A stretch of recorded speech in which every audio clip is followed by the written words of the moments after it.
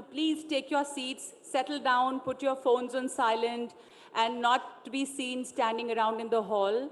It's very, very important as part of the VIP protocol. I'm sorry for reminding you again and again, but this is essential. So kindly cooperate, take your seats and enjoy, and be ready for very interesting discussions all through the day. So can I request everyone, even at the back, everyone, please, can you all take your seats? We would like everyone in this hall to be seated in their respective seats.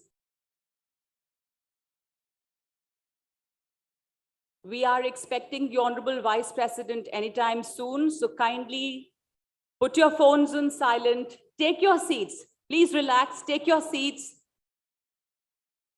And we shall begin the day's proceedings very soon. Thank you for cooperating. Please, all of you, can you please go back on your seats and not stand around the hall? I hope I'm loud and clear to everyone.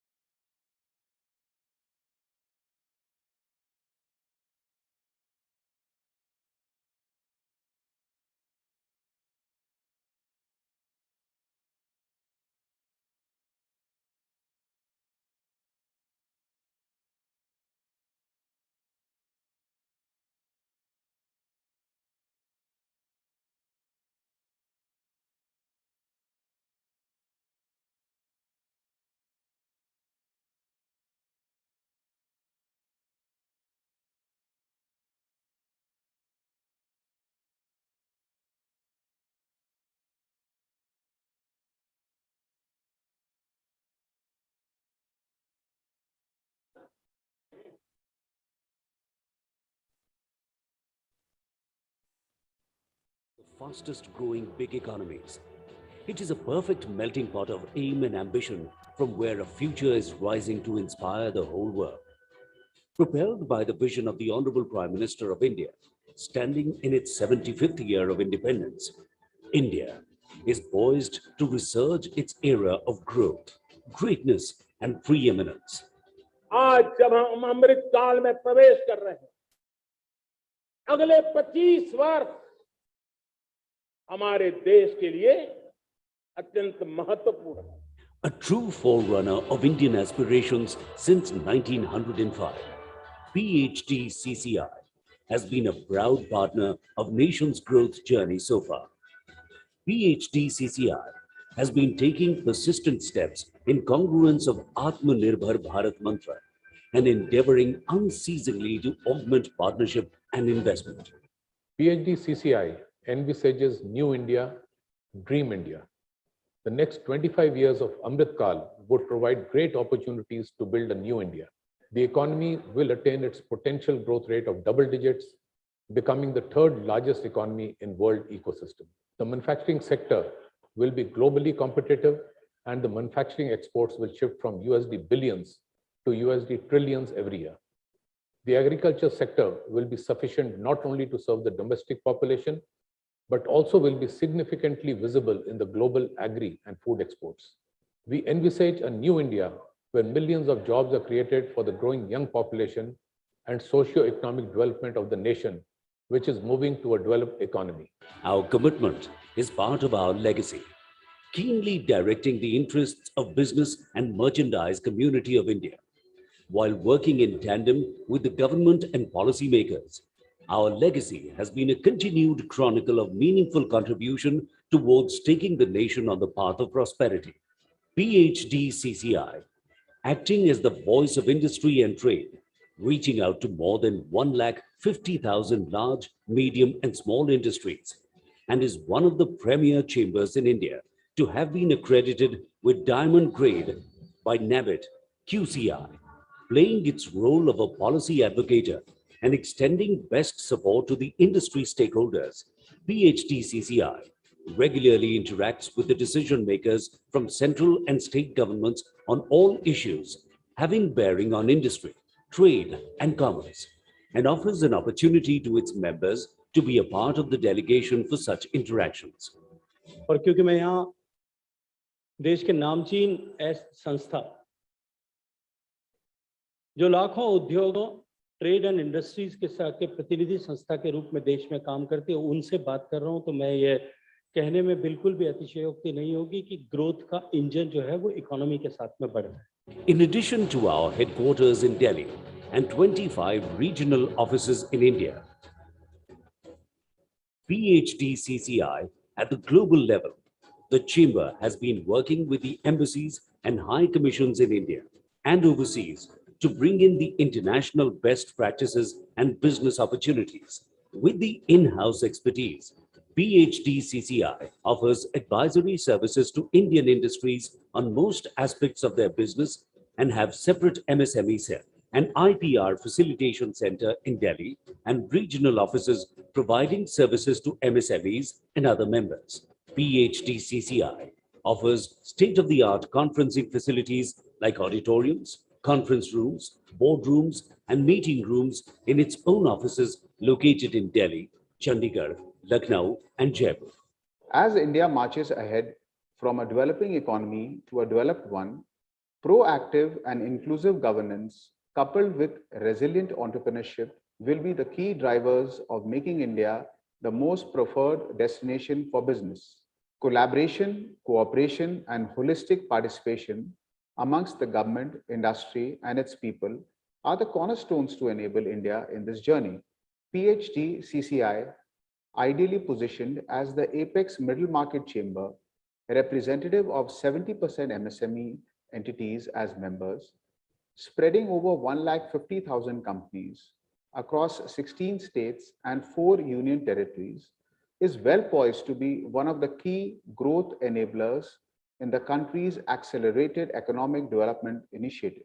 PHDCCI provides opportunities to be a part of expert committees, task forces, wherein views of the chamber are formulated on topical issues through deliberations in these committees or task forces and shared with the government for favorable consideration.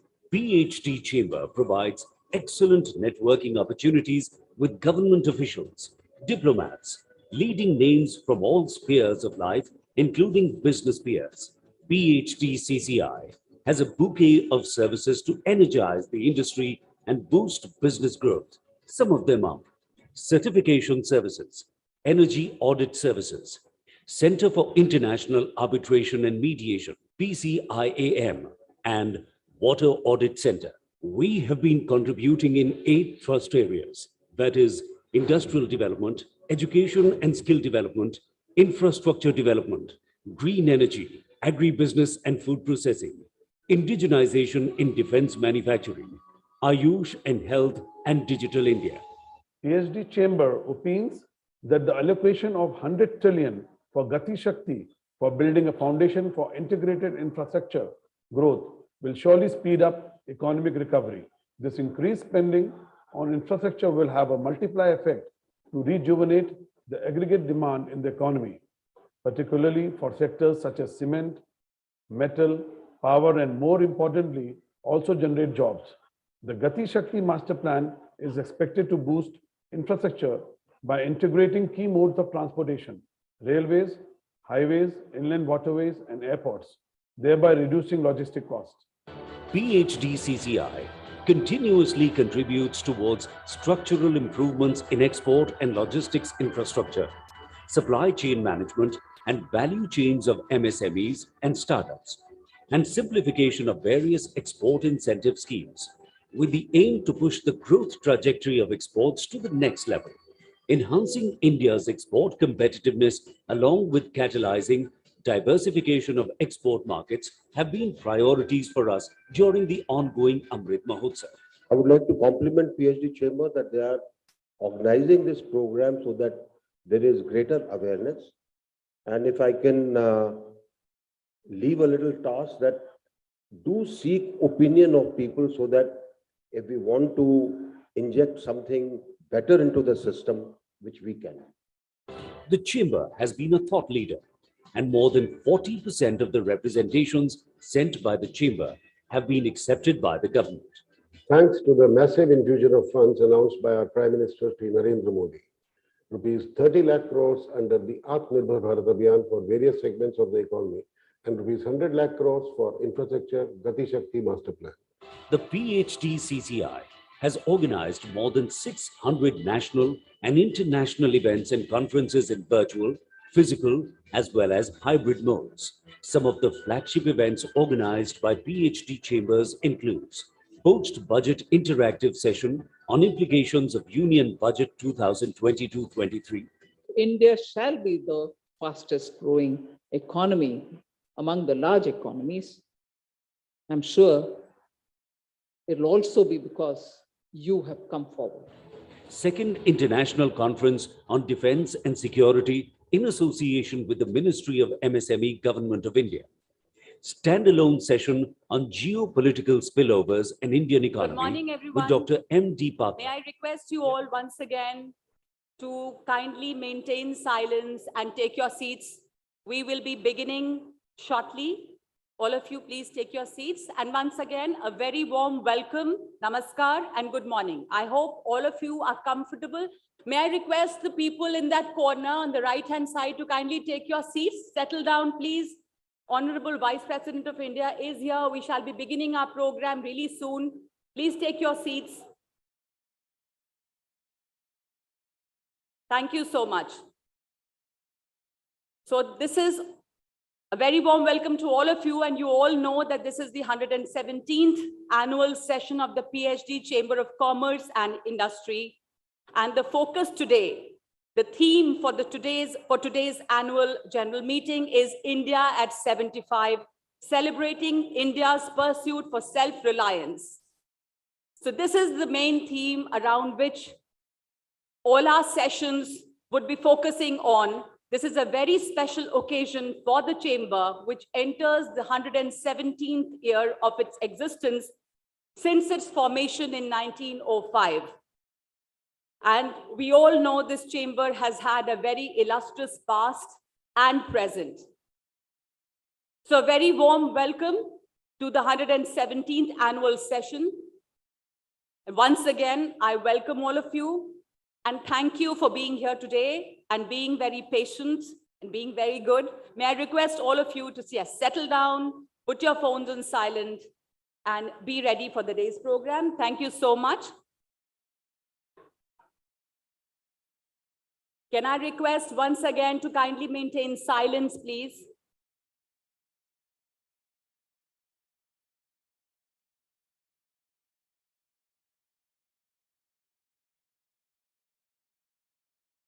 This is a request once again to maintain silence. I'm really sorry, but I'll have to kind of request you once again to maintain silence. We shall be beginning the proceedings really soon. And this is just an introduction. Of course, the Honorable Vice President is here, but everyone should be ready to welcome him. And thank you so much for participating, and I welcome all of you once again. As I mentioned earlier, this is the 117th annual general meeting of the PhD Chamber of Commerce and Industry. And this is dedicated to the Prime Minister's, Honorable Prime Minister's call of Atmanirbhar Bharat that aims to foster the local entrepreneurial ecosystem and export potential in India, while relying on self-reliance for realizing its own actual potential. The Atmanirbhar Bharat Abhiyan is not aimed to lessen India's deep engagement with the rest of the world. In fact, the mission is clearly aimed to open the world of opportunities from and for India. Since time immemorial, India has kept a distinction of never opting for isolation from the world. And today's focus here is on the theme of India at 75, celebrating India's pursuit for self-reliance. That's the word, self-reliance, and that's the key for today's session, for all our sessions, and we would be focusing, discussing, and looking at India's journey to become self-reliant. PHDCCI has had a very glorious past and present. Since its inception, PHDCCI has been working for the sustainable industrial development in the country with nation-making initiatives. As a leading institution of the country, PHDCCI has a unique legacy of having very illustrious former presidents. Among them, some of them have been industry doyens, including Lala Bharatram, H.P. Panda, Lala Charatram, Dr. Bhai Mohan Singh, Ronak Singh, L.M. Thapar, Bansidhar, K.G. Khosla, K.K. Modi, K.P. Singh, Raghupati Singhania, and these are just to name a few. You all are aware of PHDCCI's illustrious past and the wonderful work that it has been doing presently, all through, and also moving ahead on the path of making India self-reliant. We would also like to emphasize that the PHDCCI has been continuously working with host of its partners and stakeholders, which include the Government of India, all state governments and administrations of union territories, government agencies globally, embassies and high commission, bilateral and multilateral agencies, industry chambers, NGOs, and other such entities for forging partnership in the interest of business, in particular, and the society in general. Of late, the chamber has been closely working with the successive governments on various themes. Prominent among them are Atmanirbhar Bharat and Make in India. That has been the focus, Make in India and Atmanirbhar Bharat, making India self-reliant. The chamber has also been playing a key role, a key policy advocacy role to transform India in close partnership with relevant stakeholders, including various agencies of the government, with its inputs, suggestions, and recommendations that arise from time to time. PHDCCI partnered with the Government of India and other stakeholders for meaningful initiatives like Swachh Bharat Abhiyan and International Climate Summit to mitigate the climate change risk globally and thus placing India as the leading global player on the climate action front. On this very special occasion, we are celebrating Azadi Ka Amrit Mahotsav and Azadi Ka Amrit Kal. We are immensely privileged and honored to have the esteemed presence of our chief guest for the inaugural session, India at 75, celebrating pursuit for self-reliance, the Honorable Vice President of India, Shri Jagdeep Dhankar, and the Second Lady of India, Dr. Sudesh Dhankar. We look forward to his guiding words that shall further strengthen our resolve for working collectively for Atmanirbhar Bharat. Moving forward, we are very much encouraged to also having today with us Shri Om Birla, Honorable Speaker of Lok Sabha.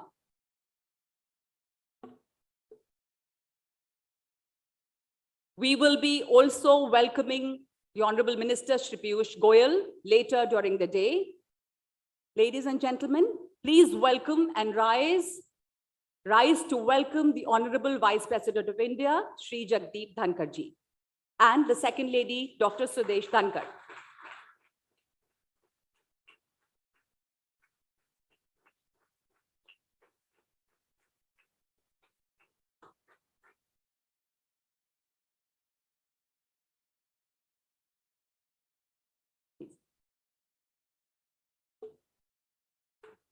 Thank you.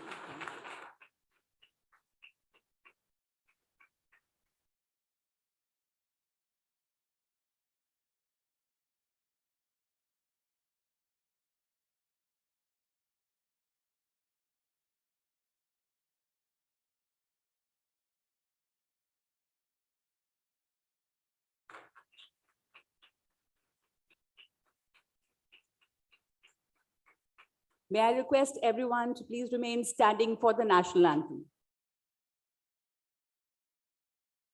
जनगण मन अधिनायक जय हे भारत भाग्य विधाता पंजाब सिंध गुजरात मराठा द्राविड़ उत्कल बंगा विंध्य हिमाचल यमुना गंगा उच्चल जलधि तरंगा तव शुभ नामे जागे तव शुभ आशीष मांगे गाहे तव जय गाथा जनगण मंगलदायक जय हे भारत भाग्य विधाता जय हे जय हे जय हे जय जय जय जय हे।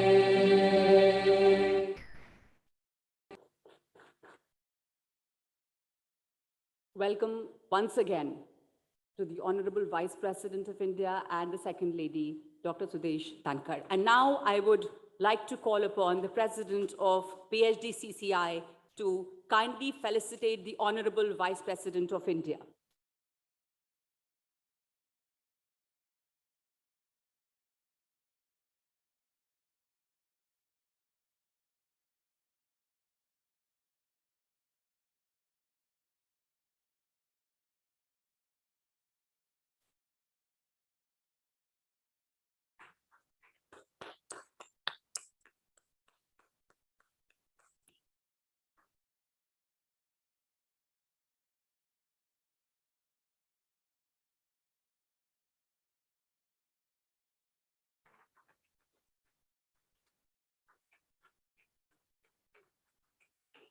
Thank you. And I would also like to request the Senior Vice President, Saket Dalmia ji, to felicitate the Second Lady of India, Dr. Sudesh Thankar.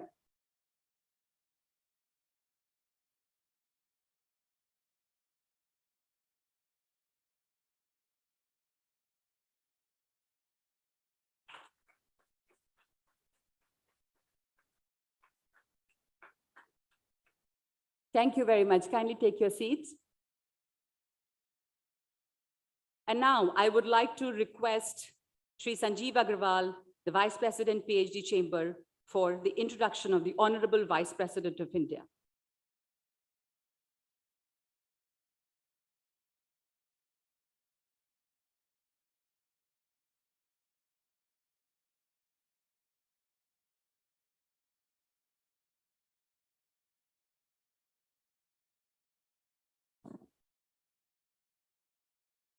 Respected Shri Jagdeep Dhankar ji, Honorable Vice President of India, Dr. Sudesh Dhankar, Second Lady of India, Shri Pradeep Mantali, President, PhD Chamber, Shri Saket Dalmia, Senior Vice President, PHDCCI, Mr. Sanjay Agarwal, immediate former President, Excellencies, former Presidents and Managing Committee members of PHDCCI, Captains of Industry, friends from the media.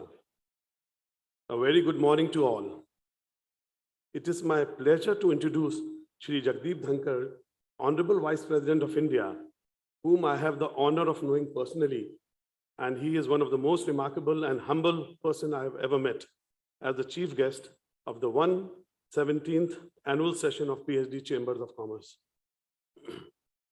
Shri Jagdeep Dhankar ji is an Indian politician and lawyer who is serving as the 14th and current Vice President of India since 11th August 2022. Prime Minister Narendra Modi ji describes Shri Dhankar ji as Kisan Putra.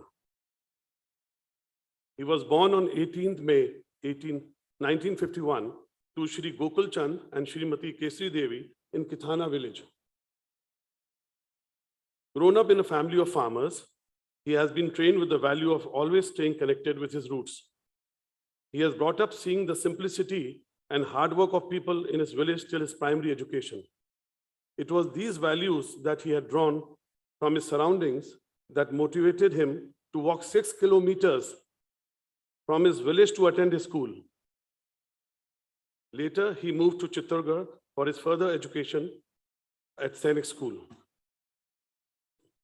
For his college education, Shri Dhankar ji joined Maharaja's College, Jaipur, and graduated in BSc Honours, Physics After that, he pursued a degree of law from the University of Rajasthan. Shri Jagdeep Dhankar ji began his professional career as a lawyer, and despite being a first-generation professional, he rose to be among the top legal experts in the country in 1990. He was also designated as senior advocate by the High Court of Jurisdiction for Rajasthan. Ever since, Shri Jagdeep Dhankar has been practicing primarily in the Supreme Court, and his focus of litigation have been in the field of steel, coal, mining, and international commercial arbitration, amongst others. He has appeared in various courts in the country and was the most experienced designated senior advocate of the state until he assumed the office of the Governor of West Bengal on 30th July 2019. During his legal career, Shri Dhankar was youngest president to be elected as the president of Rajasthan High Court Bar Association. A year later, he also became a member of the Rajasthan Bar Council in 1988. Shri Jagdeep Dhankar was elected to the Parliament of India in 1989 from Junjunu parliamentary constituency. Subsequently, he also served as a Minister for State for Parliamentary Affairs in 1990. In 1993, he was elected to the Rajasthan Assembly from the Kishangarh constituency in Ajmer district. As a legislator, Shri Jagdeep Dhankar served as a member of important committees in the Lok Sabha and Rajasthan Legislative Assembly. As Union Minister, he was also a member of a delegation as the deputy leader of a parliamentary group to the European Parliament. An avid reader, Shri Dhankar is a sports enthusiast too, and he has been the president of the Rajasthan Olympic Association and Rajasthan Tennis Association. Listening to music and traveling are his other hobbies. He has traveled extensively to many countries, including the US, Canada, UK, Italy, Switzerland, Germany, Australia, New Zealand, China, Hong Kong, Singapore, etc. Shri Dhankar is married to Dr. Sudesh Dhankar, a postgraduate in economics from Banasthali Vidyapeeth, a prestigious university in rural environs in the year 1979. Respected sir, on behalf of the PhD Chamber of Commerce and Industry, I welcome you to our 117th Annual General Session. Thank you. Jai Hind.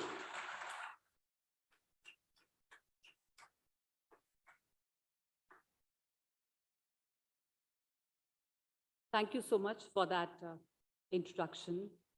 Now, may I request upon the President of PHDCCI, Pradeep Multani ji, for his welcome address. From this side.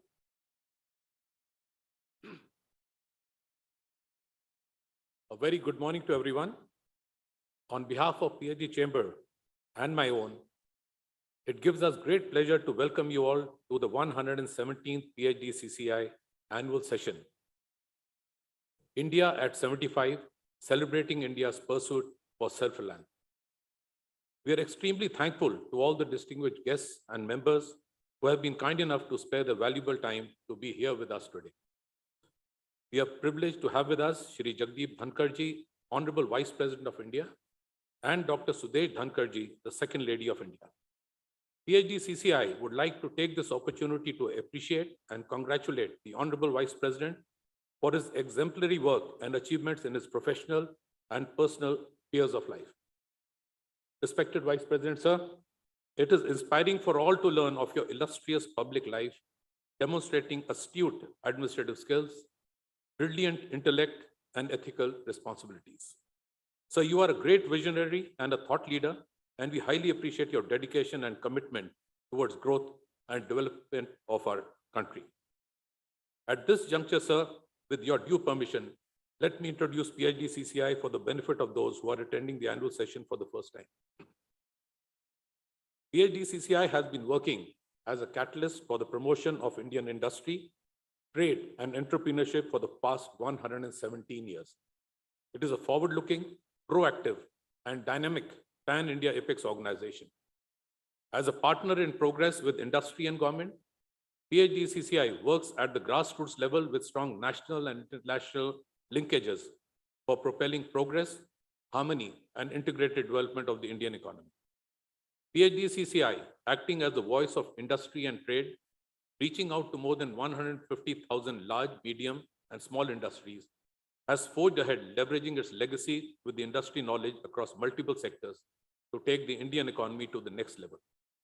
At the global level, we have been working with the embassies and high commissions in India and overseas to bring in the international best practices and business opportunities. With India in its 76th year of independence and celebrating Azadi Ka Amrit Mahotsav, India is at a point which gives industry and especially our youth an opportunity to contribute to making an affluent India when it turns 100 in 2047 and stands as a leading nation globally on the strength of our economic performance and vibrant democracy. India today stands as a shining example of growth and stability amid the global crisis.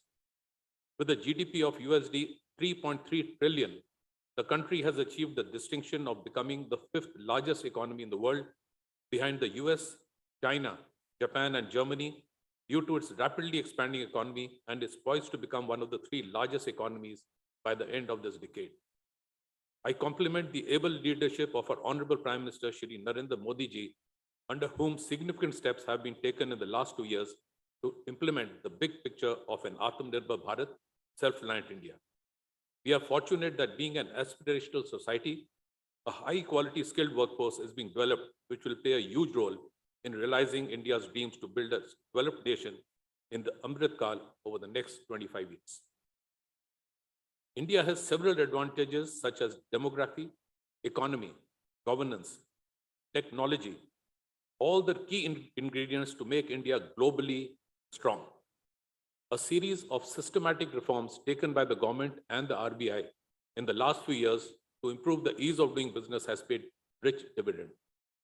Our economy is showing strong resilience to the global geopolitical shocks, and we recorded an inspiring GDP growth rate of 8.7% for the financial year 21-22. Today, India is demonstrating significant improvement in ease of doing business and its attractiveness for foreign investment. The present geopolitical landscape has become a catalyst for foreign investors to set up businesses in India, as the case for investment diversification across multiple geographies, which offers stability, has become stronger. The MSME sector has emerged as a highly vibrant and dynamic sector of Indian economy by contributing significantly in GDP, exports, employment, and leading to inclusive industrial development in the country.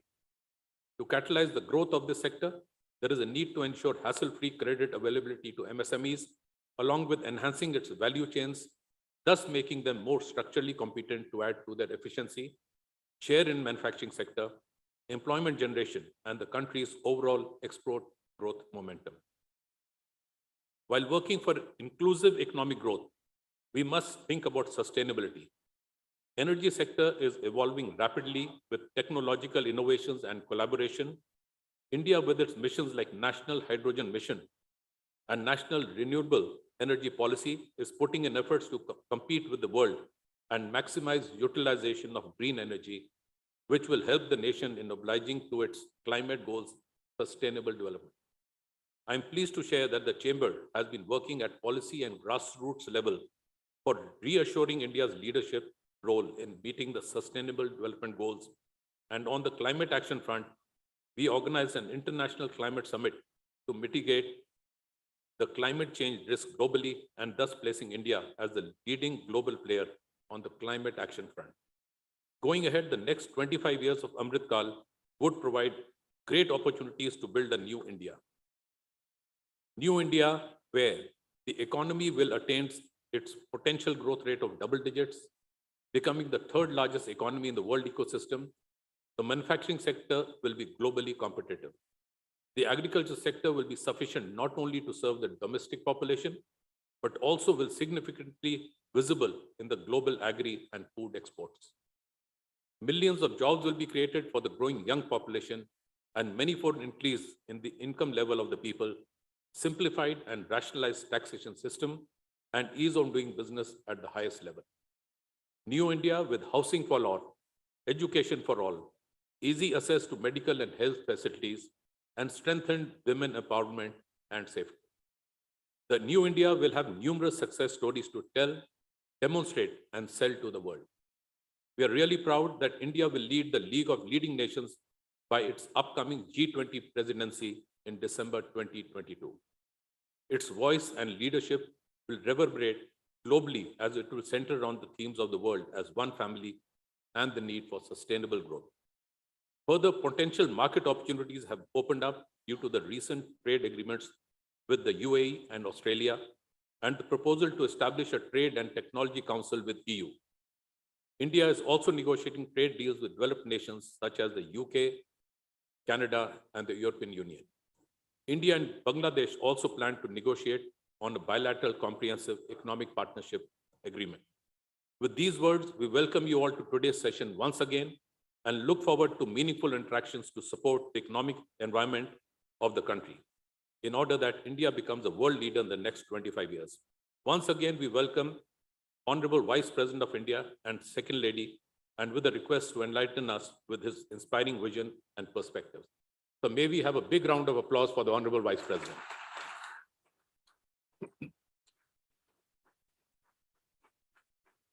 Thank you, Jai Hind, and God bless us all.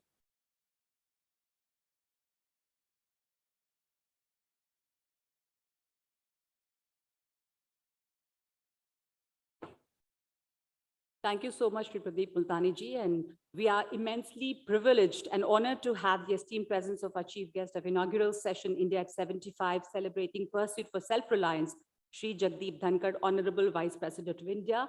We look forward to your guiding words that shall further strengthen our resolve for working collectively for Atmanirbhar Bharat. Shri Jagdeep Dhankar ji, I request you to address the gathering. Thank you.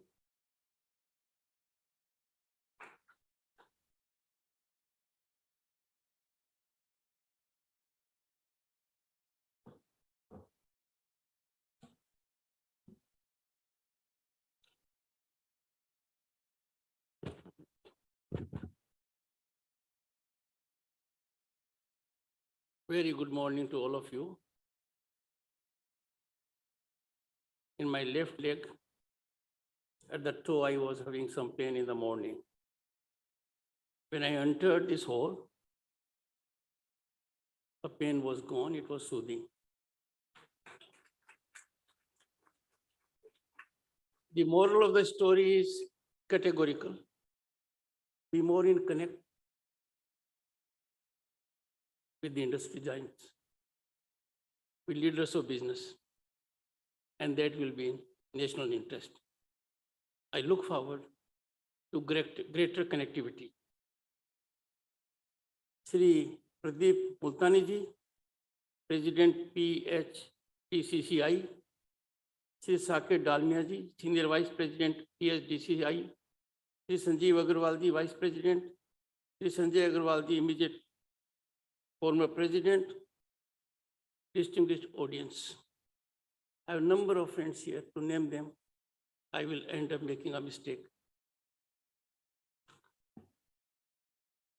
I can assure you, for me, it is absolute privilege. It gives me immense satisfaction that I am associated with the leaders of industry on the occasion of 117th annual session of this chamber that is in its second century.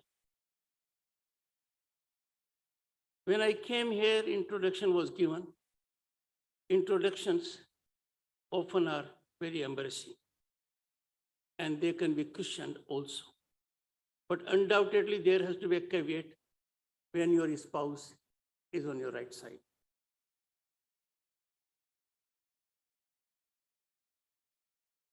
If we go into our historical perspective, our chambers of business and industry have played a key role in our economic upliftment and also in freedom movement. I take this opportunity to urge leading national chambers to pool their talent in a think tank platform so that there is consensual stance on issues that call for addressal by the government and other agencies.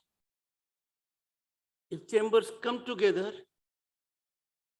act in tandem and togetherness on such issues, this will be a great guidance also to the government and other agencies. This synergic relationship between industry chambers and government will benefit the society enormously and pave our way to further growth on incremental trajectory.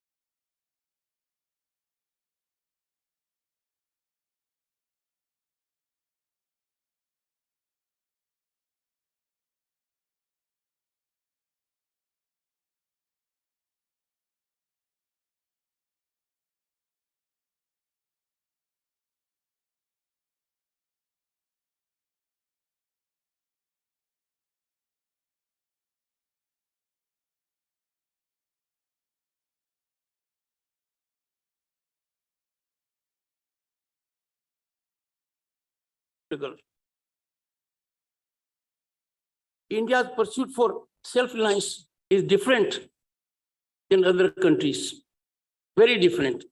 We believe in the world being a village. We are not self-centered.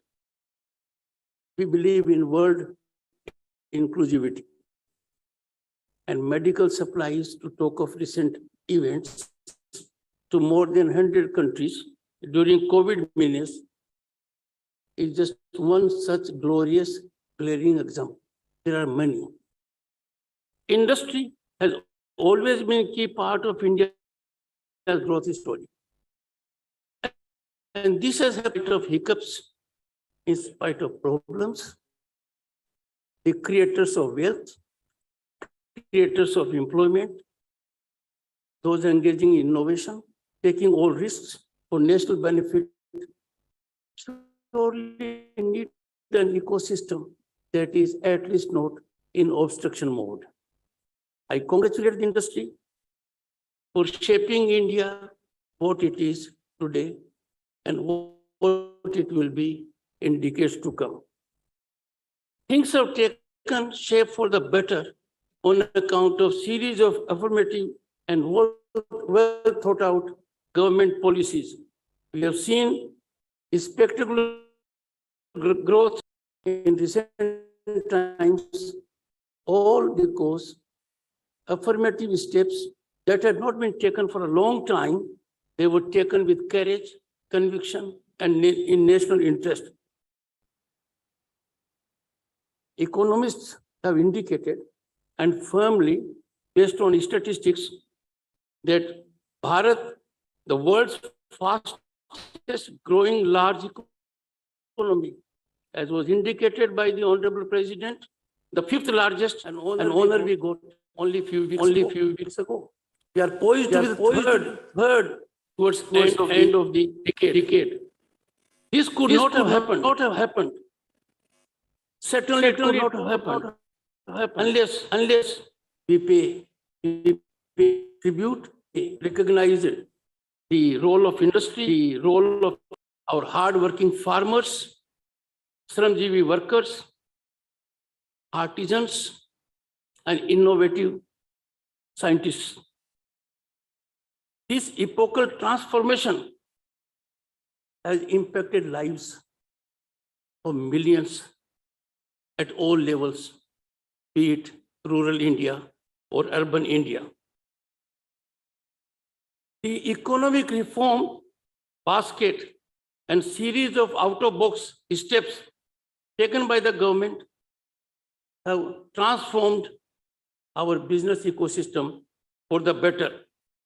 And this has resulted in inclusive growth. Growth by itself does not carry much meaning to societal development unless it is inclusive. That inclusive growth we have witnessed in recent times, be it inclusion of people in the banking system, be it making available a platform to those who have talent but no money, and the impact is being felt all over. For the first time, the country came to have, and something that was needed long back, is skill development ministry, and that is in tune with the time and the demand of the situation. I would make an appeal to the industry, because industry alone can catalyze the wholesome development, and that is optimal utilization of human resource, especially from younger demographics. We must create an environment ecosystem where every talented person is in a position to fully exploit his or her talent. Utilization of talent, underemployment, I would say, and use a very strong word, are curse to development. We have to be antidotal to such kind of situations. And that can be done only, primarily, principally, by the people who are in this hall. Need for systemic utilization of resources, both human and natural, can never be overemphasized. If we look at our constitutional scheme of things, if we go to directive principles of state policy, we will find equitable distribution of wealth and natural resources. The easiest way, the surest way to bring about this big change is to make opportunities available for people to exploit their talent to their fullest advantage. What we have seen recently, that several affirmative steps have been taken, and they make us very proud, like startup ecosystem. Our country has a rich pool of over 75,000 startups. I recall the days when, as a young lawyer at the threshold of my career, I had to walk into a banker's office to get a loan of 6,000 rupees. I got it, and that changed my profile as a lawyer.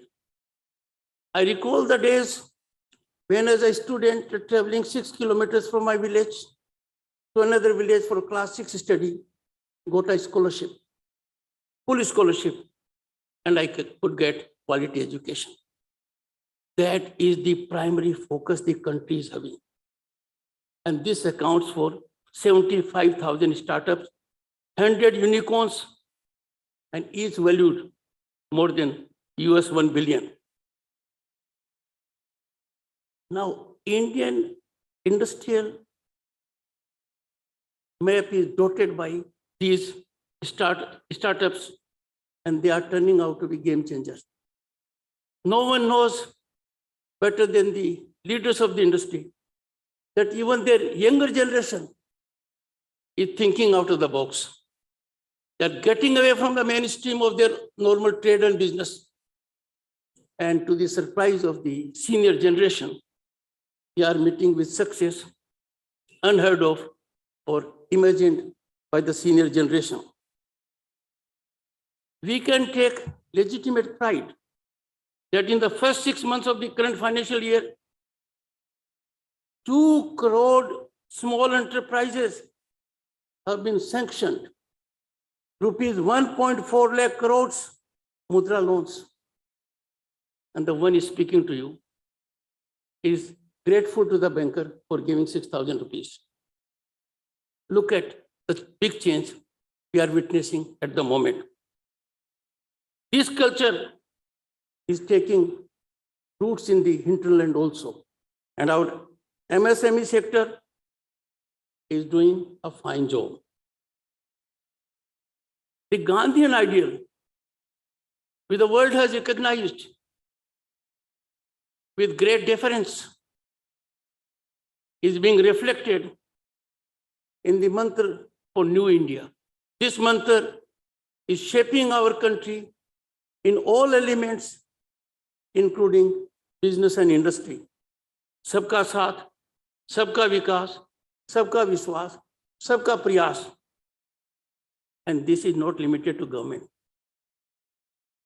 Many of the countries you know more than I do. The growth engine is propelled by the industry and business. They shape the destiny of the country and they act geometrically if the government is in supportive mode. They have been known to be doing things in spite of governmental support. But if support is there, it is geometric. And that is happening in the present system. Gratifying to note that Sabka Prayas has got on one platform to serve the nation at large. Giving back to the society, our ancient tradition has now found statutory space also, and that is CSR. I'm sure everyone present here will act in a manner so that rational utilization of CSR to serve societal cause by big projects is undertaken. I have no doubt industry is quite capable of it. During the pandemic, the concept of trusteeship, which Gandhiji visualized and practiced, was followed by Indian industry. There was not a single instance where Indian industry or business thought of making profit during this difficult time. And this is a great tribute to our commitment, to our civilizational ethos. For next 25 years, as indicated by the Honorable President, we have to work in a manner so that this Amrit Kal rectifies into our vision of India in 2047. I can only share with you, and you know it more than I do. What happened till now is remarkable, glorious, unthinkable. But what will happen every year now onwards will make us realize we are on way to attaining our age-old status of being leaders in every walk of life at a global benchmark. I will avail this opportunity, and of course, with a caveat, it will be taken in positive manner. This I am doing with a heavy heart. I have been pained by it for a very, very long time. Bharat is on the rise. There is global recognition about it. No one knows it better than leaders of the business and industry. When you walk out of this country, step out of this country, go to another country, you know, respect for India has grown up. Respect for Indians has gone up. Indian passport carries a different kind of respect and credibility. We are a nation no longer bound by what others say. Recent observations by senior functionaries of the government leave no manner of doubt that India stands alone when it comes to ethics, to serve its purpose, and to secure world peace. This situation was never witnessed ever before since 1947. The world is feeling the impact of it, and in a positive sense. India stands for peace and global growth. Our age-old concept, world is a village, we do it. But amongst this, we have a situation. Some of us very few are allergic to sharing this astounding success of Bharat. And the problem lies, they keep on looking at holes, even with industry, business, governance. They never think of appreciating, enjoying that Bharat is on the rise as never before. I find it absolutely irrational and difficult to figure out.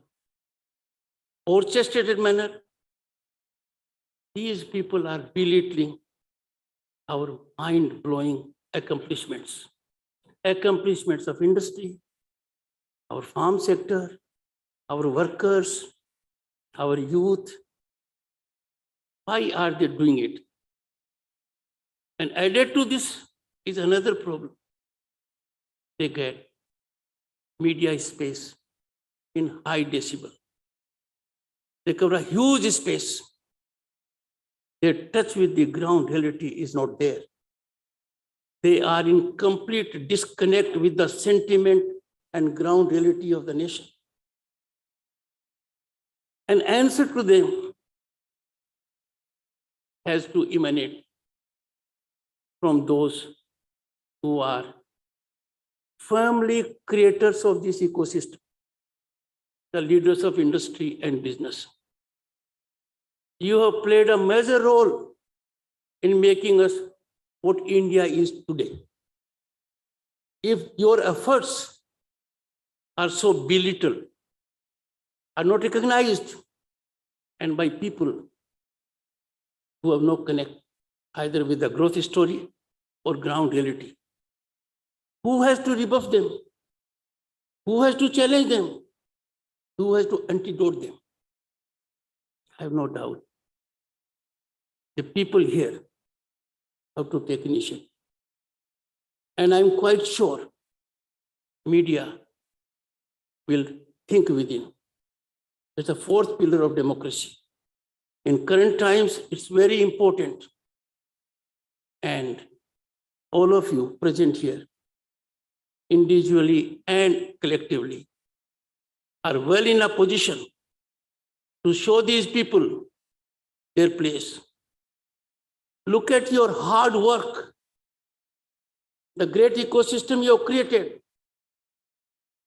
If Bharat has fed 80 crore people during the pandemic and continues to do so, it could not have been without efforts of the farmer, Shramjeevi worker, and business and leaders. You maintain the chain intact under most difficult circumstances. How can we countenance someone belittling it? COVID was a menace to humanity. It was non-discriminatory challenge. India is 1.3 billion people. Vaccinating 1.3 billion people twice. The very thought of it will make us shiver. This has been accomplished. Reflect back. Who created the hurdles? Who created an environment of no confidence? Who created that this will not fructify into positive action? Those people have to be held accountable.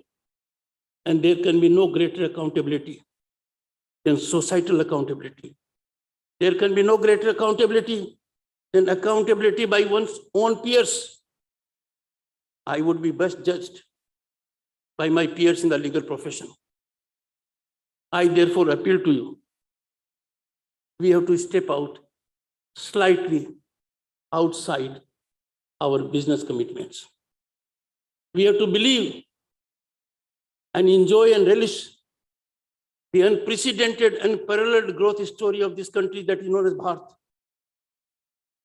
And it is a matter of time when all of us will share it, that we are a world leader. We have been world leader earlier, and we have enough to give to the world. Never in the history you will come across a country that has never nurtured the idea even remotely of expansion, the most recent observation of the Indian Prime Minister, globally appreciated. War is no solution to any problem. This voice is on account of the strength given by 1.3 billion people. I am sure everyone present here will take note of it and deal with this malaise which is floating and disturbing our growth story unnecessarily, and with an agenda that certainly cannot be put in the category of in the interest of the nation or our nationalism. Once again, I am grateful for affording me this great opportunity. And I would conclude only by saying that the thought I am living, that if chambers of commerce and business come on a single platform, our think tank of their own collectively, there is consensual approach.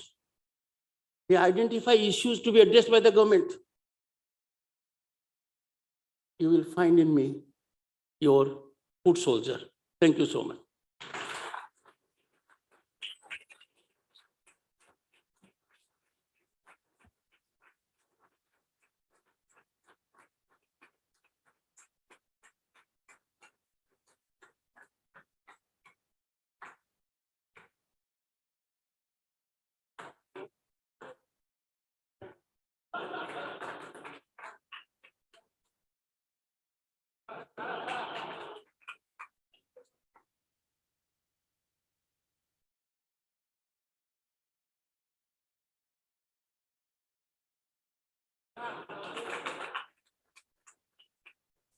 Thank you so much. Thank you to the Honorable Vice President of India for those words of wisdom. You rightly pointed out how the key to our success and our journey for self-reliance is or lies in the equitable distribution of wealth and natural resources. You clearly pointed out how we all are responsible for giving back to the society, and you emphasized the role of CSR. And of course, you rightly pointed out that the respect for India has gone up worldwide. India's growth story has been commendable and it has been recognized all over. Thank you so much for those words of wisdom. And now I would like to call upon Shri Saket Dalmia, Senior Vice President, PHDCCI, for his vote of thanks. Excuse me, sir, can I please request you to use this podium on the left side? Thank you so much.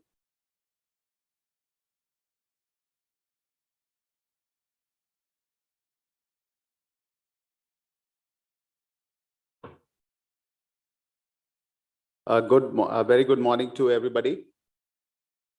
Shri Jagdeep Dhankar ji, Honorable Vice President of India, Dr. Sudesh Dhankar ji, Second Lady of India, Shri Pradeep Multani ji, our dear President, Shri Sanjeev Agarwal ji, our dear Vice President, RSG, Shri Saurabh Sanyal ji, our dear former Presidents, members of the Management Committee, Your Excellencies, our dear anchor Nagma ji, distinguished guests, ladies and gentlemen, and friends from media. Thank you so much for coming here today.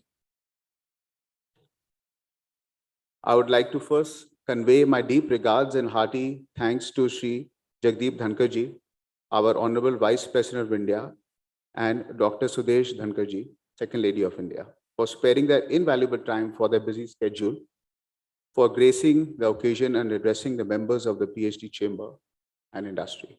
Sir, they say education sets us free.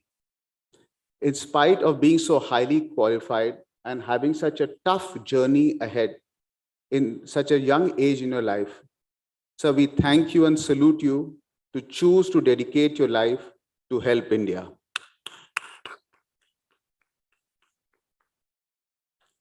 Sir, when I went to meet you, to invite you for today's session, मुझे ऐसा लगा कि मैं अपने पिताजी से मिलने आया हूँ. I felt like I have come to meet my father. आपका जो प्यार था, your warmth, your affection, and I felt as if you were reaching out to me to ask me what you can do for me. Sir, at that time, I did not realize this emotion, this deep emotion, and this sense arises in you because of your love for your country.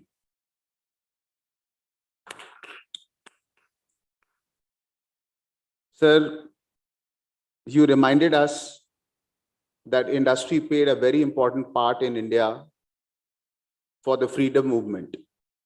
And thank you for reminding us again that the journey ahead for India to be truly free by every citizen having a right to education, health, and a basic quality of life is again back to the industry to make a clarion call, to reach out.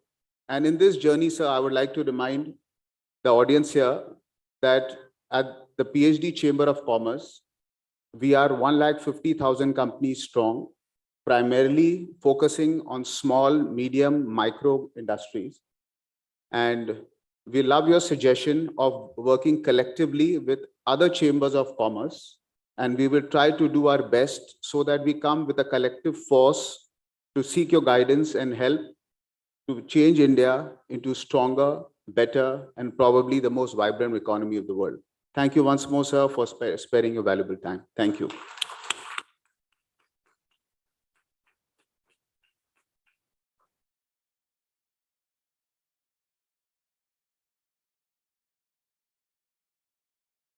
Thank you so much. And now may I request everyone present on stage to kindly gather for a group photograph.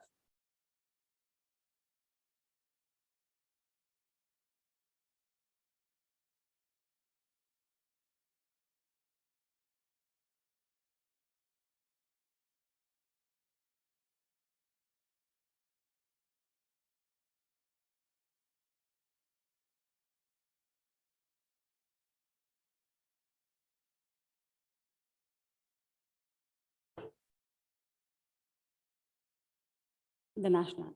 Yeah, before we leave the stage, may I request everyone to kindly rise once again for the national anthem. जनगण मन अधिनायक जय हे भारत भाग्य विधाता पंजाब सिंध गुजरात मराठा द्राविड़ उत्कल गंगा विंध्य हिमाचल यमुना गंगा उच्चल जलधि तरंगा तव शुभ नामे जागे तव शुभ आशीष मांगे गाहे तव जय गाथा जन गण मंगल दायक जय हे भारत भाग्य विधाता जय हे जय हे जय हे जय जय जय जय हे. Thank you.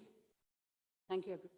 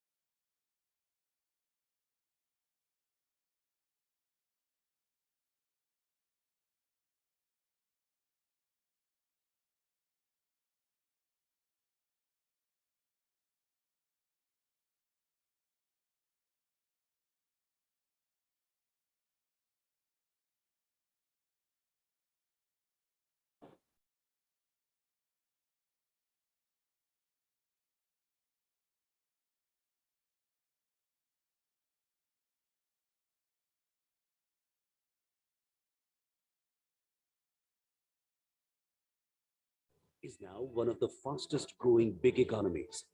It is a perfect melting pot of aim and ambition from where a future is rising to inspire the whole world.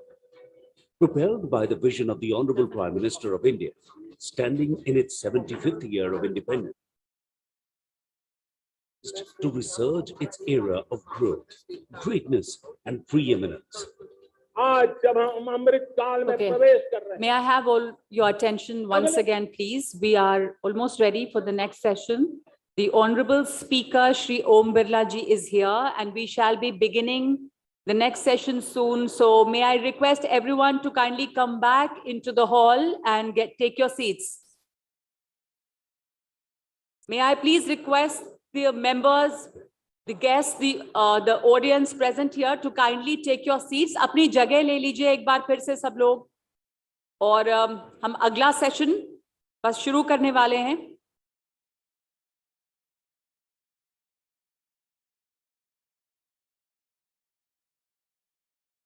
Everyone standing on the door or getting in and out of the hall, can you please come back inside if you want to be present for the next session and take your seats?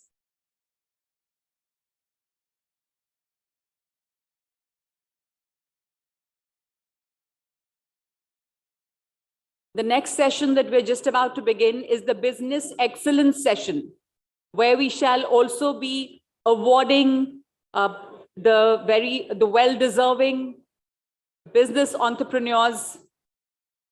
Very soon, we're going to begin this session of the Business Excellence session, where they'll also, and the Honorable will be here with us. We shall be beginning the program shortly once the stage is ready, but all of you kindly and be ready for the next session. May I request everyone to kindly sit down.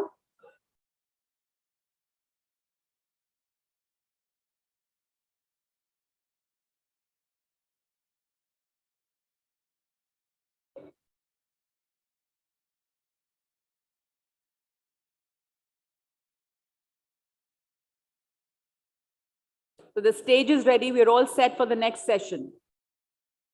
Thank you everyone for being very cooperative. May I request all of you once again to kindly take your seats. Your phones on silent once again.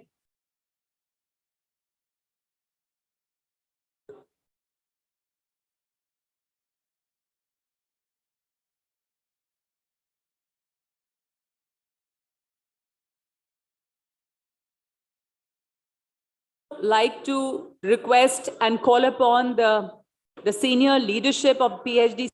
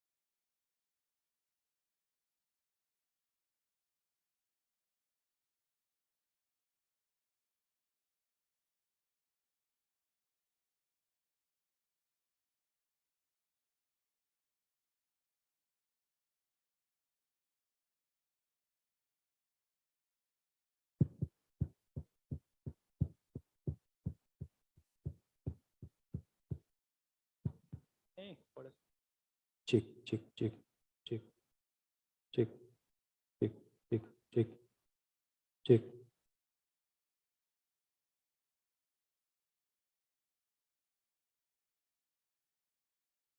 Check, check. Hello, hello, hello, check.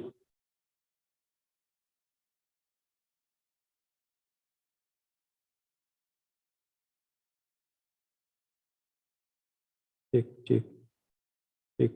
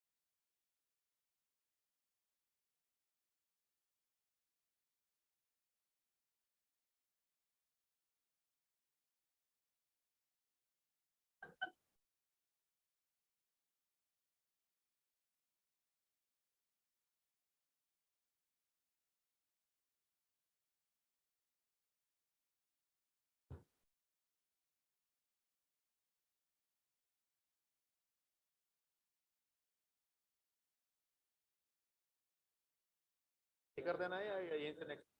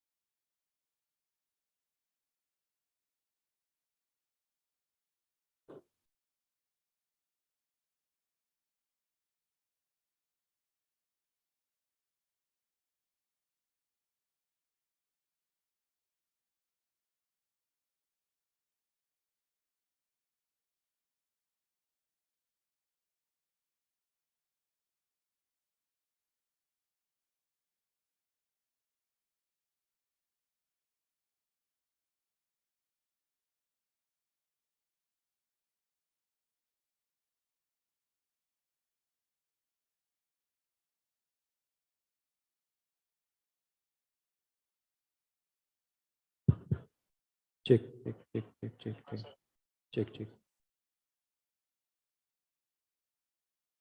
Hello hello check hello hello check जा रहा उधर नहीं जा रहा तो एक laptop ही लगा दो उधर उधर उधर यहीं से लैपटॉप से दे दिया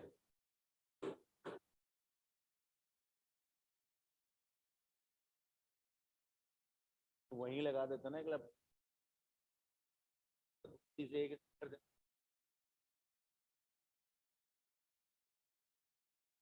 जा रहा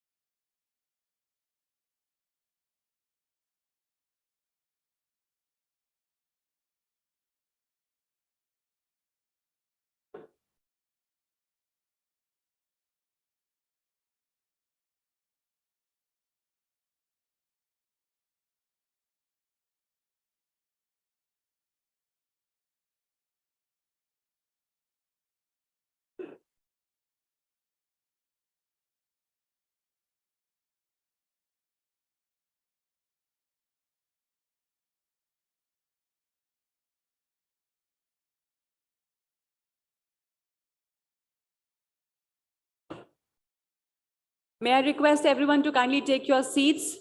Shri Om Birla Ji, the Honorable Speaker of Lok Sabha, is here.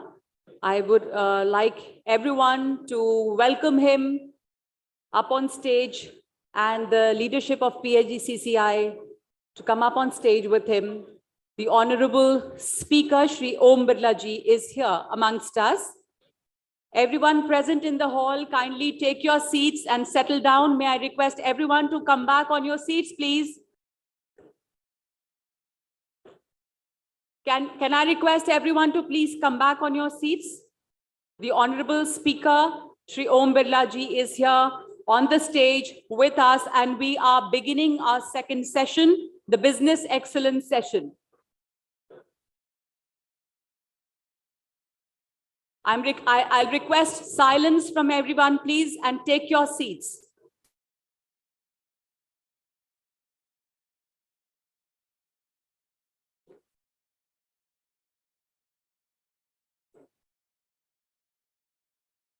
बहुत बहुत स्वागत है आपका श्री ओम बिरला जी, the Honorable Speaker of Lok Sabha. He's here with us on the stage, and now I would like to request the leadership of PHDCCI and the Honorable Minister to begin this session with the auspicious lamp lighting. And I would request everyone to please be on their seats and maintain silence. We are beginning the session with lamp lighting.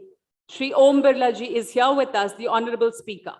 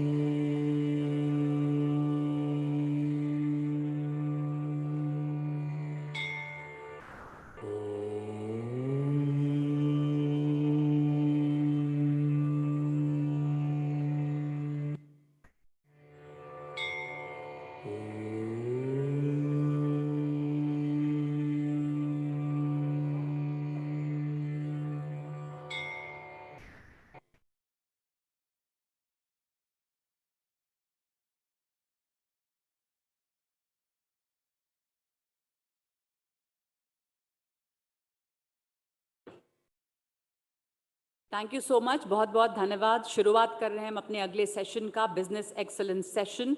और सबसे पहले मैं request करूंगी, I would request the leadership, the PHDCCI leadership to felicitate the honourable speaker of Lok Sabha Shri Om Birla जी।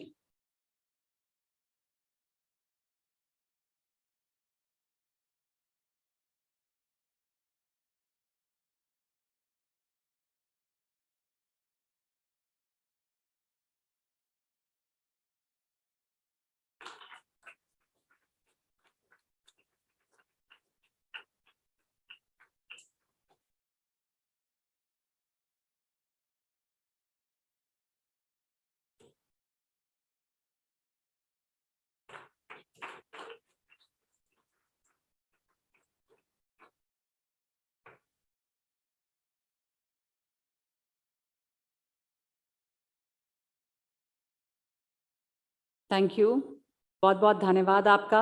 और अब मैं request करना चाहती हूँ श्री प्रदीप मुल्तानी जी से, president PHDCCI, to for his welcome address. Shri Pradeep Multani ji, you can speak from there sir. Thank you.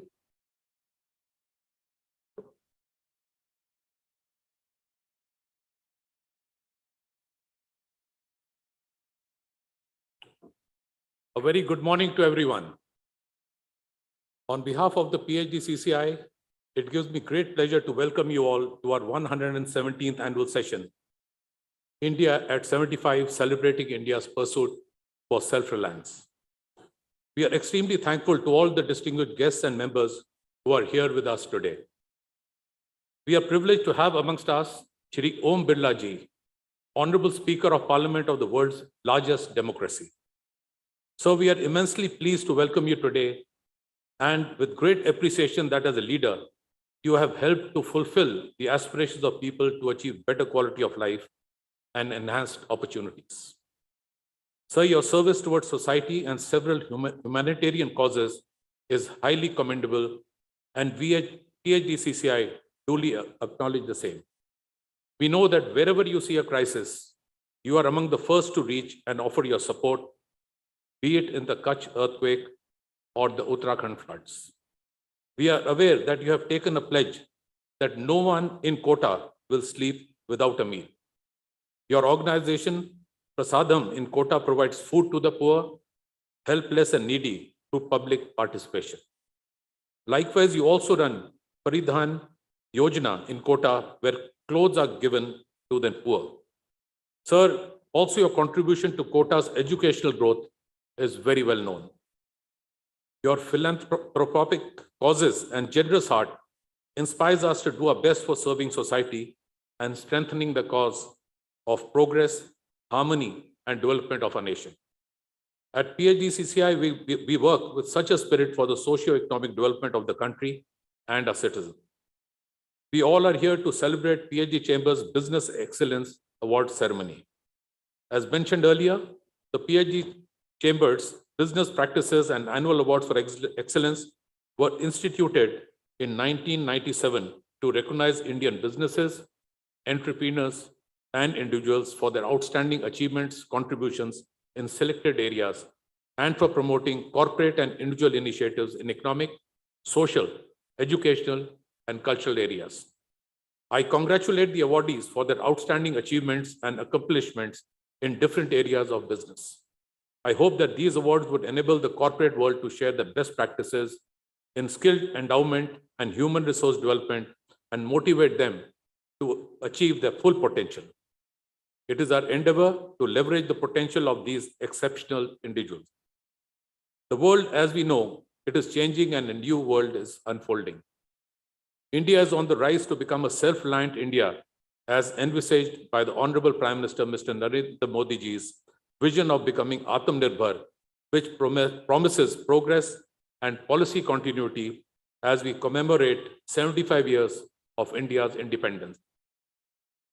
The journey to 2047 requires each one of us to rise up and play our part as individuals, groups, civil society, institutions of governance, etc. This year, the celebration of Azadi Ka Amrit Mahotsav means energy of independence, of new ideas, and pledges, and of self-reliance. This Mahotsav is a festival of awakening of the nation, a festival of fulfilling the dream of good governance, and the festival of global peace and development. Prime Minister Modi's clarion call of Sabka Saath, Sabka Vikas, Sabka Vishwas, Sabka Prayas encompasses government policies, schemes, action plans, along with commitments from businesses, NGOs, civil society that helps actualize our ideas and help us collectively create a better tomorrow. Globally, respect for our beloved country, Bharat, and its citizens have taken an amazing positive and upward turn in recent years. With right governmental interventions and steadfast leadership, Bharat has already become the 5th largest economy in the world and is on course to become the 3rd largest economy by the end of this decade. Despite the massive disruptions in both demand and supply side factors as caused by the COVID-19 pandemic and further geopolitical distress, India, through its effective dynamic policy environment, is the only economy among the top 10 leading economies which has shown consistent improvement in its macroeconomic performance. With the world's largest youth population, skilling the youth is key to shaping India's tomorrow. Innovations in skill training and human resource development will go a long way in promoting good practices across India's public and private sector, which in turn will lead to efficiency and competitiveness in the organization. With focus on Make in India and build an Atmanirbhar Bharat, national expectations are pinned on the large, medium, and small industries. In response to it, is time for business leaders to embrace technology as an enabler for sustainable growth and greater resilience.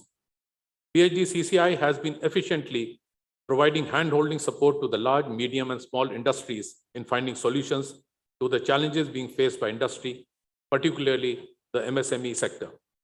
At this juncture, further expansion of trade and industry would be imperative to sustain the growing economic momentum.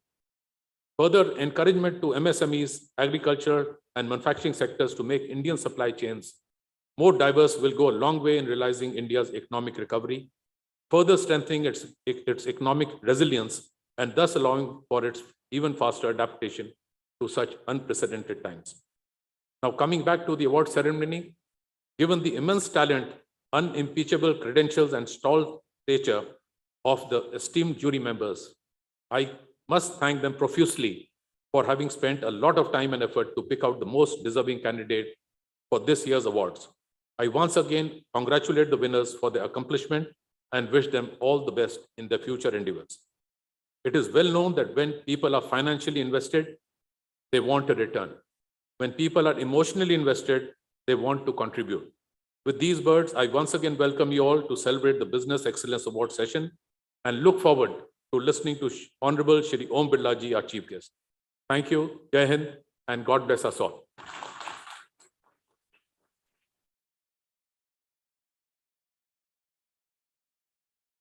Thank you for those words, Shri Pradeep Multani ji. And may I now request for the release of PHDCCI's 117th yearbook by Shri Om Birla ji.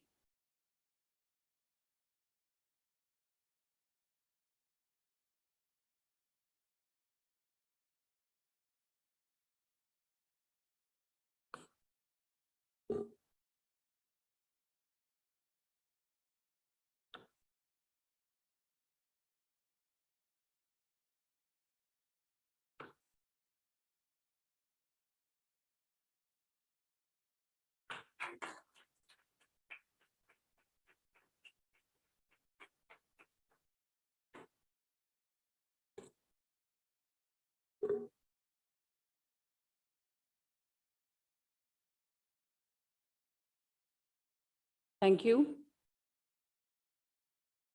Thank you. And now it is time for the Business Excellence Award session. So I welcome you all, participants and dear friends, to this session on behalf of the PhD Chamber of Commerce and Industry. I welcome you once again to this session. These Excellence Awards, Awards for Excellence, were instituted in 1997 to recognize Indian business entrepreneurs and individuals for their outstanding achievements, contributions in selected areas, and for promoting corporate and individual initiatives in economic, social, educational, and cultural areas. It is now one of the most sought after awards in India. This year, let me brief you about the award categories first. The awards are in the following categories: Distinguished Entrepreneur Award, MSME category; Distinguished Entrepreneur General category; Outstanding Businesswoman; Outstanding Contribution to Social Welfare; Good Corporate Citizen; and Lifetime Achievement. So let us begin with the awards. I request Shri Om Birla ji to please come forward to honor the awardees in different categories. And the winner this year under Distinguished Entrepreneur MSME category is Shri Manish Gupta, Chairman and Whole-Time Director, Insulation Energy Limited. A big round of applause for him.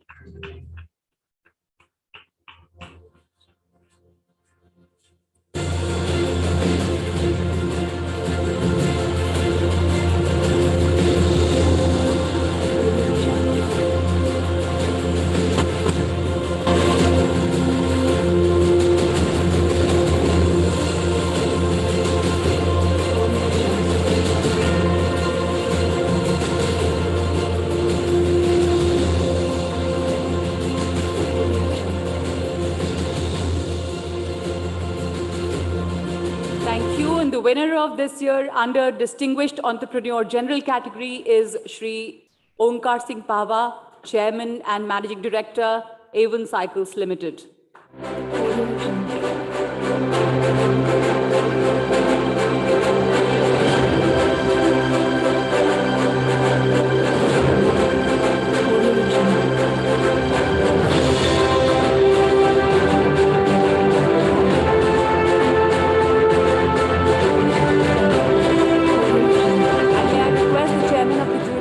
Alok Shriram to please come up on stage, sir.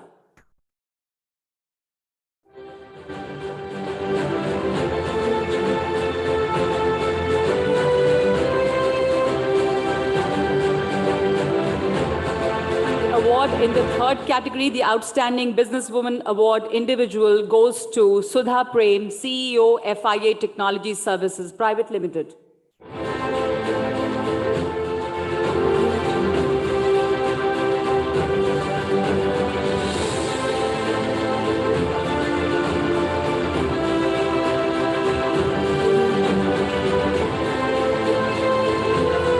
Prem, CEO, FIA Technology Services Private Limited. Congratulations on the award.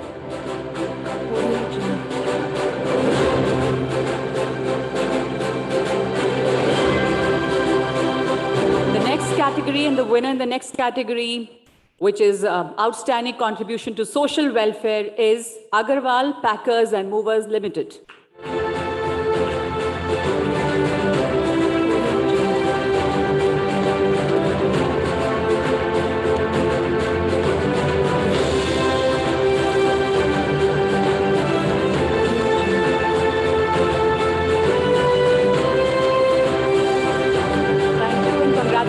The award and the winner in the next category. May I announce the winner in the next category? The good corporate citizen is Adani Total Gas Limited. Mr. Piyush Tripathi, Joint President, Kuntesh Raval, Vice President, Adani Total Gas. Please come up on stage for the award.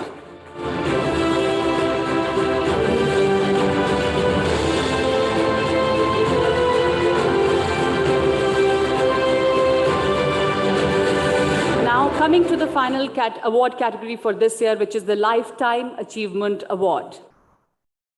The Lifetime Achievement Award in the individual category. May I request Dr. Raghupati Singhania ji to please come on stage to receive the prestigious award from our chief guest, Shri Om Birla ji.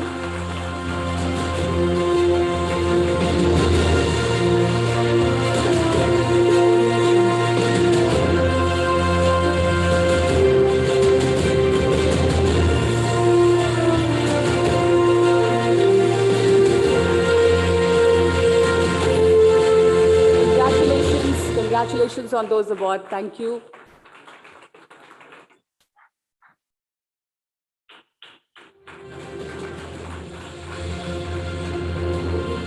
And I would like to let you all know that the awards were decided by a very eminent jury. Let me introduce you to the jury members, and the jury consisted of the Honorable. All right, after the photographs.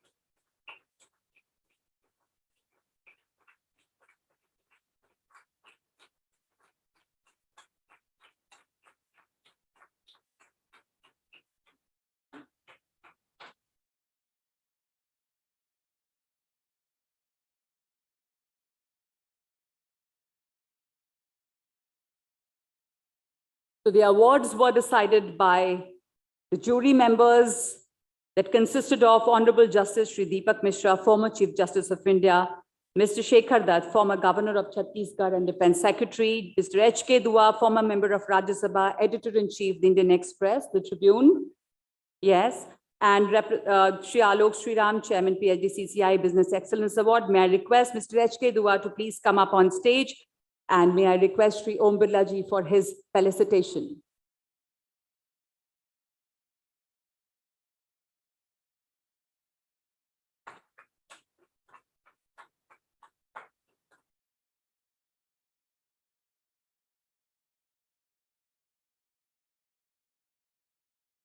I would request Shri Om Birla ji for the felicitation of Mr. H.K. Dua and Shri Alok Sriram.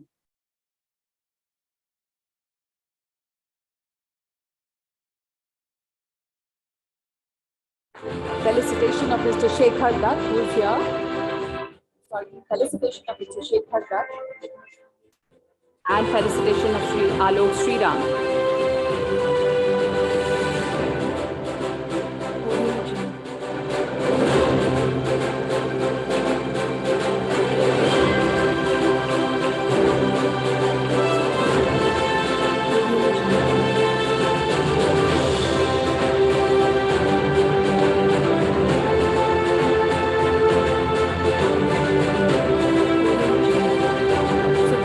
Thank you, everyone, and congratulations to everyone who won the award in the different categories. And now, may I request the chief guest, Shri Om Birla ji, the Honorable Speaker of Lok Sabha, for his address to the gathering.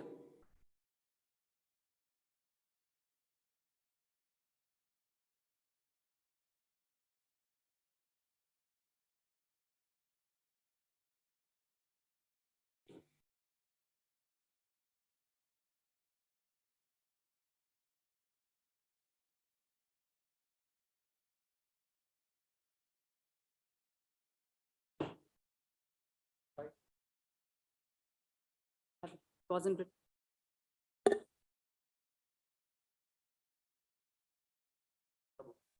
Yeah, can I please request Shri Om Birla ji for his address to the gathering?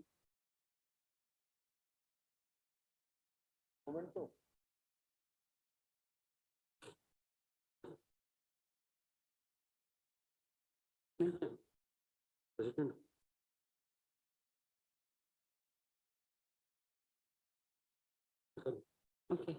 Before I request Shri Om Birla ji for his address, may I announce the presentation of the Silver Salva to Shri Pradeep Multani, President PHDCCI, by Chief Guest Shri Om Birla ji, the Honorable Speaker of Lok Sabha.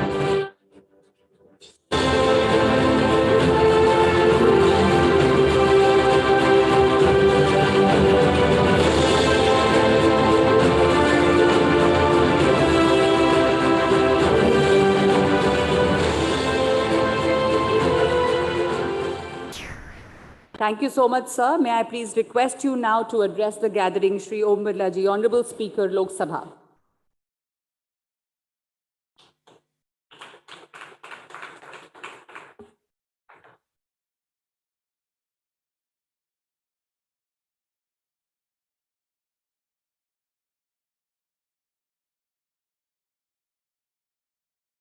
PhD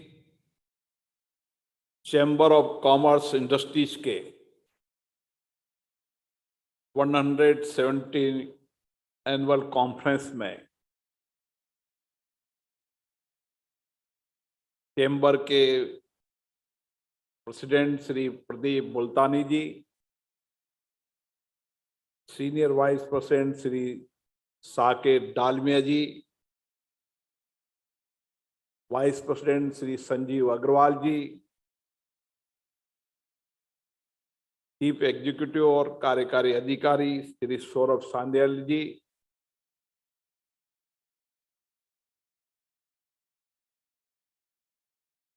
मैं आज chamber of commerce के एक लंबे इतिहास, जिन्होंने अंग्रेजों के शासन को देखा, फिर आजाद भारत को देखा और फिर बदलते भारत की तस्वीर को देख रहे हैं। एक लंबा अनुभव, दीर्घकालीन सोच और किस तरीके से आपके प्रयासों से भारत में आर्थिक सामाजिक परिवर्तन हुए, उसके योगदान के लिए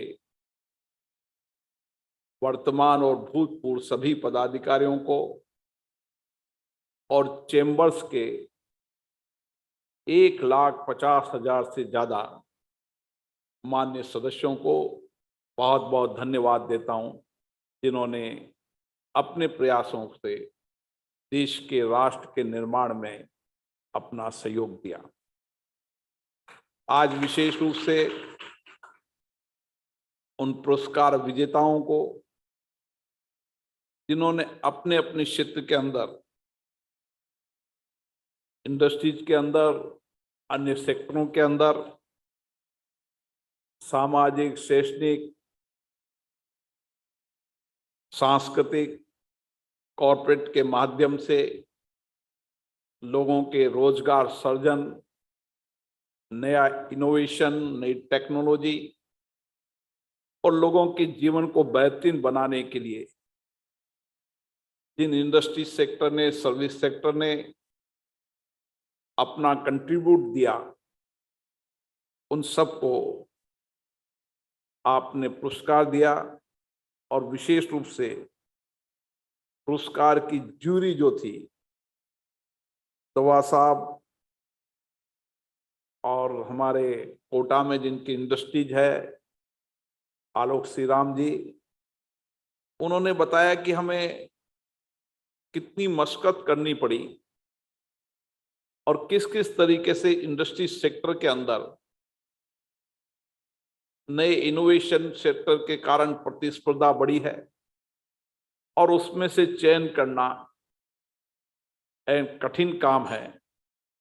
लेकिन उन्होंने जो चयन किया,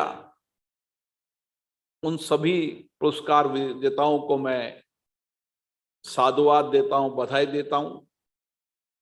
उनके गए प्रयासों से उनको कार्य करने की नई प्रेरणा मिलेगी और इंडस्ट्री सेक्टर के लोगों को भी नई दिशा मिलेगी, नई प्रेरणा मिलेगी, ताकि वह भी अपने अपने क्षेत्र में और उत्कृष्ट कार्य, सेवाएं, इनोवेशन से आने वाले समय में पुरस्कार प्राप्त करें। आज का विषय हम सबके लिए बड़ा महत्वपूर्ण विषय है और विशेष रूप से 2047 जब आजादी का शताब्दी वर्ष होगा,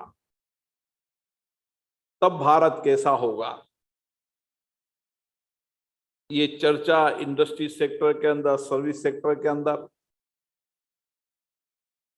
चर्चा करना और भारत के नए भारत के निर्माण का एक ब्लूप्रिंट बनाने की योजना बनाने का विचार करना,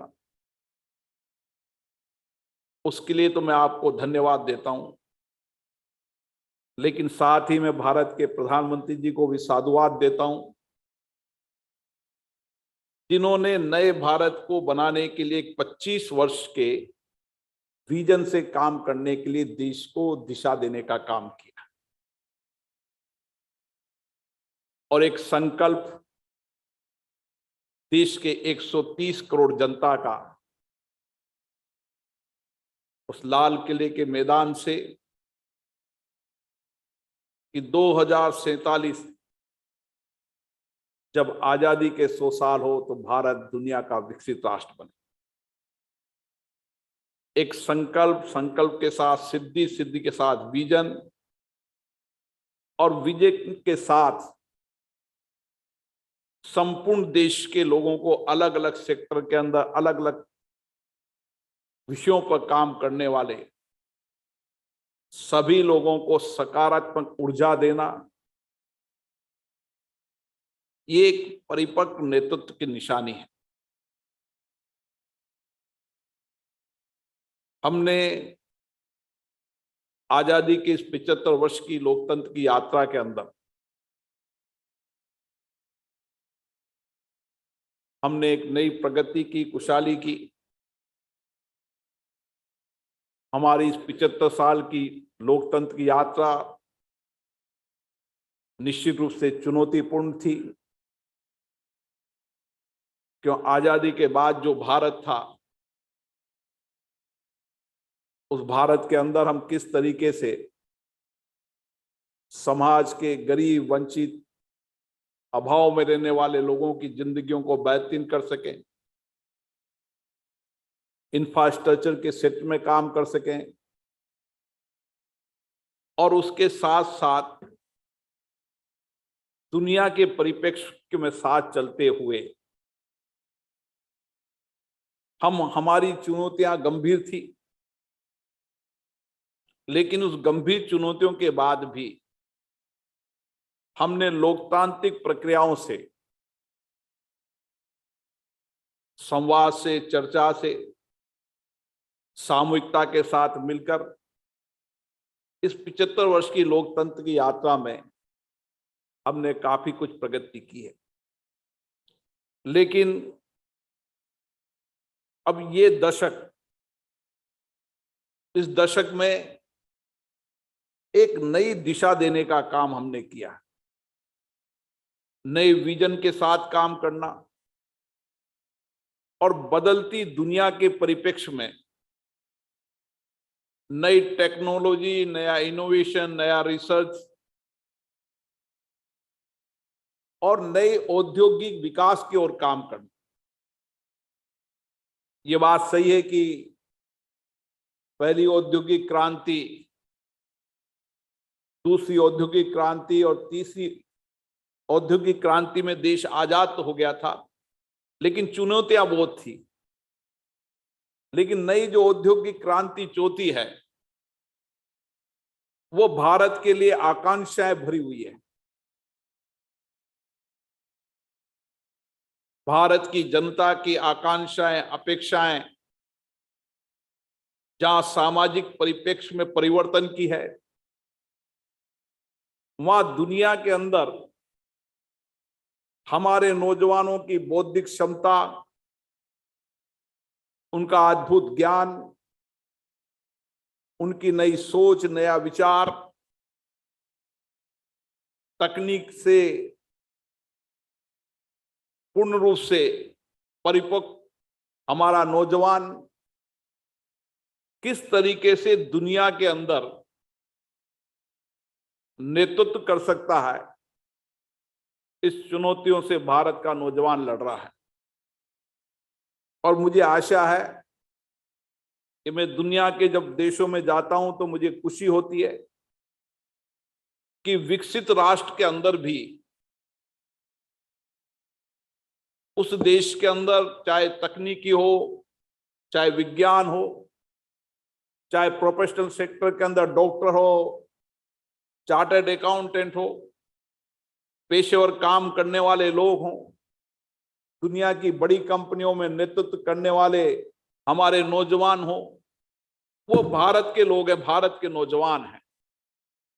इसलिए हमें गर्व होता है कि उस विकसित राष्ट्र के अंदर भी अगर उस देश के अंदर योगदान है तो भारत के नौजवानों का है। आने वाले समय के अंदर हम इन भारत के नौजवानों को हमारे बदलते परिप्रेक्ष्य में, हमारी शिक्षा पॉलिसी जो नीति रही थी, हमारे विश्वविद्यालयों के अंदर कहीं ना कहीं एक दौड़ था कि हम मस्तिष्क रूप से तो डेवलप कर रहे थे, लेकिन हम कई इनोवेशन, रिसर्च, विज्ञान के सेक्टर के अंदर हमारे जो विश्वविद्यालय थे वो कहीं ना कहीं दिशा की ओर काम नहीं कर रहे थे। लेकिन अब भारत में नई शिक्षा नीति के अंदर हमने इस दिशा की ओर काम करने की योजना बनाई। दुनिया के अधिकतर विकसित राष्ट्रों के अंदर जो वहां के विश्वविद्यालय हैं, उनके कैंपस हैं, उसमें शिक्षा के साथ साथ रिसर्च, विज्ञान, टेक्नोलॉजी, इनोवेशन, उनके साथ समकक्ष चलते गए। तो हर चुनौतियों का समाधान वहां के विश्वविद्यालयों ने निकाला। लेकिन हमें गर्व है कि आज भारत के अंदर हमारे वही नौजवान जो 70,000 से ज्यादा स्टार्टअप, 100 से ज्यादा यूनिकॉर्न और आज विश्व की चुनौतियों का समाधान निकाल रहा है, तो भारत के नौजवान निकल रहा है। क्योंकि आप बहुत इंडस्ट्री सेक्टर, सर्विस सेक्टर से जुड़े लोग हो, आप देख रहे होंगे किस तरीके से आज दुनिया के अंदर अगर आगे बढ़ना है तो हमें रिसर्च इनोवेशन में नई चुनौतियों को समाधान करने का रास्ता देना होगा। हमें बदलती दुनिया के अंदर अब, क्योंकि तकनीकी ने कहीं ना कहीं सारे विश्व को एक कर दिया है, इसलिए किसी भी विश्व के अंदर जो भी वहां पर राजनीतिक, सामाजिक, विज्ञान के अंदर जो कुछ भी परिवर्तन होता है उसका प्रभाव कहीं ना कहीं सभी देशों के अंदर पड़ता है। और इसीलिए बदलती परिस्थितियों के अंदर भारत ने इस दिशा की ओर काम करने शुरू किया है कि हम हर सॉल्यूशन का हल भारत में निकालें, हर चुनौतियों का समाधान भारत में निकालें। और हमने इस नए बदलते परिप्रेक्ष्य में देखा है कि विश्व कोविड महामारी के समय किसी समय में जितने भी वैक्सीनेशन होते थे, कई दुनिया के विकसित राष्ट्रों के रिसर्च और इनोवेशन के परिणाम निकल कर आते थे।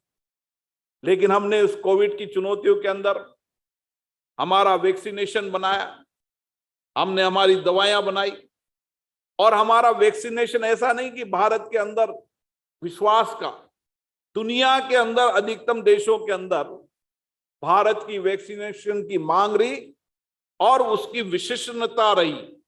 यह भारत की नई समर्थ ताकत शक्ति है।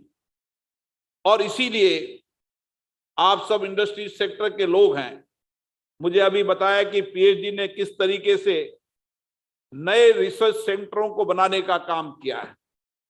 सभी इंडस्ट्री सेक्टरों ने मिलकर सामूहिकता के साथ कि हम किस तरीके से हमारे चैम्बरों के अंदर एक सामूहिकता के साथ नए रिसर्च, नई इनोवेशन, नई बदलती परिस्थिति के अंदर जो दुनिया की बेहतरीन तकनीकी है उस तकनीकी का उपयोग हम करें। क्योंकि अगर किसी देश और राष्ट्र को विकसित राष्ट्र बनाना है तो हमें मैन्युफैक्चरर्स का तो हब बनाना ही है, और मैन्युफैक्चरर्स के अंदर भी हमें एक्सपोर्ट का हब बनाना है। इसलिए मेक इन इंडिया का मतलब है कि दुनिया के अंदर, भारत के अंदर भी और भारत के बाहर भी मेक इन इंडिया की प्रामाणिकता, विशिष्टता हो, और वह सब आप लोगों को करना ही आप लोगों पर जिम्मेदारी है। और मुझे भरोसा है यहाँ के लोगों का, आप दुनिया के किसी भी देश में चले जाएं, आईटी के सेक्टर के अंदर भारत की कंपनियां उन विकसित राष्ट्रों के अंदर नेतृत्व करती मिलेगी। आप फार्मा के सेक्टर के अंदर चल जाएं, जो विशिष्टता, जो प्रामाणिकता हमारी दवाइयों की है, और दुनिया के अधिकतर देशों के अंदर हम हमारी दवाइयां सप्लाई करने का एक बड़ा मैन्युफैक्चर हब भारत को बना रहे हैं। चाहे अफ्रीकन कंट्रीज के अंदर चले जाएं, कंट्रीज चले जाएं। जब लोकसभा के स्पीकर के रूप में मैं जाता हूं और वहां पर जब हम स्पीकर कॉन्फ्रेंस में चर्चा करते हैं तो एक कॉन्फ्रेंस में अफ्रीका के जितने भी कंट्री के स्पीकर थे उन्होंने एक मत से कहा कि भारत की दवा प्रामाणिकता, विशिष्टता, सस्ती है, यह हमारी ताकत बनती जा रही है। ऑटोमोबाइल सेक्टर के अंदर चले जाएं, जितने भी विकसित राष्ट्रों के अंदर, चाहे ऑटोमोबाइल के सेक्टर के अंदर हो, चाहे एग्रीकल्चर सेक्टर के अंदर हो, उस एग्रीकल्चर सेक्टर के इक्विपमेंट भी भारत बड़ा हब बनता जा रहा है। इसी तरीके से डिफेंस के अंदर चले जाएं, आज डिफेंस सेक्टर के अंदर किसी समय भारत 70%, 80% इंपोर्ट करता था। आज भारत अपनी आवश्यकताओं को 70-80% पूरा कर रहा है। लेकिन जिस विजन के साथ आप लोग काम कर रहे हैं, आने वाले समय के अंदर डिफेंस के अंदर भी एक्सपोर्ट के रूप में भारत एक बड़ा हब बनेगा। और ये इसका कारण है कि हमारे राज्य और केंद्र सरकार की नीतियां, पॉलिसी, टैक्स इंफ्रास्ट्रक्चर, और राज्यों के अंदर भी जो मनोभाव परिवर्तन हुआ है। किसी समय राज्य में जब इंडस्ट्री सेक्टर के लोग जाते थे तो उनको अलग दिशा से देखा जाता है, आज जितनी भी राज्य सरकारें हैं कहीं ना कहीं ये विचार कर रही है कि अगर हमें आर्थिक और सामाजिक परिवर्तन करना है तो हमें इंडस्ट्री और सर्विस सेक्टर को ग्रोथ करना पड़ेगा, उनको यहाँ स्थापित करना पड़ेगा। और इसलिए राज्यों में भी अब प्रतिस्पर्धा है कि अपने अपने राज्यों में किस तरीके से बेहतरीन इंफ्रास्ट्रक्चर दें, वन विंडो सिस्टम दें और किस तरीके से इंडस्ट्री लगाने आने वाली परेशानियों तकलीफों को कम करने का काम, एक सॉल्यूशन देने का काम करें। और इसी प्रतिस्पर्धा के कारण हर राज्य अपने यहाँ इन्वेस्टर एक्सपो करता है, बुलाता है इंडस्ट्री सेक्टर को, लोगों को बुलाता है कि हमारी नीतियां पॉलिसी अच्छी है। ये प्रतिस्पर्धा संघीय ढांचे के अंदर बहुत अच्छी है और इसके बेहतर परिणाम आने वाले समय के अंदर आएंगे।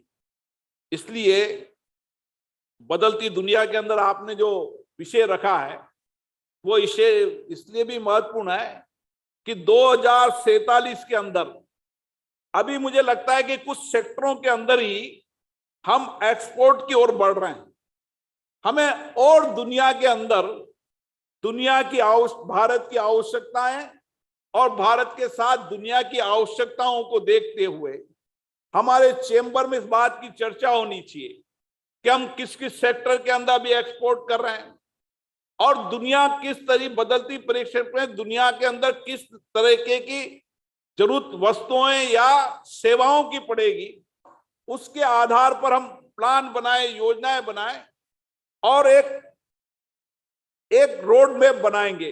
तो दुनिया के अंदर बदलते परिप्रेक्ष्य के अंदर जो वहां की नई आज दुनिया के अंदर टेक्नोलॉजी में हो सकता है कि कुछ देश हमसे आगे हों, लेकिन उन टेक्नोलॉजी के अंदर भी भारत अब नए परिप्रेक्ष्य के अंदर आने वाले समय में टेक्नोलॉजी, विज्ञान और रिसर्च में भारत अपनी एक नेतृत्व करने की क्षमता विकसित हो रही है।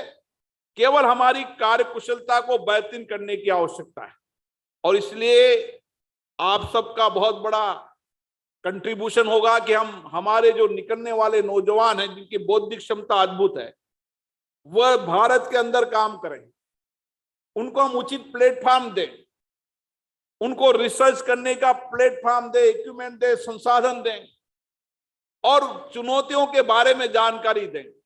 तो हम अगर इस सेक्टर के अंदर तमाम सेक्टरों के भविष्य को देखते हुए भारत की आवश्यकताएं और विश्व की आवश्यकताओं पर हम काम करने लगेंगे तो हम एक बढ़िया इंफ्रास्ट्रक्चर सेक्टर बना पाएंगे, मैन्युफैक्चर बना पाएंगे और उसके बाद सभी सेक्टर के अंदर भी हम काम करेंगे।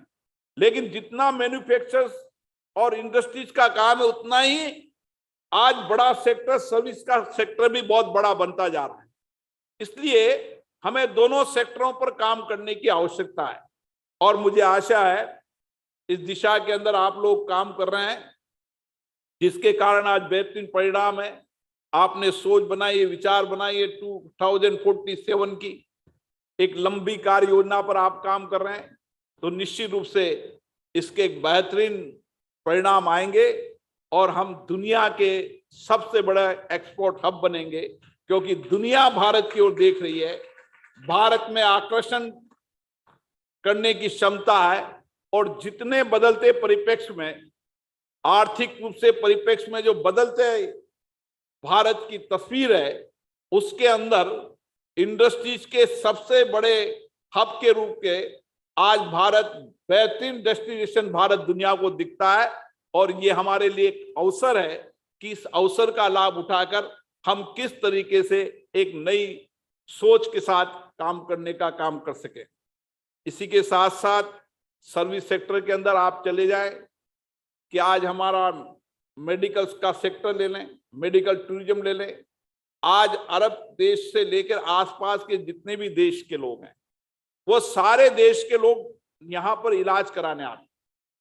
अगर हम इस मेडिकल टूरिज्म को भी डेवलप कर दें तो हमारे यहाँ सबसे सस्ता इलाज, विशिष्टता का इलाज, प्रामाणिकता का इलाज दुनिया में कहीं इससे बढ़िया चिकित्सा बेहतरीन सुविधाएं नहीं है।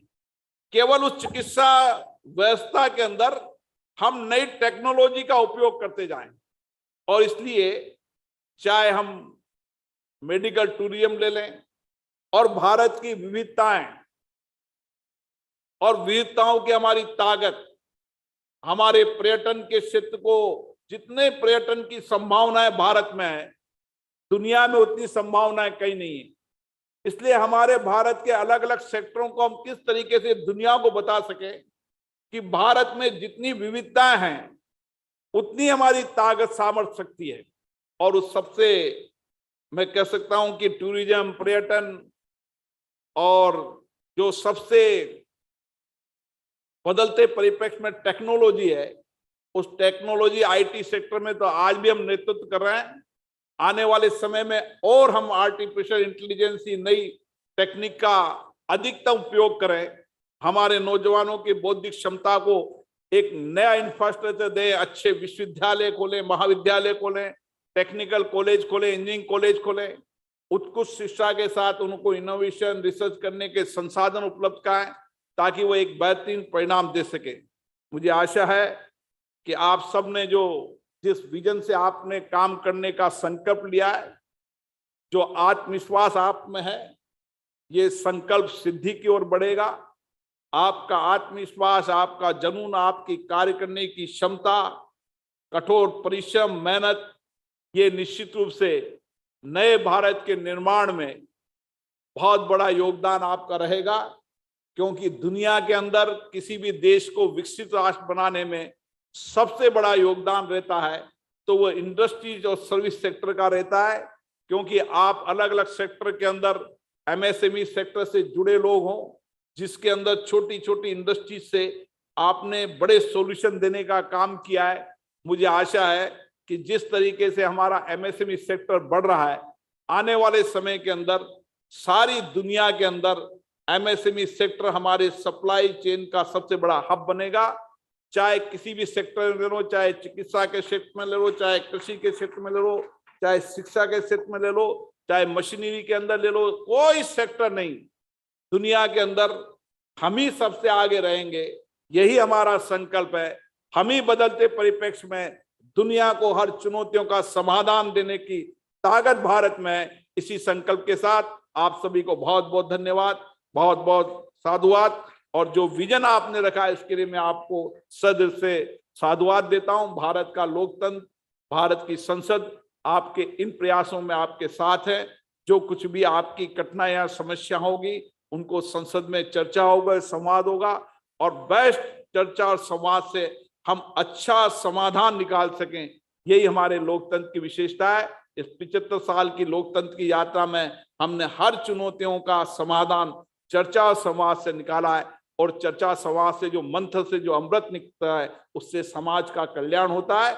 हम सब समाज के कल्याण के लिए करें। हमारा सबका प्रयास है लोगों की जिंदगी बेहतर हो, लोग आर्थिक रूप से मजबूत हो और आर्थिक रूप से और बेहतरीन जिंदगी का अगर कोई काम कर सकता है तो वो इंडस्ट्री और सर्विस सेक्टर के लोगों के कारण हो सकता है। आप सबको बहुत बहुत धन्यवाद। जय हिंद।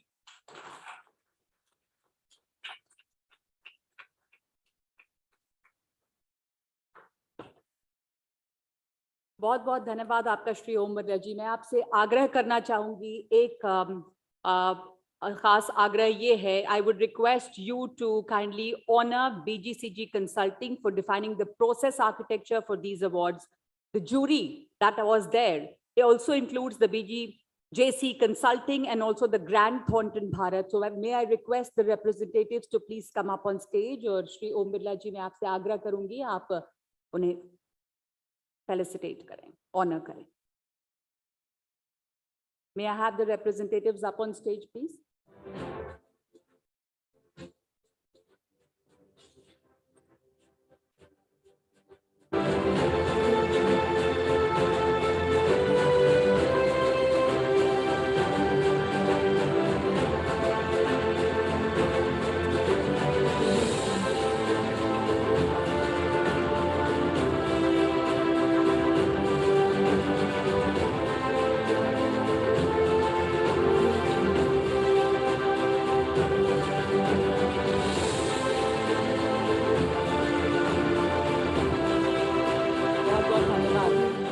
बहुत धन्यवाद आपका, thank you.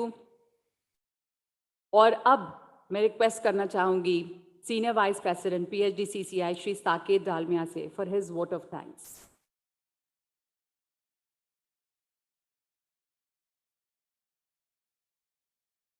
Good afternoon, everybody. Respected Shri Om Birla Ji, Honorable Speaker of Lok Sabha, Shri Pradeep Multani Ji, our dear President, Shri Sanjeev Agarwal Ji, our dear Vice President, SG, our dear SG, Mr. Saurabh Sanyal, His Excellencies, respected former Presidents, Management Committee members, and eminent delegates. We are indeed privileged to have Om Birla Ji as the chief guest of this session. I'm sure we are all delighted to hear his vision and thank him to share the same. I think all the awardees, जितने लोगों को भी यहाँ पर आज पुरस्कार मिला है, I think वो जिंदगी भर इसको याद करेंगे. And I envy the president to get a lifetime award from Om Birla Ji. Thank you so much, sir, for doing the same. Sir, कहते हैं कि जो स्पीकर ऑफ लोकसभा होता है उसका जो कार्य होता है वो बड़ा मेजर्ड होता है. अंग्रेजी में तो उसको मेजर्ड कहते हैं, हिंदी में बोलेंगे नाप तोल करके उसको काम करना पड़ता है. लेकिन एट द सेम टाइम जो स्टिक है वो एकदम हार्ड रखना पड़ता है और डिसिसिव होना पड़ता है. सर, आपका जो आज विजन सुना उससे ये मन में ही ये भाव उठी कि इंसान को मौके नहीं मिलते हैं लाइफ में, और स्पीकर ऑफ द हाउस का इतना बड़ा रिस्पॉन्सिबिलिटी होता है कि इतने सारे जो इश्यूज होते हैं एक कंट्री के अंदर, किसको मौका दिया जाए. जब आपसे आपकी जो सोच सुनी तो आई रियलाइज कि योर इंक्लिनेशन टुवर्ड्स एजुकेशन, आत्मनिर्भरता, टेक्नोलॉजी, इनोवेशन, तो इतना कठिन जॉब होगा शायद सर आपके लिए टू डिसाइड कि what should prioritise the nation today. So thank you so much, sir, to prioritize the most important thing in India, that is to spread education, equality, growth for all. हमारा जो आज PhD chamber है, it has 1,50,000 members, mostly MSMEs. So इस कार्य को हम आगे बढ़ाने में सर हम पूरा गवर्नमेंट का सहयोग करेंगे और हम वेट करेंगे आपके डायरेक्शन का to take this job forward. और जैसे कि आपने कहा कि education should not only be for knowledge and intellectual enlightenment anymore, it should go one step further for innovation. आज India was ranked 40th most innovative country in the world. तो I am sure ये सोच अगर नहीं होता तो इस पद पर हम पहुंचते नहीं, और आशा करते हैं और आगे बढ़ने का आपके सहयोग के संग, और आपको हेल्प करने के लिए सर हम एवर रेडी हैं. Thank you so much sir once more for coming and gracing the occasion. Thank you.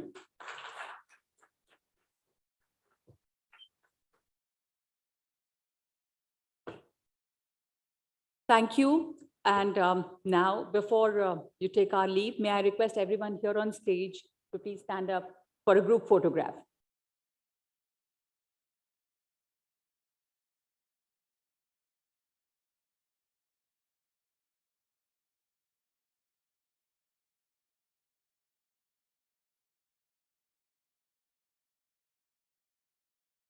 All right, may I request all the awardees, I invite all of you up on stage for a group photograph. Since this is the business excellence session, मैं उन तमाम लोगों को stage पे बुलाना चाहती हूँ जिन लोगों को भी सम्मानित किया गया है अलग अलग कैटेगरी में. Please come up on stage for a group photograph.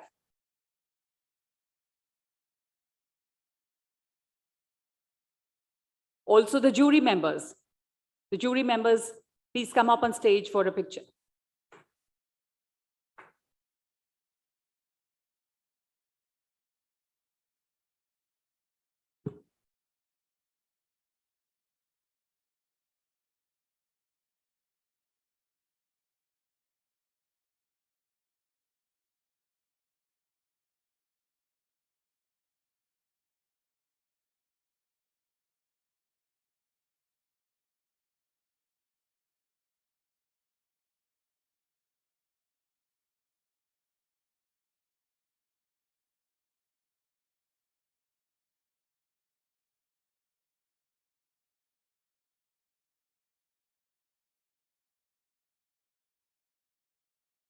Thank you so much. Thank you to all of you, and a very big congratulations again to all the awardees for those awards.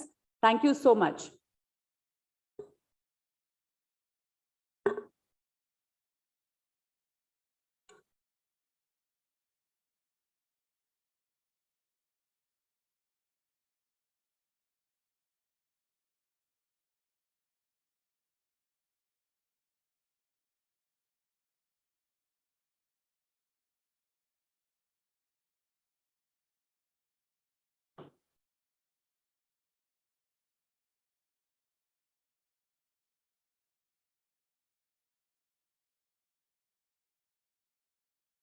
तो बहुत बहुत धन्यवाद आप तमाम लोगों का इस session के लिए, और एक बार फिर से हम धन्यवाद देना चाहते हैं अपने मेहमान श्री ओम बिरला जी का, जो इस सेशन में उपस्थित हुए और उन्होंने अपने विचार हमारे साथ साझा किए। बहुत बहुत धन्यवाद आपका श्री ओम बिरला जी, आपने समय दिया आज के लिए और अपने विचार हम सबके साथ, यहाँ मौजूद तमाम लोगों के साथ, इंडस्ट्री के प्रतिनिधियों के साथ साझा किए हैं। एक बार फिर से आपका बहुत धन्यवाद।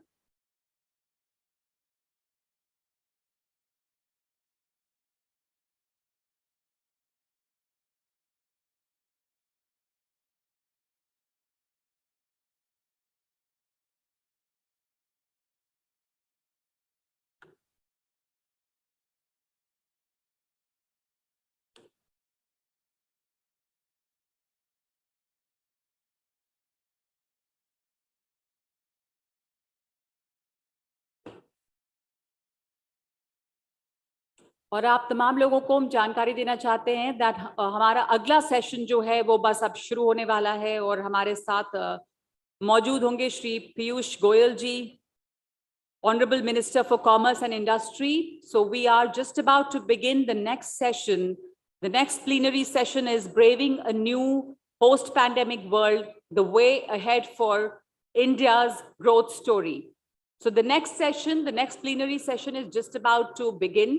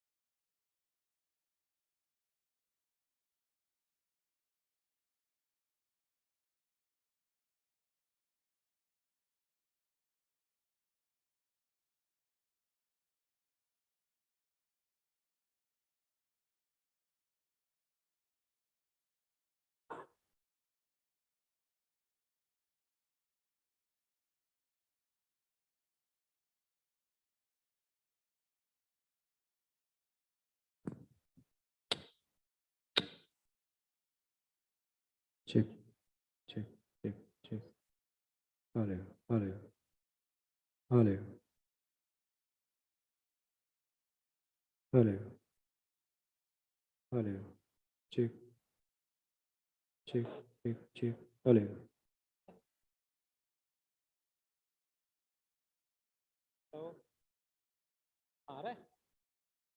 Check, check, 1, 2, 3, hello, check, check, check, hello, hello, check, check, check, 1, 1, 1.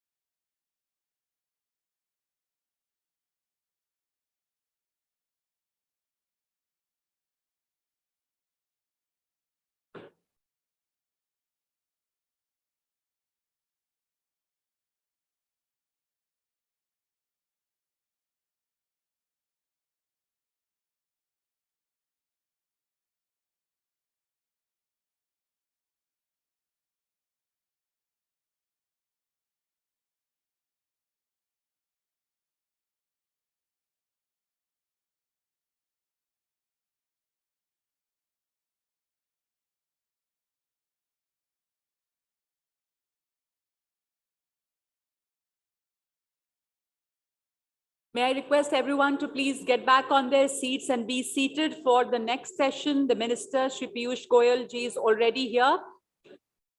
Kindly take your seats and we shall begin the next session, the next plenary session, which talks about braving a new post-pandemic world, the way ahead for India's growth story.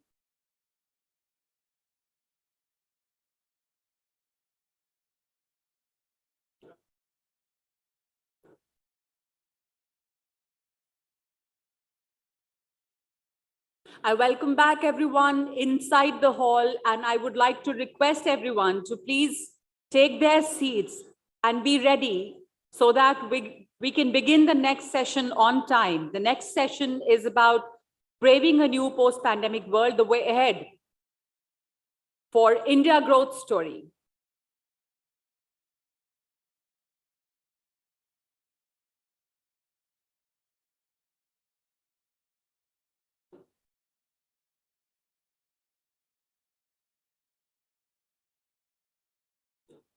I welcome Shri Piyush Goyal ji on the stage. The Honorable Minister is here on the stage, and now may I request everyone to take your seats, please. I hope my voice is able to reach all those standing at the back. Mr. Triguna है, कहाँ from पे the हैं सब? Ayush industry यहीं बैठे हैं. क्या He करना will होगा? also call Where? to the honorable. Not the president? No, President ours. He will in addition give. his तो own उनको side. कब अनाउंस करना? इन्हीं के किसी के क्या नाम है उसका? Call. virtually the leader.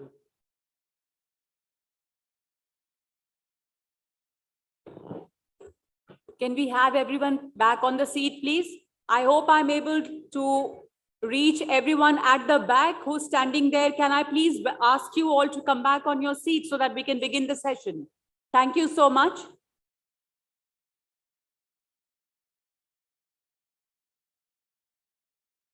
So we are all set now to begin our next session, Braving a New Post-Pandemic World, the Way Ahead for India Growth Story. And I would like to welcome the Honorable Minister, Shri Piyush Goyal. And now I would like to request and call upon the President, PHDCCI, Shri Pradeep Multani ji, to felicitate the Honorable Minister.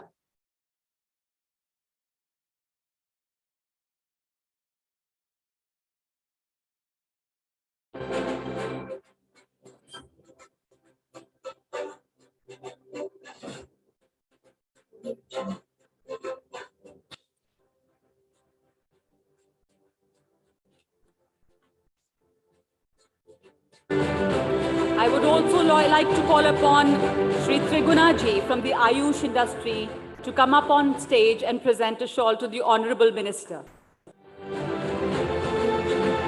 Shri Triguna ji.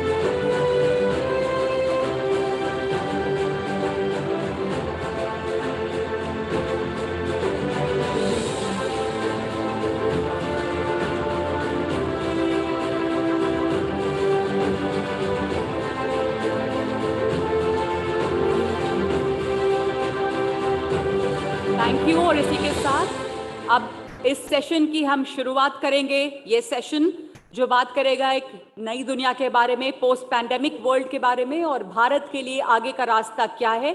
लेकिन सबसे पहले मैं बुलाना चाहूंगी यहाँ पर एक बार फिर से अपने वेलकम एड्रेस के लिए श्री प्रदीप मुल्तानी जी को, जो प्रेसिडेंट हैं PHDCCI के।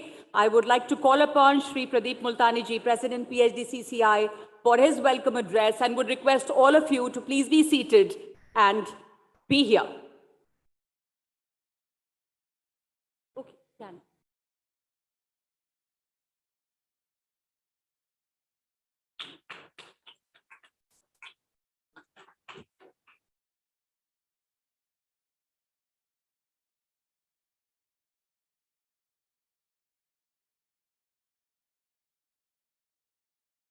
Respected Shri Piyush Goyal ji, Honorable Union Minister for Commerce and Industry, Consumer Affairs, Food and Public Distribution and Textiles, Government of India, Shri Saket Dalmia, Senior Vice President, PHD Chambers, Shri Sanjeev Agarwal, Vice President, PHD Chamber, Shri Saurabh Sanyal, Secretary General, former Presidents, members of PHD Managing Committee, distinguished guests, representatives from the media.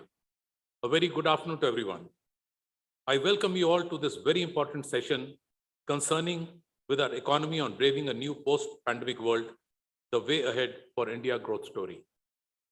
We are privileged to have amongst us Shri Piyush Goyal ji, Honorable Union Minister for Commerce and Industry, Consumer Affairs, Food and Public Distribution and Textiles, Government of India. It is indeed my honor to welcome and extend my sincere gratitude to Honorable Minister for sparing his valuable time to address the gathering here today. Honorable Minister, you have brought the highest possible diplomatic and technical experience into the Union Cabinet and displayed maximum efficiency in accelerating India's exports, launched a conducive logistics policy, and helped in fostering a favorable environment in the country. During your tenure, sir, India has achieved its highest ever exports of about US $675 billion in 21-22.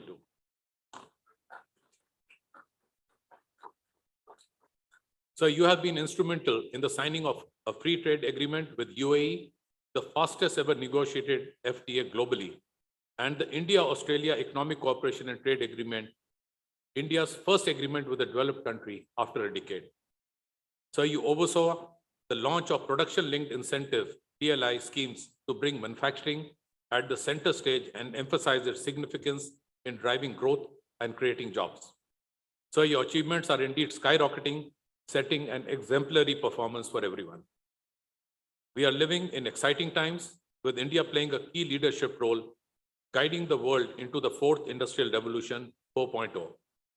More than 2 years of the pandemic and much global tension, India stands on the helm of massive economic integration across the globe, having aptly earned the title of one of the fastest growing world economies. Given the current global volatility, I applaud the government for handling any crisis that came, be it COVID-19 with the massive vaccination drives rolled out at an extremely fast pace, sending vaccines and medicines around the world, or handling the global economic headwind. The country's long-term GDP has become more stable, diversified and resilient, and is expected to grow at more than 7% in the coming years. India seeks to become a high middle-income country by 2030, well before the centenary of its independence. The post-pandemic world will facilitate growth and innovation for consumer businesses, both Indian and global, established and emerging. The transformations in the Indian consumer's income, propensity for consumption, awareness, and tech savviness will create massive business opportunities. India now needs to enable and sustain India's industrial revolutions across sectors, namely consumer goods and retail, housing and construction, manufacturing, healthcare, education, Ayush and pharma, automobiles, power and transportation. Reforming agriculture and creating high growth and high value services industries is a key, but a large part of India's future lies in its ability to rapidly industrialize and become a global manufacturing hub. However, this requires the government to foster a genuine system of enterprise with a level playing field in terms of access to capital, know-how, and exposure to regulation. Keeping in view the rapidly changing global trade and investment dynamics due to disruptions created by pandemic COVID-19, a more conducive policy environment for trade and industry would be crucial. Further, it has become important for India to take strong strides in manufacturing with an effective ease of doing business environment. Here, it is heartening to note that the Department of Commerce plans to set up a dedicated trade promotion body towards achieving the goal of $2 trillion exports by 2030 and focus on expanding India's branding across markets and sectors. In order to improve the production potential of our champion areas, our future foreign trade arrangement methodology should be completely aligned with the domestic market need. It is critical that we strengthen the safeguard provisions in both existing and new FTAs under review to protect domestic businesses.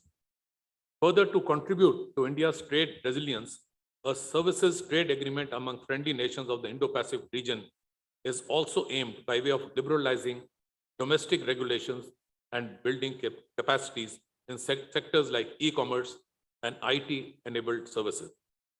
With India's large domestic market, moderate contribution of manufacturing to its GDP, and a significant trade deficit, it requires policies which provide a fillip to employment-intensive manufacturing and create an equitable trade balance with the world.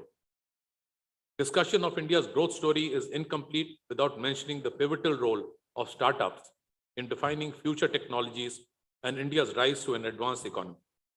India is at the cusp of addressing certain challenges like energy conservation, decarbonization, self-reliance on alternative energy fuels, at the same time sustaining growth that is both resource efficient and less carbon intensive. Also, given the ongoing geopolitical uncertainty, the time is ripe for India to build its self-reliance in the energy sector, in the fields of solar energy, wind energy, and various other renewable energy sources like hydrogen, biofuel, and electric vehicles. To fulfill the aspiration of India's commitment of net zero emission by 2070 requires a collective approach to phase down the use of fossil fuel and increase the share of renewable energy capacity. Friends, I may mention that PhD Chamber has been meeting Honorable Commerce Minister on a regular basis. And whenever we have given him any suggestions, he has actively noted them and referred us to the relevant officials. And especially on ease of doing business, Honorable Piyush Goyal ji is working very, very actively, and we are really grateful to him for his outstanding steps which he is taking to help industry. Let me also place on record that Piyush Goyal ji does not accept any gifts. The shawl we presented to him, he further gifted it to one of our team members. So thank you very much. Your conduct is absolutely exemplary, and we all need to follow in your footsteps. Thank you, sir. With these words, we welcome you all to the session once again and look forward to meaningful interactions. Thank you, Jai Hind, and God bless us all.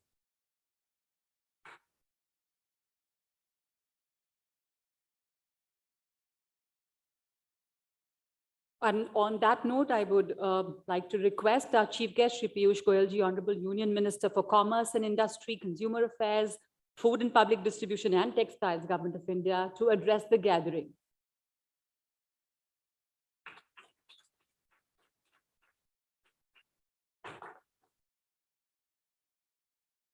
Thank you very much, Madam. Mr. Pradeep Multani, Mr. Dalmia, Mr. Agarwal, Mr. Sanyal, Excellencies, former presidents of the PhD Chamber of Commerce and Industry, members of the Managing Committee, distinguished guests, ladies and gentlemen. Thank you very much for giving me this opportunity to interact with so many friends who I see before me at this very important 117th annual meet that PhD Chamber of Commerce and Industry is, I would say, celebrating today. You've had very illustrious speakers before me and have set the tone for discussions amongst like-minded friends to see where India will be in the Amrit Kal going forward to the 100th year of independence in 2047, and how a strong, resilient, self-confident, self-reliant India can play an important role in our ambition to become a developed country by 2047. Pradeep ji, at the outset, I'd like to compliment you for your leadership of the PhD Chamber through the presidency. You've really done some wonderful work in the midst of challenges. COVID period has given us a lot of opportunities to interact, many times on video conferencing. And I've always found in you a very sensitive person, willing to engage, willing to think out of the box, and giving good leadership to your organization. I wish you well, and I would only request that you continue to be engaged with the members and with the affairs of the chamber, just as I would urge all the other presidents, past presidents, that while we do a lot of work while we are presidents, very often post-presidency, we tend to neglect our organizations and believe that it's the duty of the next guy. Saket dekh lega, ab hamari zimmedari nahi. And that has been the pain of several very well-meaning, very prominent associations whose leadership over a period of time has stopped taking interest in their affairs. And I suspect gradually they are getting relegated, something which I would not like to happen with PhD chamber, because I believe you are one chamber. While you may have started as Punjab, Haryana, Delhi chamber, today you have a pretty much a national outlook. You have a very large role to play when it comes to nation building, when it comes to the affairs of business, industry, government, and the interface between government and businesses. And we have almost looked upon you as a national chamber in all our engagement, in all our appointments, in all the various committees where we take different representatives of industry. And therefore, while that's not what you called me here to hear, but I do believe it will be nice if all of you can, all the ex-presidents that I see seated around me in the front row, can play a significant role in continuing to strengthen this organization, giving it leadership, and grooming the young leaders like Saket and others after him who will take over. And I'm glad that the young blood is coming in a bigger way. They're coming in with leadership roles. Saket, I wish you well. As you may be aware, and many in this room are, our doors are always open. We wish to engage as much as industry is willing. I recall in the midst of COVID, there was a stage when I had to back off from the VCs because I thought probably I'm doing too many engagements with EPCs and industry associations. And I got the impression that there was a fatigue setting in amongst you, not me. But I believe I've learned a lot in these engagements. I've been able to get a true sense of where business wants the government's support, what kind of a facilitative role we can play.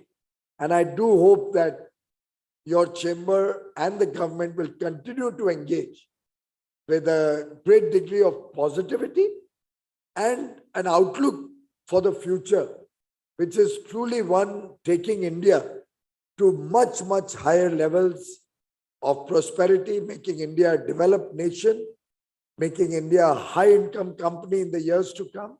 And that cannot happen without the active contribution of each one of you with a sense of duty as articulated by Honorable Prime Minister Narendra Modi on 15th August, when we were celebrating 75 years of independence and also preparing the nation for the next 25 years of Amrit Kal. The 5 commitments, the 5 vows that in a way he asked each one of us to take can be a guiding principle, can be a force multiplier for each one of us. And I do believe some of the thoughts that he articulated, whether they relate to our ambitions to become a developed country, whether they relate to the unity and integrity and the oneness that this nation needs to demonstrate to the world, whether it relates to our effort to get out of the colonial mindset that sadly has held us back over the years in many different ways, including some of the systems that were left behind by the British 75 years ago, which continue to, I don't know if it's a good word to use, but haunt us and continue to bother businesses from flourishing, continue to hold back entrepreneurship, hold back the true potential of many of our young boys and girls. I think it's very important that we all engage collectively with a sense of duty, as mentioned by the Honorable Prime Minister, and work to remove even the slightest trace of the old mindset of the old colonial history that we have inherited, and work collectively towards a bright future for our nation. And I would urge industry participants, industry leaders to take this message across the country, to all your members, to all your stakeholders, because what we are trying to create, the new India that each one of us wants to see, is only possible when we get out of the old thinking, get out of the old dichotomies that we have faced for many years, and be bold in our outlook for the future.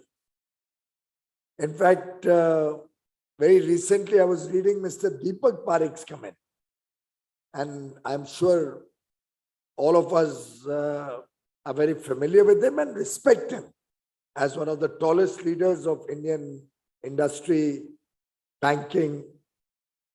And if I may quote what he said, in my 50 years of working, I have never been as optimistic about the future of our country as I am today, unquote.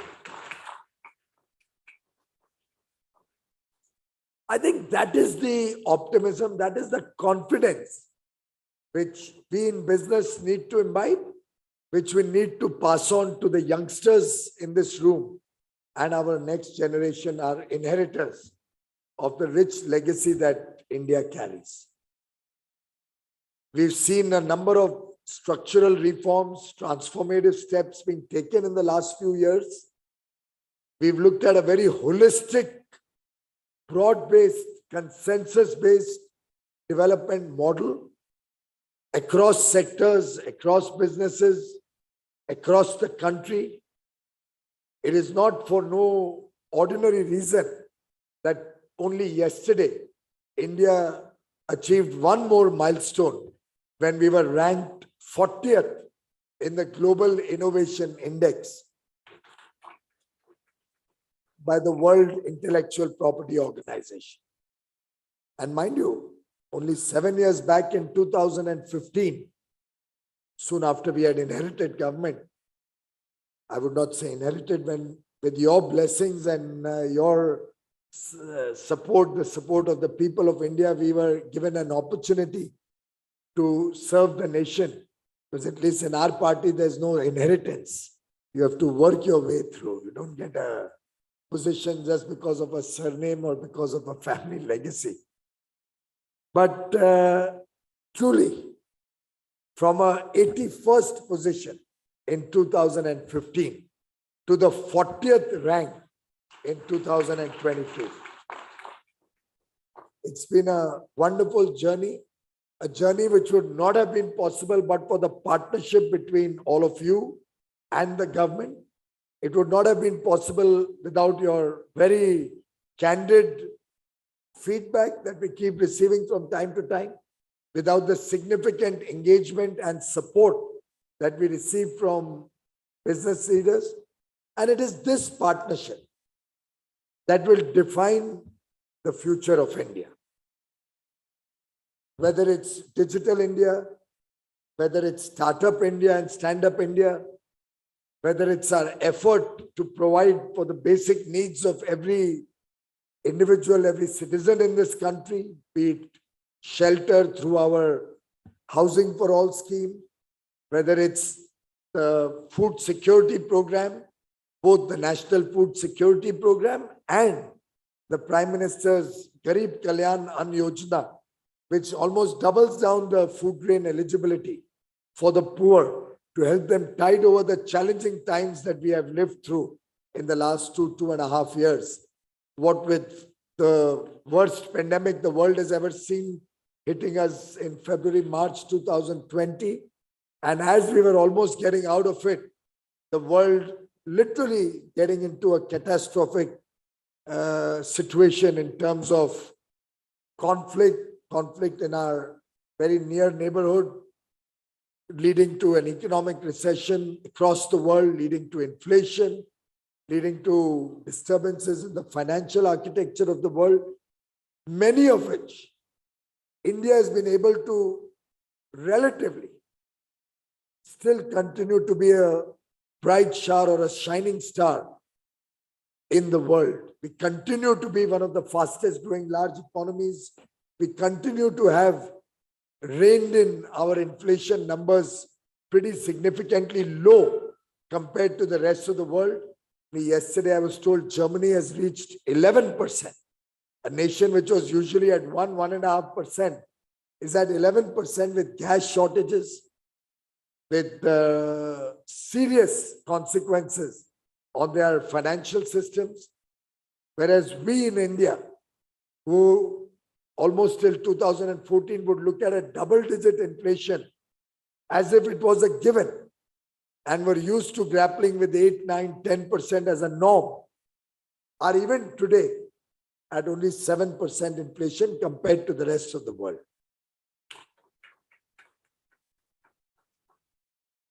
We have focused very significantly on ease of doing business, as you alluded to, even though the rankings, the world rankings have been aborted thanks to our neighbors' actions. But we continue to relentlessly pursue that agenda in the government. So we continue to do our state rankings. We continue to look at our internal processes. We are very focused on decriminalizing sections of law which have been harassing businesses. We do not believe that businesses should be working under any pressure, but should be allowed to flourish and work with the confidence of a collaborative government-business interface. And we continue to work towards reducing the compliance burden on our businesses.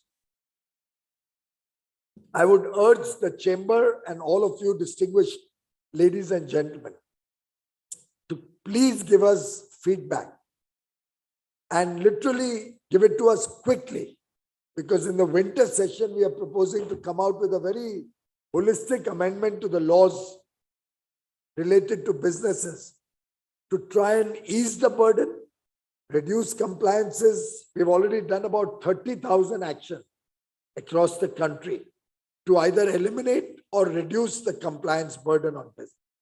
We wish to do much more. We have already decriminalized several laws like the Companies Act, many sections of the Companies Act. Similarly, we are working on many other laws currently, and the Department for Promotion of Industry and Internal Trade under me is spearheading this in consultation with other ministries. I would urge business and chambers to kindly give us a feedback where you would like us to further reduce the compliances, where you would like us to decriminalize any sections which are being misused or which are not truly necessary, which can be converted to a fine or some other action. I wish you would all participate in our efforts so that we can contribute to making businesses and your life easier, your businesses more at peace in terms of focus on business rather than defocus through compliance burden. We have launched the Pradhan Mantri Gati Shakti National Master Plan. It's an infrastructure marvel, if I may venture to say so. I don't know how many of you have really been able to understand what PM Gati Shakti is. I can spend some time to explain it, but I know you have other speakers after me.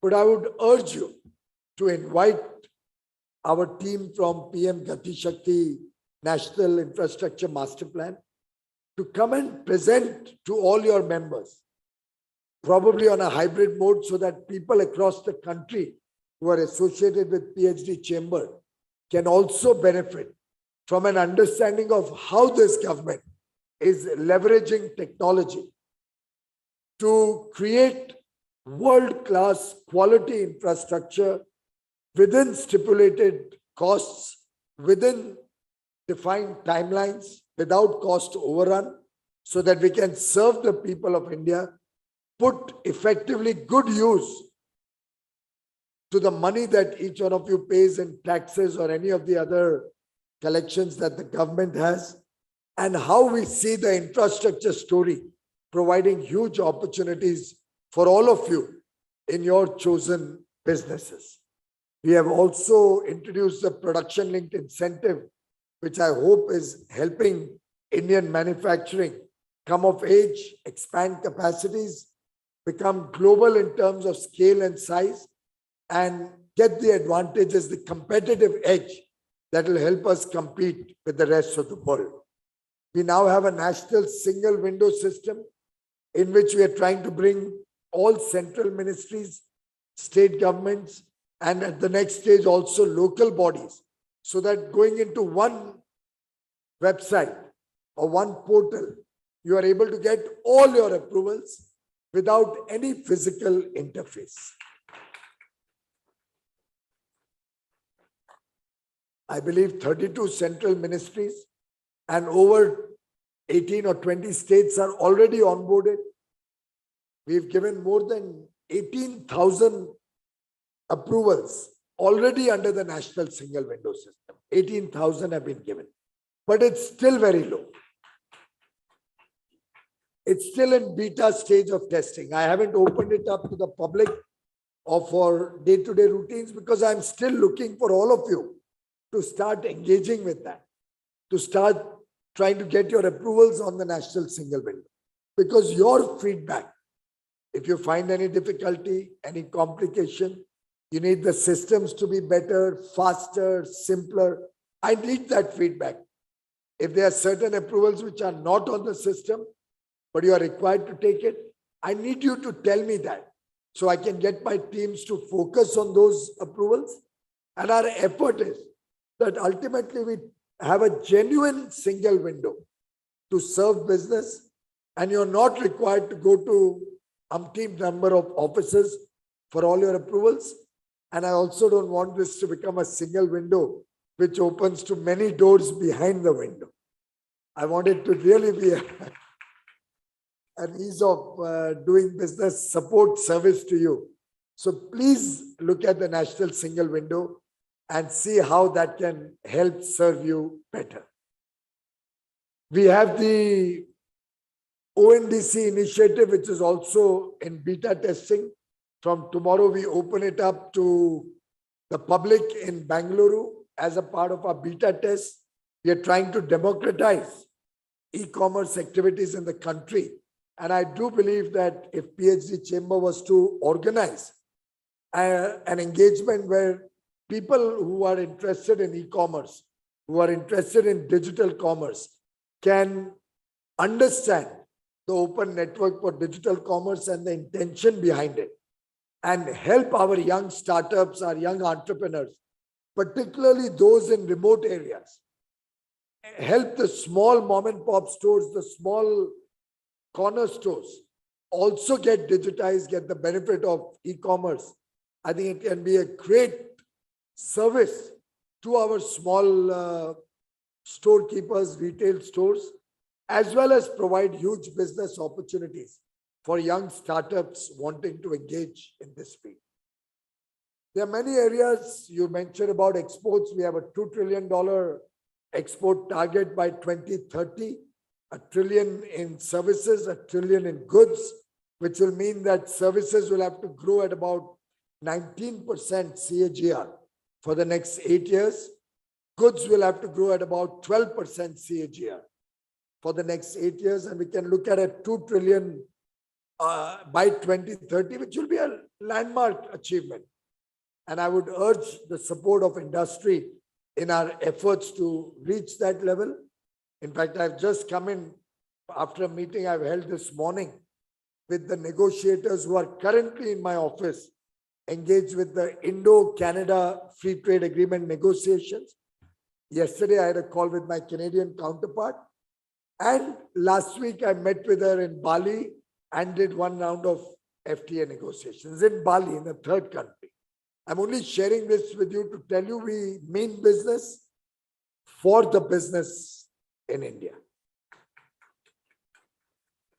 And all these efforts are to open new opportunities for all of you, to open new markets for all of you, to help you get better market access, to help you get that competitive edge in the developed world. We have FTAs with many countries in the past, but today we are working with the developed countries, Australia, UAE, UK, EU, Canada, the GCC group of companies, Switzerland, all the rich countries of the world, the highly developed countries. They all want to work with India. While of course we have talent, we have manpower, we have skills, We have a huge market opportunity. We also need to provide jobs and work opportunities for our teeming millions.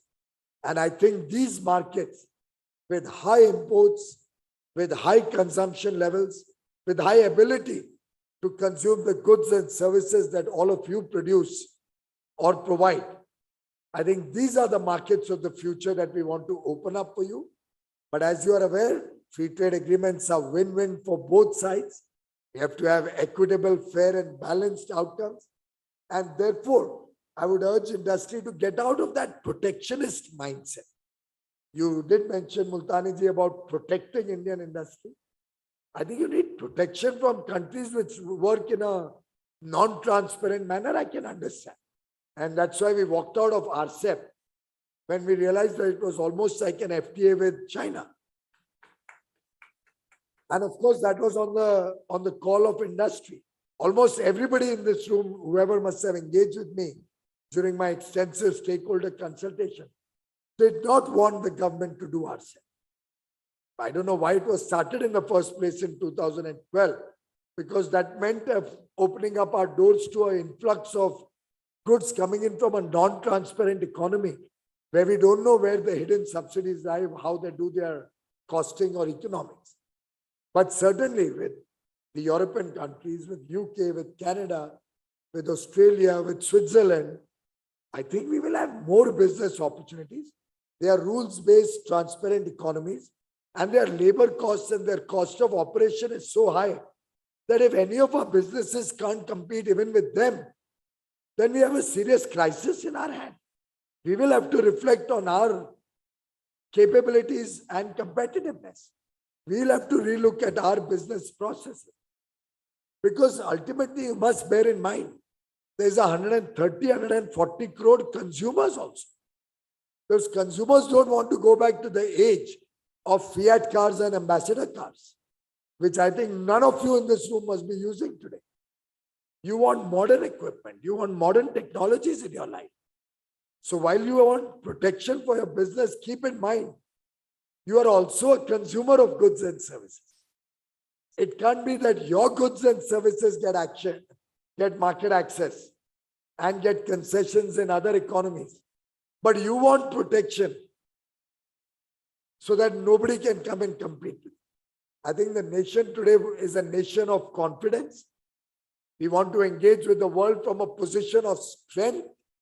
We are no more a weak nation. That's there for the colonial mindset, which Prime Minister Modi said we should erase. Let's go forward.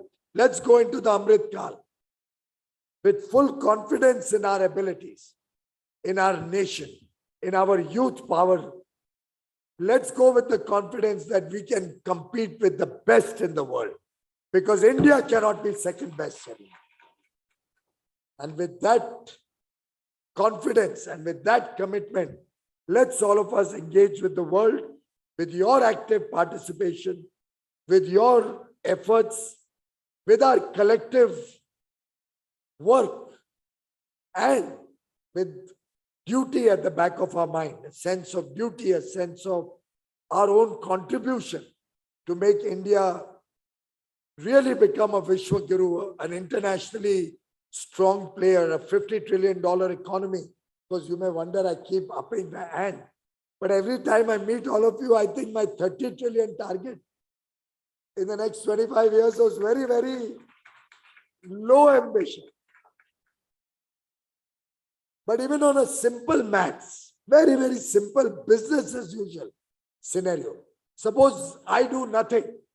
Suppose the chambers do nothing. You also just do business as usual. Our country will be a $32 trillion economy in 2047 when we become 100 years as a free nation, as an independent nation. But with the collective effort of all of us, with the kind of leadership Prime Minister Modi is giving to this nation, with the kind of contribution businesses are doing, with the abilities of our youth in this room and across the country, I think we need to be much, much more aspirational, much, much more self-confident. And with that confidence, I'm sure PhD Chamber will continue to provide leadership in this post-pandemic world so that we can power ahead and the India growth story will be second to none in the world. Thank you very much.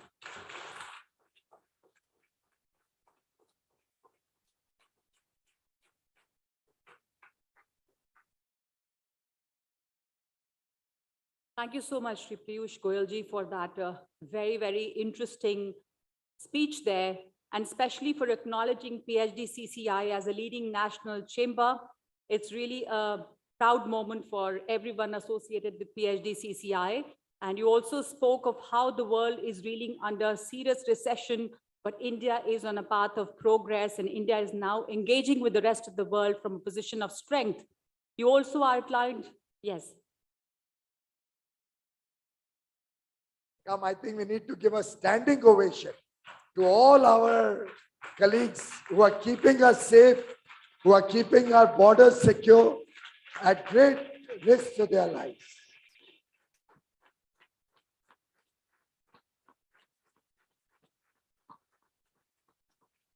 Thank you.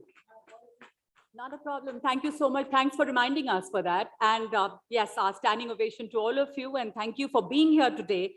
And on that note, I would also now request Shri Saket Dalmia, Senior Vice President, PHDCCI, for his vote of thanks.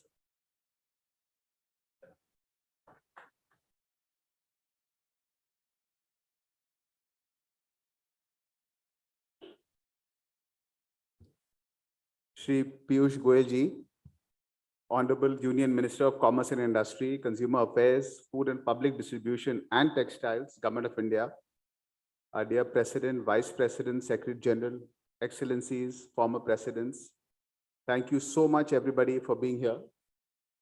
Sir, as I said, I've had the privilege of interacting with you on several occasions. At every occasion, I have been more surprised than ever before.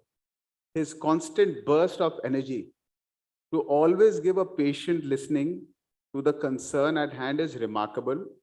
And you come out after meeting him wishing and wanting to do more. I'm sure today as well, most of us have felt the same. May it be the fellow exporters' rod tap rate, industry concern on one of the several FTAs Sir has captained and championed, launching PLI scheme and adjusting the same to industry needs for competitiveness. This and endless problem solving, helping, guiding. No wonder then our industry exports GDP are at their highest in the history of India. And to top it all, the 40th most innovative economy was mentioned today. What more can one ask for? Sir, your statesmanship to tackle the geopolitical crisis in Europe in favor of India is perhaps a masterstroke to be inked in the history books of India as a turning point in India's global economy, global economic strategy play, sir. A big applause to that, sir, from all of us, sir. We all know that your contribution to India's nation building in every sense is substantial, and mentioning them all today would be impossible. All I can say, sir, is that we are lucky and look forward to your continued support to our nation's middle market companies, that is small and medium enterprise, which constitute the bedrock of our chamber as well. We in turn will do our best to fulfill the joint dreams of every citizen, yours and our Honorable Prime Minister Modi ji, of making India a developed economy. We'll definitely invite the Gati Shakti team, will collaborate to reduce decriminalization in the Companies Act and all challenges to the industry which we face. The national single window usage feedback will definitely be there, and we will ensure through the 16 states in which we are physically present to enforce digitization at the Kirana level, sir. We will do our best, sir. Thank you so much, sir, for being here today with us, sir. Thank you. Jai Hind.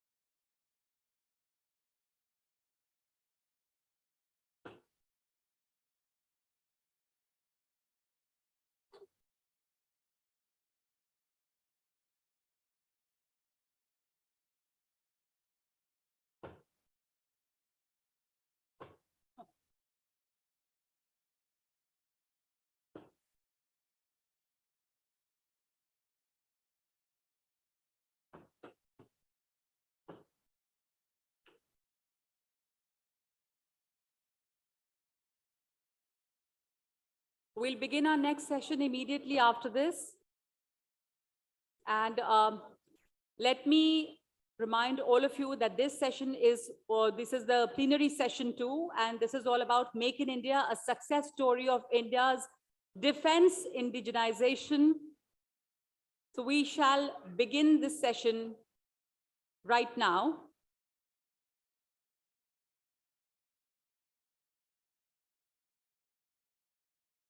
We shall begin the session as soon as the stage is set, but would request all of you to take your seats and be ready for this next session.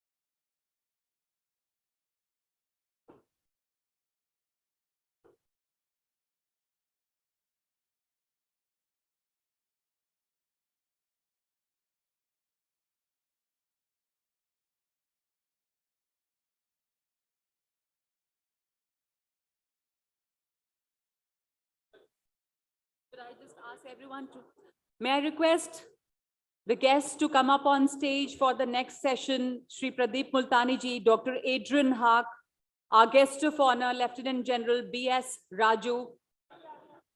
May I request everyone to please come up on stage for the next session? Thank you, sir. Please take your seats.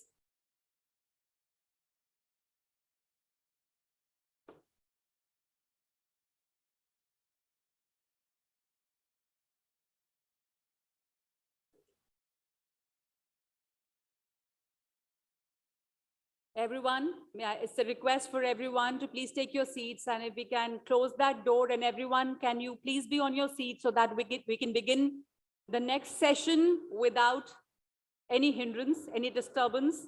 It's going to be a very interesting session. We're going to talk about Make in India, success story of India's defense indigenization, which is such an important part of the Make in India story, the defense indigenization. And we have our guest of honor here, Lieutenant General B.S. Raju, UYSM, AVSM, YSM, Vice Chief of Army Staff here amongst us. It's a great honor, sir, to have you amongst us. And we are all ready now for the next session. May I request everyone to kindly be seated? Thank you so much, ladies and gentlemen. Can you please be seated, all of you? I think I'm not loud enough for everyone to hear me. Can I please have all of you take your seats, please? Thank you so much. As you can see, the guest is up here on the stage, and we shall now begin the session. And I would like to call upon the President of PHDCCI, Shri Pradeep Multani ji, to felicitate our guest of honor, Lieutenant General B.S. Raju.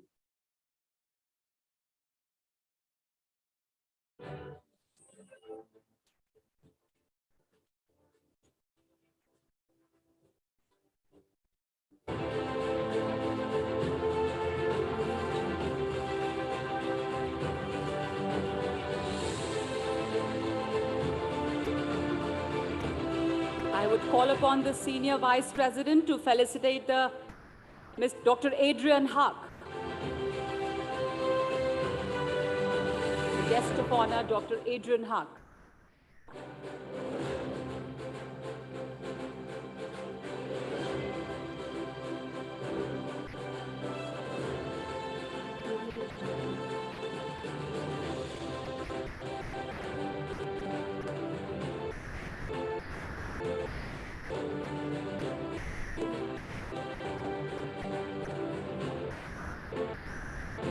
Thank you.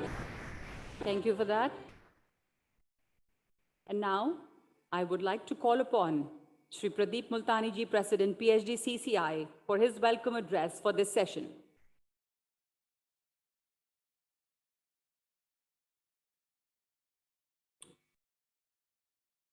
Good afternoon to everyone. On behalf of the PhD Chambers, I would like to extend our heartiest welcome to our Chief Guest, Shri Rajnath Singh ji, Honorable Union Minister for Defence, Government of India, for kindly gracing our 117th annual session and addressing the August industry gathering. With greatest sense of respect, I would also like to welcome our guest of honor, Lieutenant General B.S. Raju, UYSM, AVSM, YSM, Vice Chief of the Indian Army Staff, for his kind presence and interacting with the industry members. I also take this opportunity to welcome Dr. Adrian Hack, Director, India Office CAS. Also appreciate his support for making CAS partnering with us for this coveted program. Thank you, Dr. Hack. Shri Saket Dalmia, Senior Vice President, PhD, Shri Sanjeev Agarwal, Vice President, PhD, Shri Saurabh Sanyal, Secretary General, PHDCCI, all our esteemed special guests, the leaders from the industry, and representatives from media for making it convenient to attend the 117th annual session. On behalf of the whole Indian defense industry, we greatly appreciate Raksha Mantri ji under our dynamic Honorable Prime Minister for leading us as a secured and supreme nation. PHDCCI has been working as a catalyst for the promotion of Indian industry, trade, and entrepreneurship for the past 117 years. It is a forward-looking, proactive, and dynamic pan-India apex organization. As a partner in progress with industry and government, PHDCCI works at the grassroots level with strong national and international linkages for propelling progress, harmony, and integrated development of the Indian economy. We are pleased to share that PHDCCI has a very vibrant defense and HLS committee with active participation from DPSUs, DRDO, global OEMs, and the Indian private defense companies, especially MSMEs. The committee is consistently working in alignment with the vision of our Honorable Prime Minister for Make in India and Atmanirbhar Bharat, and addressing the issues and concerns of the industry through policy documents and interactive sessions with the concerned stakeholders, including the government. PHDCCI has been organizing a number of conferences and exhibitions in the defense and security sector with the active involvement of all stakeholders of the Indian defense industry. Recently, we organized a series of interactive conferences with the Indian Army, Indian Navy, Indian Air Force, and DPSUs on the indigenous requirements and underlying opportunities for the Indian defense industry. To take the momentum further in policy space and celebrating Azadi Ka Amrit Mahotsav on 75th year of India's independence and the glorious journey, PHDCCI proudly dedicates the deliberations of the annual session 2022 to the Honorable Prime Minister of India, Shri Narendra Modi's clarion call of Atmanirbhar Bharat that aims to foster the local entrepreneurial ecosystem and export potential in India. While relying on self-reliance for realizing its own actual potential, the Atmanirbhar Bharat Abhiyan is not aimed to lessen India's deep engagement with the rest of the world. In fact, the mission is clearly aimed to open the world of opportunities from and for India. Since time immemorial, India has kept a distinction of never opting for isolation from the world. The Indian defense sector has come of age with the refreshing policy shifts over the last few years. As the country looks to build indigenous defense industrial capability and reduce dependence on imports, MSMEs will definitely contribute and build a sustainable defense business. With several initiatives of the government to indigenize and encourage innovation in the sectors, there were huge opportunities for SMEs. The unit should look at not just producing for Indian needs, but also explore export opportunities. Global OEMs are open to sourcing from India. The aerospace and defense industry is of strategic importance to any nation. The Ministry of Defense acknowledges the fact that India needs to increase self-reliance in its own national interest. On the other hand, the international defense industry today is global in nature with a complex network of global supply chains. Therefore, it is imperative for Indian companies, especially SMEs and startups, to integrate themselves into the supply chains of national and international defense majors in order to reduce dependence on foreign supplies and also to gain a foothold in the international aerospace and defense market. India's offset policy will also go a long way in ensuring this objective in the long run. The government has been able to drive key programs with speed to bridge the critical asset gaps for the military, the primary objective. However, more is desired to address the secondary objective of building indigenous defense industrial capability in India and towards reducing dependence on imports. Given this background, we would further like to discuss how MSMEs have built or can build a sustainable defense and aerospace manufacturing backbone in India. The Indian indigenous defense industry is very delighted with the announcements of the 3 positive indigenization lists covering hundreds of strategic and critical items which will ultimately be not only manufactured in India, but will gradually be exported. The 4th list is also under preparation, which is a great step in making India a defense manufacturing hub. We, the industry, wholeheartedly support the government's pro-industry policies for the nation's growth, and we are more than ready to contribute towards a self-reliant India. We all look forward to hearing from our Honorable Mantri Shri Rajnath Singh Ji and the Vice Chief of the Army Staff, Lieutenant General B.S. Raju, on their vision for an Atmanirbhar Bharat.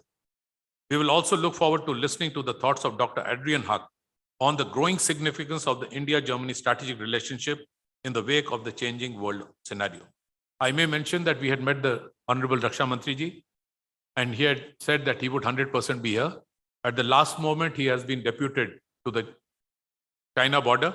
So he's given us a recorded message, and he said we should also give him the recording of our session today. We really highly appreciate Raksha Mantri Ji and our Vice Chief for their support to the PhD chambers and to the nation. Thank you, Jai Hind, and God bless everyone.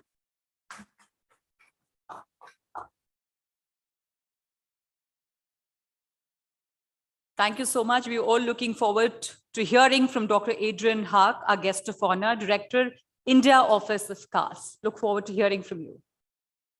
You can choose either. Yeah.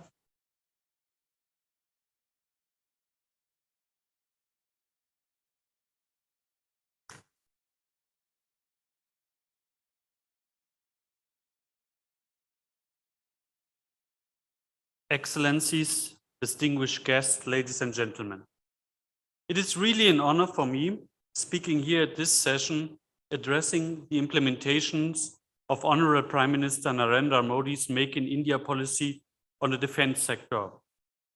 As an analyst from Europe, I'm of the opinion that a strong Indian defense industry is good for the entire free world. Let me explain why. We are facing 2 challenges in defense sector, some might say even revolution. First, Russia is the 2nd biggest supplier of weapons in the world. If we look per unit, it is the biggest supplier. If we look at the low price segment, it's the biggest supplier as well. This significant industry will disappear from the global defense market. One reason is the performance on the battlefields of Ukraine under the eyes of the entire world. Plus, the Russian defense industry is not producing right now due to the sanctions. Being dependent on Western technology components, they cannot even equip their own forces. Make in India, therefore, was a very wise and visionary decision. The modernization, maintenance, and supply of the Russian equipment already in duty in the Indian forces must and will most likely happen without the Russian industry in the future. Producing its own weapons will make India's foreign policy even more independent from foreign arms supply. At the same time, Make in India is in the interest of Europe and NATO as well.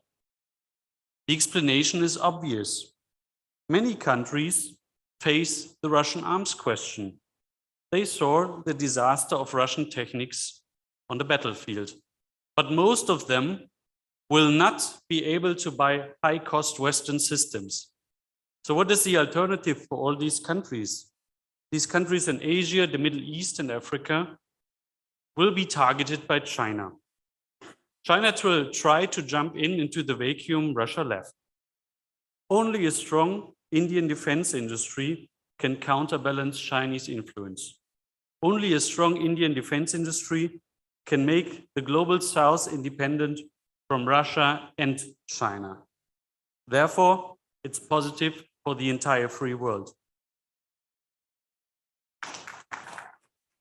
And my consumption is that in about 1 decade, India will be one of the 3 biggest defense industries in the world.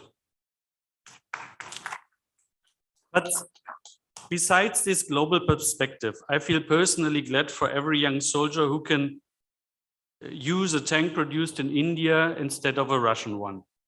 Starting my career with 18 in a German Leopard 2 battle tank, I don't want to imagine how it is to face a US Javelin missile in a Russian T-72.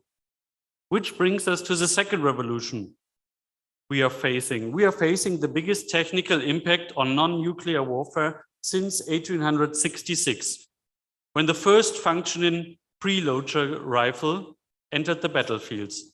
In the Second World War until the 80s, armies on different technical levels were able to compete. The size of an army was more important than its equipment. Size was more important than technique. Today, missile and radar technology is dominant. Targeting with missiles and defending missiles is the main the main task on any modern battlefield. For example, the Russian Navy in the Black Sea has to hide, even though Ukraine has not a navy. They simply don't have a modern missile defense system for their ships, and therefore they are not able to come into the range of modern Western Harpoon missiles. Even the MiG-29 jet is an easy prey for modern Western air defense. In simple words, today, one technical superior unit can destroy tremendous amount of enemy units easily. And this development is already visible within the shifting of the military budgets of the NATO countries. And it's also visible the military industry on a global scale as well.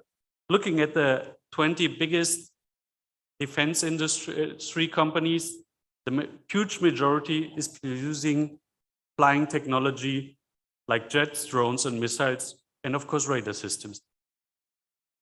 That change of modern warfare is obvious. Germany always had this make in Germany policy when it comes to defense. While tanks, artillery, or submarines from German industry are the best in the world, others are not competitive with US products like, for example, the F-35 fighting jet. Germany will now buy between 30 and 40 modern US jets, even though the Eurofighter is produced within Germany. And it's my personal opinion, if you need to decide between the benefit of your industry and the benefit of your forces, you should prioritize the survival and the success of your soldiers. Therefore, it's a rational decision. Ladies and gentlemen, I'm sure India will go its way successfully towards a strong defense industry. I'm also sure that there will be many chances for cooperation between India and Europe for a wide range of defense equipment, ranging from submarines to helicopters. But of course, let's not forget, business ties between countries not only need governments, they need active business chamber like PhD, they need people who build bridges like President Multani and Dalmaya. Thank you for your leadership, Mr. Multani, and all for the best for the new president, Mr. Dalmia. Thank you very much.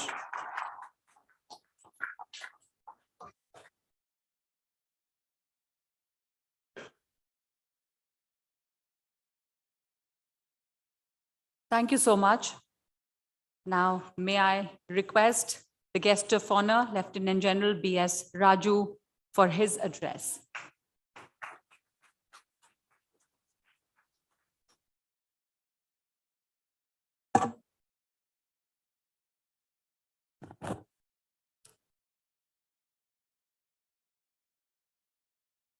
Mr. Pradeep Multani, President, PhD Chamber of Commerce and Industry, Mr. Sakit Dalmia, Senior Vice President, Mr. Sanjeev Agarwal, Vice President, Dr. Adrian Huck, Kal Saurabh, industry members of the PhD Chamber of Commerce and Industry who are present here, distinguished guests, ladies and gentlemen, good afternoon.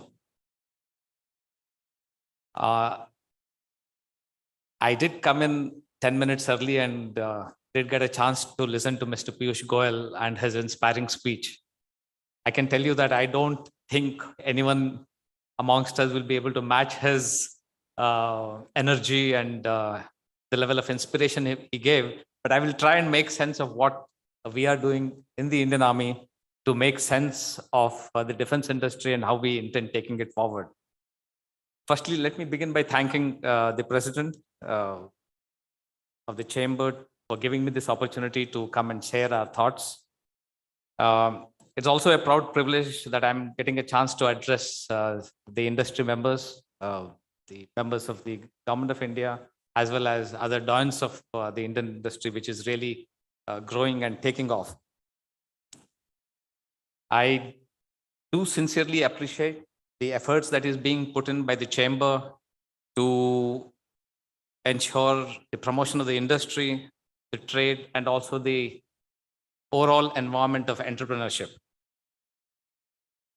I'm also conscious that this particular chamber is doing a ton of work to ensure the well-being of our micro, small, and medium-scale entrepreneurs. I think that's very vital, and I will speak a little more of it subsequently. I will also take this opportunity to say a word on the Indian Army's recent rollout of Agnipath and the Agniveer scheme, which has taken off. And today I want to place on record our appreciation to the PhD Chamber of Commerce and Industry for agreeing to get into a memorandum of understanding with the Indian Army to absorb up to 10% of our soldiers as they exit after 4 years. We truly appreciate that. Let us now quickly look at the global scenario. I think Mr. Adrian Huck did talk extensively on the global scenario, and I will not repeat that. But what I would like to say that a lot of experts spoke a few years that the days of conventional conflict are over, that the wars will be short and sweet, that the global supply chains can be relied upon. And each one of them is being put to question today. Gentlemen, what is certain is that conflicts are a reality. And in addition to that, we'll have to fight and fight alone with what we have. And that's where the issue of self-reliance comes. And that is where a lot of people who are sitting here will have to start making sense of. The supply chains will be nebulous, will always be strained during conflict. And technology, we have seen time and again, will play a decisive role in the outcome of any conflict. If today Ukraine is able to sustain itself, it is because of the ton of technology that has been pumped in by the Western world. They're holding on.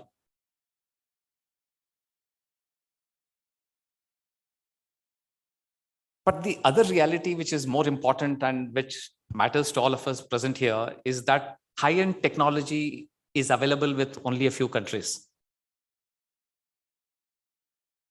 And these countries are not very easily ready to part with it. And even when they give it, they put a whole lot of conditionalities.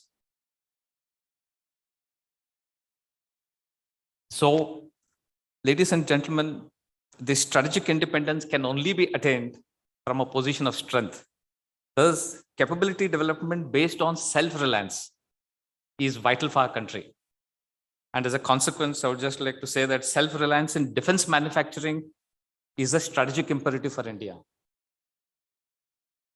Today, as a country, we are taking off in the services sector, in the IT sector, but we are just about poised to take off on the defense sector. Because defense sector requires ton of investment, ton of commitments, ton of study in many spheres of engineering. It takes time to build. Today, you cannot go and make an aviation engine or a fighter aircraft engine. You have to learn the hard way. You have to make a car engine, you have to make a truck engine, you have to make a tank engine, you have to make a turboprop engine, and then look at, because in each of these engines, you're on a learning curve of metallurgy, of many other sciences. In each one of them, the tolerances keep reducing for error. So the faster we get on this, and the good part is we have on board, we have to accelerate.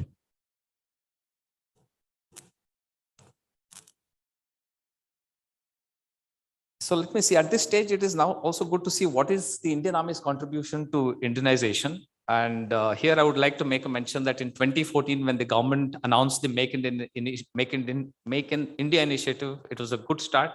And in 2020, when the government announced the Atmanirbhar Bharat, I think it has been a paradigm change in the whole environment. As far as the Indian Army is concerned, we are completely committed to the program of Indianization in its operational capability. So to support this, I would like to quote a few facts. Firstly, there has been an exponential increase in the value of capital orders that we are going to be placing in 21-22 as compared to the previous years. In 2018-19, Indian Army placed capital projects worth 2,375 crores. And this year, the total number of capital projects which are going to be ordered under the capital head is going to be 40,000 crores. So in just the last 4 to 5 years, the growth is 17-fold. That is the scale at which things are moving on the defense sector. And all the projects that have been signed in this year are completely from indigenous manufacturers.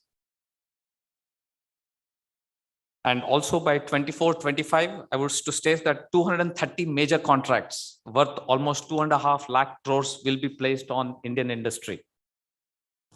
So gentlemen, there is a huge opportunity. There is an opportunity for all. But the challenge is, are we up to it? So having said this, let us also see some of the success stories. We have moved forward. I mean, the first thing that comes to me is the drone business. India announced the drone policy in 2021. I think that was a good catalyst. And today, both on the civil side and on the defense side, the drone industry has literally taken off.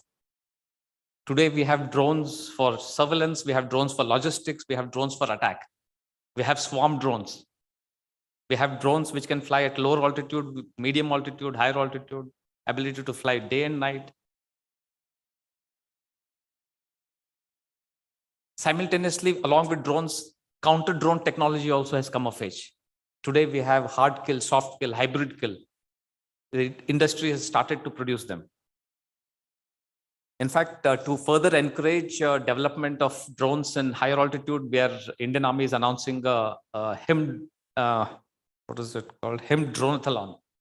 Basically focusing on capacity of drones to be able to fly at higher altitudes. There are challenges of any rotary wing able to fly at higher altitudes. So we are trying to tell the industry to stretch their technological prowess to be able to deliver. A lot of work is going on long-range precision guns, whether it is in terms of K9 Vajra or the Pinaka, the advanced towed artillery gun system. In each of these spheres, a lot of work is being done by the industry. And in the last 2 to 3 months, since I've been visiting some of them, it is very heartening to see the level of finesse, level of enthusiasm that is there in the industry to get on and deliver to the armed forces. Even in the air defense gun systems, we have already done reasonably successful trials of our medium-range surface-to-air missile, the quick reaction surface-to-air missiles. So we are on the path to self-reliance in some of these technologies. A few other platforms I would like to make a mention of where Indian defense industry is making progress is in the field of protected mobility. We have the quick reaction vehicles called the M4, the infantry protected vehicles, the light specific vehicles being done by some of the mainstream players. One place where I find a little gap in our capability is the all-terrain vehicles. We imported a few of them from the US 2 years back. We need them in-house to be made. We need a large number of them for varied purposes. On the field of small arms, a lot of work is being done. multiple players have come, both for small arms in terms of rifles, carbines, sniper weapons, along with the ammunition. Work is happening. Good. In the field of armored vehicles, we have begun to take some steps. And a lot of excitement is there in the industry. I will speak a little of it later. Gentlemen, when I'm talking of big players, I'm very conscious of how a big player puts together the big platform. There are hundreds of MSMEs who contribute to them. It is extremely important for us and for the larger players to handhold the MSMEs to ensure that they grow, and when they grow, you grow. And that's how this whole ecosystem must be built on. And I must commit here that we as Indian Army will handhold the MSMEs while also ensuring that we do not neglect the bigger players who also need some support as they grow. Let me also just share with you how the Indian Army is ensuring infusion of technology into the defense ecosystem. For a long time, we depended on the DRDO. And DRDO has done a reasonable job of delivering a large number of platforms, whether it is in terms of AFVs, aerial platforms, and many other systems. But where we now intend focusing on is our engagement with the academia. We see that there is immense potential in our ability to engage with the academia. We have today a small detachment which is sitting in IIT Delhi, which is into number of technologies. 2 hours from now, I'll be flying to Kanpur to meet IIT director, where we have already invested a certain amount of money for development of ramjet technology to ensure that our artillery shells, which go 40 kilometers, are able to go to 70, 80 and beyond. And they have made some good progress, I must tell you here. With the academia, we are doing around approximately 20 projects with over 100 crore of investment. Some of the technologies which the academia is working on is low light imaging, development of habitat in high altitude areas, UAV jamming, robotics, sensors, smart ammunitions, and the like. Next route that we are following is the design and development route. I see a huge enthusiasm in the industry on the concept of the Make One, the Make Two route. And here I must say that the Indian Army is engaging with the industry on approximately 40 Make Two projects worth 27,000 crores. I must also share here that there is an in-principle approval of the Raksha Mantri of the MOD for light tanks under the Make One project, which will be funded by the government. Another avenue that we have opened up is the innovation for defense excellence. A lot of people are aware in this audience that anything from 1.5 crore to 10 crores can be given for any individual who has a good idea. If you have a bigger idea, then you need to go to the Army Technology Board, or you have the Technology Development Fund of the DRDO. They can give you up to 50 crores. So what I'm trying to explain here is, if you have a good idea and are able to demonstrate your capacity to take it forward, there are people amongst us who are ready to handhold you, give you the initial seed capital, and then follow through. This is important. Associated with this is also the concept of spiral development, where we will give you a challenge and you deliver a product, and the product may not be fully developed. It has reached 50%, 60%. We are going to buy them in some numbers. We are going to work on them. We are going to exploit it in field conditions, give you a feedback so that you're able to produce model 2.1, 2.2, and then that is the way we reach our final destination. Another important shift that we are going to adopt is there'll be no more a buyer and seller relationship between us and the industry. We're going to be partners. We're going to grow together. And towards this end, we have started multiple programs where we want to expose you to the challenges that we face. What are the operating conditions under which the armed forces are working in forward areas, so that you know exactly what is the product that we are looking for. Or you need to understand in what challenging conditions your product will get exploited. So towards this end, we are organizing multiple trips of any willing industry partner to forward areas We will take care of you as you move in the forward areas where there is no other facility, either in terms of accommodation, travel, and guidance.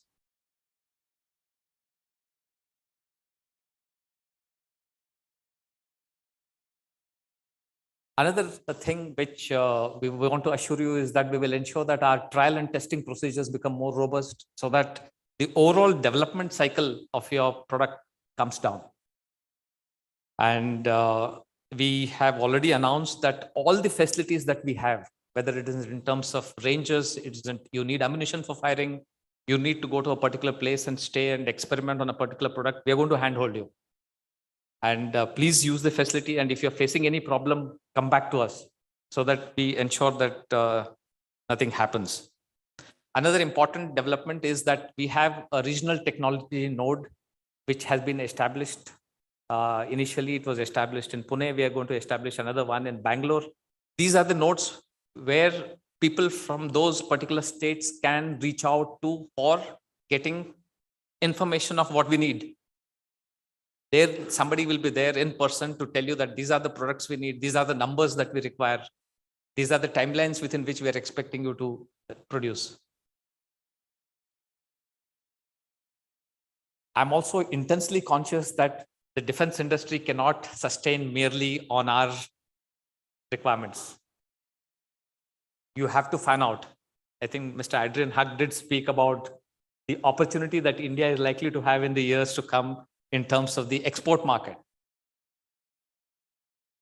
So again, the Indian Army will give you facility to interact with the number of delegations that come to meet us. The defense delegations that come to meet us, we will make you meet them.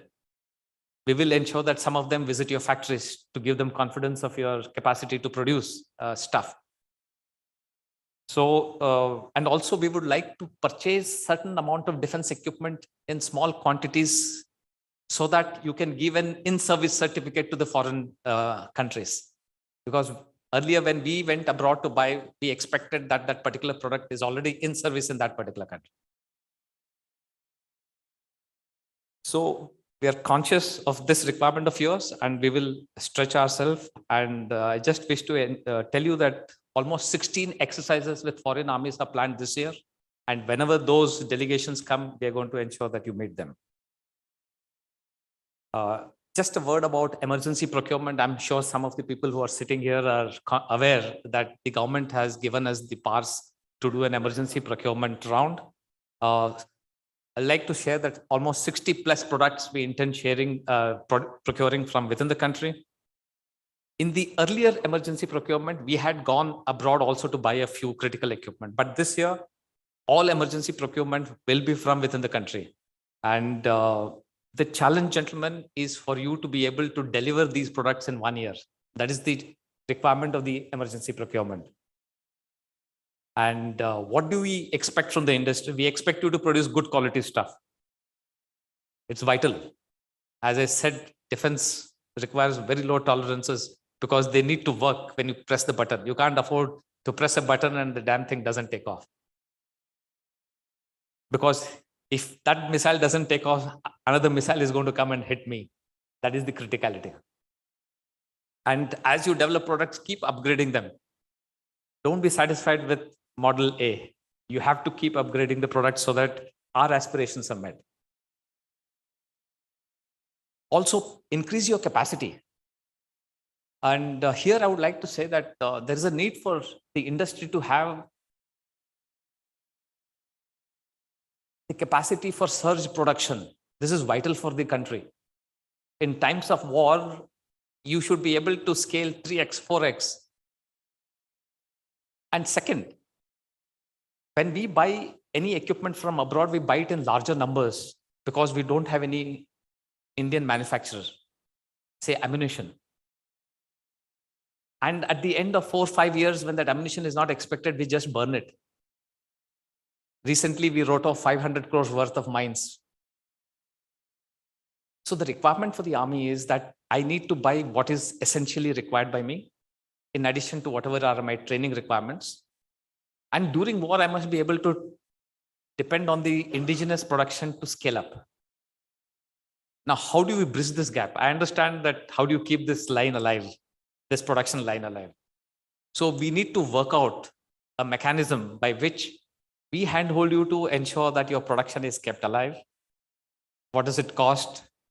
And how do we, negotiate this is something that we need to work forward so that when there is a war or when there is a conflict, we can depend on the industry to surge production and meet our aspirations. I'm coming to the end of my time, and I would just like to say that Indian Army has demonstrated its resolve and commitment to the Make in India program. It now remains for all of us, between you and us, to be able to translate this desire into action and products on ground. I'm very certain, having visited some of your industries, having met a lot of industrialists, that we are on that inflection point where our defense industry is ready for takeoff. In the end, my compliments to the PhD Chamber of Commerce and Industry for having got all of us together to make sense of Make in India program. I would like to end my remarks with a quote from our former President Ramnath Kovindji. I quote, "Atmanirbharta is neither protectionist or isolationist. It refers to a self-reliant India dealing with the world on its own terms," unquote. Thank you again, gentlemen.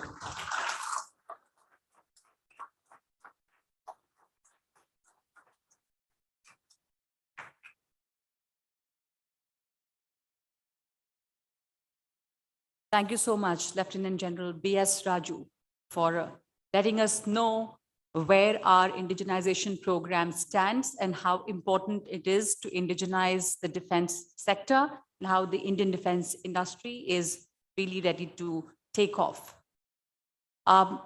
With that note, I would now request to play out a virtual message by Shri Rajnath Singh, Honorable Union Minister for Defense, Government of India. He was supposed to be present here. He had agreed to come here, but he could not because of his last-minute engagement.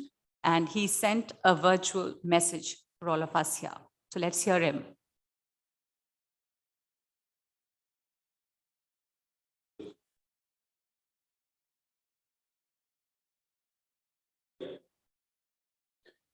यह बड़े हर्ष का विषय है कि PhD chamber of commerce and industry आज अपना 117वां annual session आयोजित कर रहा है।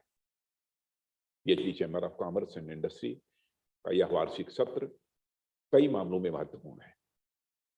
अमृतकाल में आयोजित हो रहा यह सत्र एक ओर आपकी अब तक की उपलब्धियों और कॉमर्स एंड इंडस्ट्री द्वारा फेस की गई अनेक चुनौतियों से निपटने में आपके प्रयासों को दिखाता है, वहीं दूसरी ओर यह अमृतकाल के आपके उद्देश्यों और विजन को भी तय करने का महत्वपूर्ण अवसर प्रदान करता है। पीएचडी सीसीआई इंडस्ट्री के हितों को सुरक्षित रखने और उन्हें नई ऊंचाइयों पर ले जाने वाले देश के सबसे पुराने चैम्बर्स में से एक है। इस चैम्बर ने प्री इंडिपेंडेंस, पोस्ट इंडिपेंडेंस और पोस्ट लिबरलाइजेशन के भारत को बड़ी नजदीक से देखा है।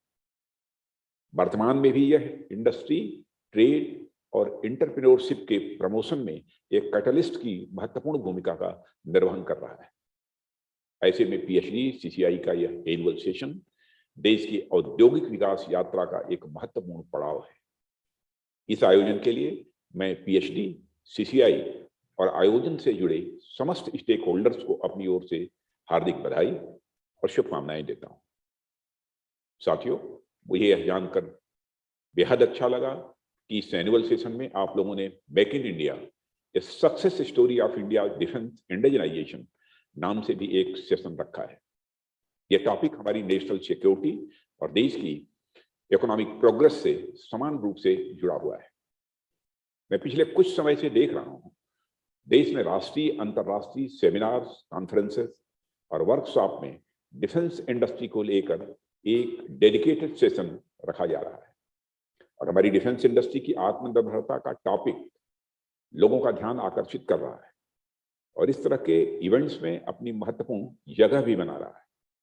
यह सेल्फ रिलायंट इंडिया के लक्ष्य को प्राप्त करने में सेल्फ रिलायंट डिफेंस इंडस्ट्री के महत्व और योगदान को भी दिखाता है। ऐसे में आप लोगों द्वारा इस टॉपिक पर डेडिकेटेड सेशन रखना न केवल प्रासंगिक है, बल्कि रक्षा क्षेत्र में पूर्ण आत्मनिर्भरता के लक्ष्य को प्राप्त करने और नेशनल सिक्योरिटी की मजबूत करने के प्रति आपके आग्रह को भी दर्शाता है। साथियों, देश का रक्षा मंत्री होने के नाते मैं अपनी बात नेशनल सिक्योरिटी और आज की थीम यानी इंडिया डिफेंस इंडियनाइजेशन पर ही रखूंगा। साथियों, किसी राष्ट्र की प्रगति में जो सर्वाधिक महत्वपूर्ण कंपोनेंट्स होते हैं, नेशनल सिक्योरिटी उनमें से एक है। राष्ट्र का सामाजिक, आर्थिक और सांस्कृतिक उत्थान बिना राष्ट्र की पूर्ण सुरक्षा के संभव नहीं हो सकता है। कोई मनुष्य कितना ही ज्ञानवान, धनवान या शील संस्कारवान क्यों न हो, पर जैसे वह शारीरिक सुरक्षा के अभाव में यानी बीमारी से ग्रस्त होकर अपना धन, बल और ऊर्जा खो बैठता है, उसी तरह राष्ट्र या समाज भी सुरक्षा के अभाव में अपना धन, वैभव और स्वाभिमान सब कुछ खो देता है। हमारा देश भारत स्वयं इसका एक बड़ा उदाहरण है। साथियों, भारत जैसा ज्ञानवान देश पूरे विश्व में अपना विशिष्ट स्थान रखता था। नालंदा, तक्षशिला जैसे प्रतिष्ठित विश्वविद्यालयों में दुनिया भर से लोग ज्ञान प्राप्त करने के लिए यहाँ आते थे। कला हो, साहित्य हो, संगीत हो, गणित हो, विज्ञान हो, अनेक क्षेत्रों में भारत ने दुनिया को राह दिखाई। और इसी तरह धन वैभव की दृष्टि से भी भारत दुनिया का सिरमौर था। सोने की चिड़िया कहे जाने वाला हमारे देश भारत ने लंबे समय तक विश्व की 1/4 जीडीपी के रूप में अपना योगदान दिया था। भारत किसी समय अपनी सुरक्षा व्यवस्था और रक्षा उत्पादन के लिए भी दुनिया में महत्वपूर्ण स्थान रखता था। मैं याद दिलाना चाहता हूं, मगध साम्राज्य के बारे में आप सभी अच्छी तरह जानते होंगे। उनकी विशाल सेना के शौर्य और पराक्रम के बारे में जानकर विश्व विजेता सिकंदर तक की सेना ने ब्यास नदी के आगे बढ़ने से मना कर दिया था। सागर सम्राट राजेंद्र चोल के बारे में कौन नहीं जानता, जिन्होंने अपनी नेवी के दम पर इंडोनेशिया, जावा और सुमात्रा तक अपने साम्राज्य का विस्तार किया था। साथियों, भारत केवल टेक्सटाइल और स्पाइसेस का ही व्यापारी नहीं रहा था, बल्कि आयरन इंडस्ट्री और शिप बिल्डिंग के क्षेत्र में भी इसे महारत हासिल थी। ये दोनों ही उद्योग सुरक्षा और आर्थिक समृद्धि दोनों ही क्षेत्रों से समान रूप से जुड़े थे। और भारत के ज्ञान और आर्थिक समृद्धि के चलते 2000 वर्ष पूर्व ग्रीक हिस्टोरियन स्ट्रेबो ने the greatest of all Nations and the happiest in Lord कहकर भारत को परिभाषित किया था। पर कुछ ऐतिहासिक कारणों से भारतीय समाज के बीच एकता का ह्रास हुआ, उनकी सुरक्षा की कड़ी कमजोर पड़ी और भारत को सदियों तक के लिए गुलामी का ग्रहण लग गया। और ग्रहण की छाया ऐसी कि भारत की आजादी के बाद तक भी उसका असर बरकरार रहा। साथियों, देश की आजादी के बाद होना तो यह चाहिए था कि हम अपने डिफेंस सेक्टर को मजबूत बनाते, आत्मनिर्भर बनाते। पर कुछ नीतिगत कारणों से, राजनीतिक इच्छा शक्ति के अभाव से, टेक्नोलॉजी के अभाव से हम इस सेक्टर में काफी पीछे रह गए। इस विषय पर मैं बहुत गहराई में तो नहीं जाऊंगा, उससे आप सभी अवगत होंगे ही। पर मैं कहना यह चाहता हूं कि हमारा डिफेंस सेक्टर उतना आगे न बढ़ सका जितना कि बढ़ सकता था।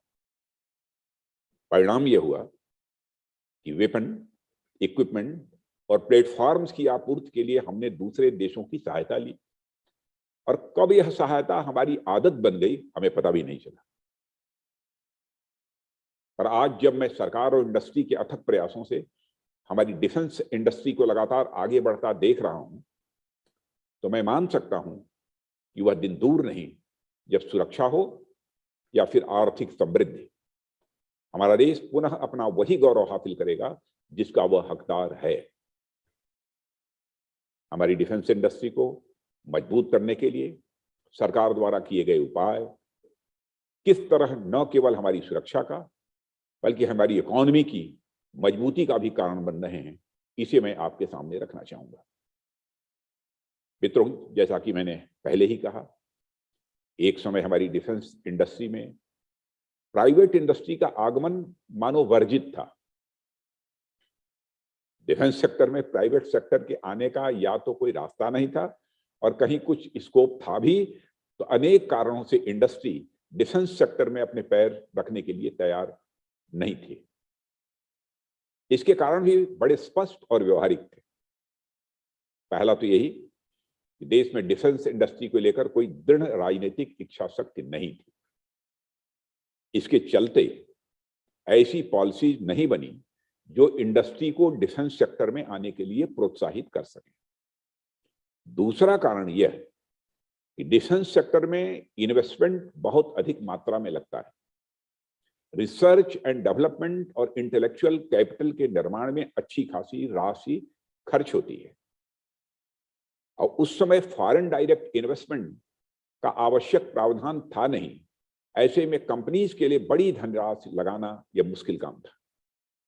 तीसरा, डिफेंस कंपनीज का जेस्टेशन पीरियड काफी लंबा होता है और इतनी अवधि तक अनेक कंपनीज की सरवाइव करने की क्षमता नहीं रहती है और इसी तरह मार्केट की अवेलेबिलिटी भी एक कारण है जिसके चलते हमारी इंडस्ट्री डिफेंस सेक्टर में आने से कतराती थी। पर मुझे कहते हुए खुशी होती है कि पिछले 7-8 सालों में सरकार ने इन प्रॉब्लम्स को आइडेंटिफाई किया और चुन चुनकर इनको दूर करने का सफल प्रयास किया, जिनके परिणाम आज हमारे सामने हैं। पिछले कुछ समय में हमारी सरकार ने प्राइवेट इंडस्ट्री के मामले में एक इनक्यूबेटर, कैटलिस्ट, कंज्यूमर और फैसिलिटेटर की एक साथ भूमिका निभाई है। रक्षा मंत्रालय द्वारा सरकार के मेक इन इंडिया और आत्मनिर्भर भारत इनिशिएटिव्स के तहत चले आ रहे पुराने ट्रेडिशंस को बदलने और एक मैन्युफैक्चरिंग क्लाइमेट का निर्माण करने के लिए अनेक कदम उठाए गए हैं, जिसमें पब्लिक और प्राइवेट सेक्टर मिलकर अपनी अपनी क्षमताओं के अनुरूप काम कर सकें। साथियों, सरकार द्वारा पिछले वर्षों में कई दूरगामी रिफॉर्म्स किए गए हैं जो हमारी डिफेंस प्रोडक्शन और प्रोक्योरमेंट पॉलिसीज के लगभग सभी एस्पेक्ट्स को छूते हैं। सरकार ने प्राइवेट इंडस्ट्री को मजबूत करने के लिए उन्हें गवर्नमेंट लैब्स के एक्सेस उपलब्ध कराए। हमने डीआरडीओ के माध्यम से जीरो फी पर ट्रांसफर ऑफ टेक्नोलॉजी, सैकड़ों की संख्या में पेटेंट्स का फ्री एक्सेस, टेस्ट फैसिलिटीज का एक्सेस और अपफ्रंट फंडिंग जैसी सुविधाएं प्रारंभ की और प्राइवेट सेक्टर को सुटेबल ग्रोथ एनवायरनमेंट भी प्रदान किया। इन सबका परिणाम यह हुआ है कि पिछले कुछ समय में बड़ी संख्या में प्राइवेट कंपनी डिफेंस सेक्टर से जुड़ी हैं और लगातार जुड़ती ही जा रही हैं।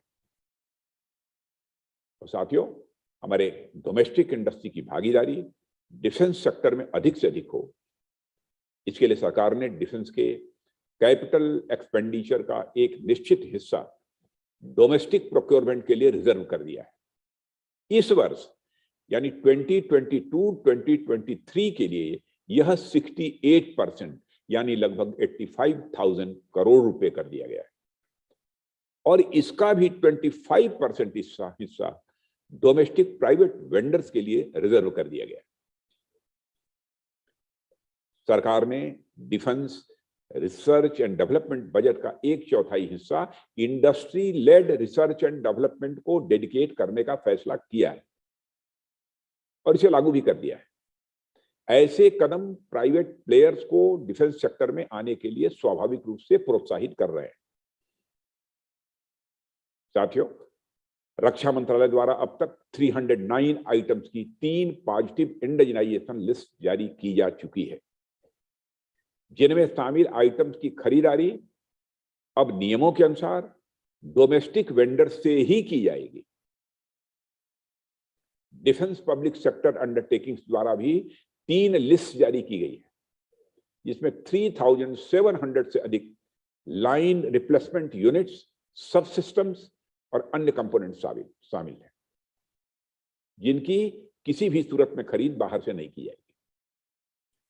इसके अतिरिक्त एफडीआई की लिमिट को बढ़ाकर ऑटोमेटिक रूट से 74%, और विशेष मामलों में गवर्नमेंट रूट द्वारा 100% तक करने और इनोवेटर्स और स्टार्टअप्स को प्रोत्साहित करने के लिए आईडेक्स नामक इनिशिएटिव की लॉन्चिंग, उत्तर प्रदेश और तमिलनाडु में 2 डिफेंस इंडस्ट्रियल कॉरिडोर शुरू करने, ऑर्डिनेंस फैक्ट्री बोर्ड को कारपोरेटाइज करने जैसे अनेक कदम सरकार ने उठाए हैं, जो हमारी आर्म फोर्सेस, हमारी इंडस्ट्री, स्टार्टअप्स और इनोवेटर्स सभी के लिए विन विन सिचुएशन क्रिएट करती हैं।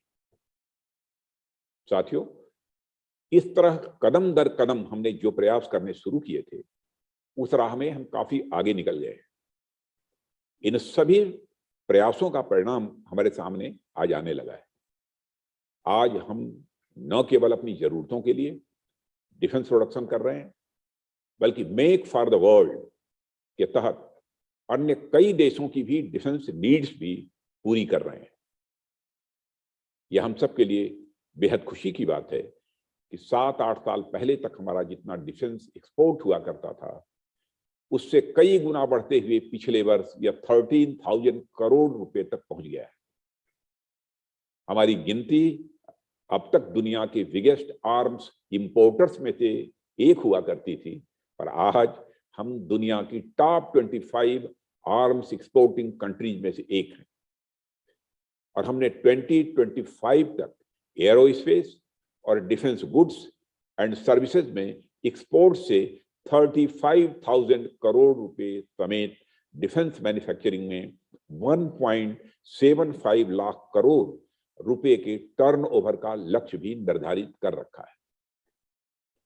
और इस लक्ष्य को प्राप्त करने में हमारे ये प्रयास निश्चित ही बहुत सहायक होंगे, ऐसा मेरा पूरा विश्वास है। साथियों, इंडियन डिफेंस सेक्टर एक अपार संभावनाओं वाला क्षेत्र बनकर उभरा है। देश विदेश की कंपनीज को इसमें अवसर दिखाई दे रहे हैं और वे बड़े उत्साह के साथ इस सेक्टर में अपने कदम आगे बढ़ा रहे हैं। इस राह में मैं PhD chamber of commerce and industry की भूमिका को भी आश्वान्वित होकर मैं देखता हूं। PHDCCI का एक विशाल परिवार है, जिसके अनेक नेशनल और इंटरनेशनल मेंबर्स हैं, और यह परिवार आज इंडियन इंडस्ट्री के रिप्रेजेंटेटिव और एम्बेसडर के रूप में हमारे सामने है। आपकी जड़ें देश विदेश में दूर दूर तक फैली हुई हैं। आप तमाम देशी विदेशी कंपनी से संवाद करके उन्हें इंडियन डिफेंस इंडस्ट्री से जोड़ने में अपनी भूमिका का निर्वाह कर सकते हैं। इन दोनों के बीच एक ब्रिज का कार्य करके आप इंडियन डिफेंस इंडस्ट्री को नई ऊंचाइयों तक पहुंचाने में अपना महत्वपूर्ण योगदान दे सकते हैं। साथियों, हमने अपनी in house research and development शुरू करने के साथ साथ अनेक फॉरेन एंटिटीज के साथ मैन्युफैक्चरिंग के क्षेत्र में कोलैबोरेशन किया है और नो हाउ की ओर तेजी से आगे बढ़े। पर अब हमें डिजाइन के क्षेत्र में ट्रांसफर ऑफ टेक्नोलॉजी की तरफ आगे बढ़ना है, जो हमें नो वाई की तरफ ले जाता है। और यही किसी इंडस्ट्री की असली ताकत होती है। और इस ताकत को उजागर करने में PHDCCI अपनी अहम भूमिका निभा सकता है। मैं इस मंच के माध्यम से आपसे और डिफेंस सेक्टर की कंपनी से आग्रह करता हूं कि आप सब अपनी पूरी ताकत के साथ सामने आए, नए नए इन्वेस्टमेंट करें, रिसर्च एंड डेवलपमेंट में और अधिक जोर लगाएं और अपने पूरे पोटेंशियल को हार्नेस करते हुए इंडियन डिफेंस इंडस्ट्री को नई ऊंचाइयों पर ले जाएं।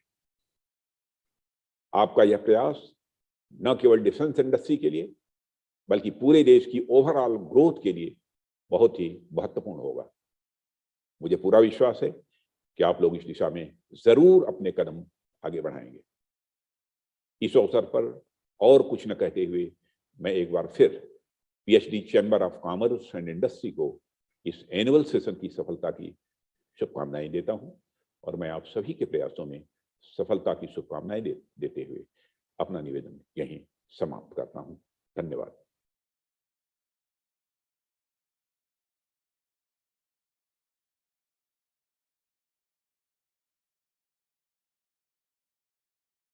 बहुत बहुत शुक्रिया है श्री राजनाथ सिंह जी का, माननीय रक्षा मंत्री, जिन्होंने अपने व्यस्त कार्यक्रम के बावजूद आज तमाम बातें की वर्चुअली ही सही, लेकिन वर्चुअल जो है वो हम सब जानते हैं कि आज की दुनिया की हकीकत है, तो बहुत शुक्रगुजार है कि वो हमसे बात कर पाए, संबोधित कर पाए।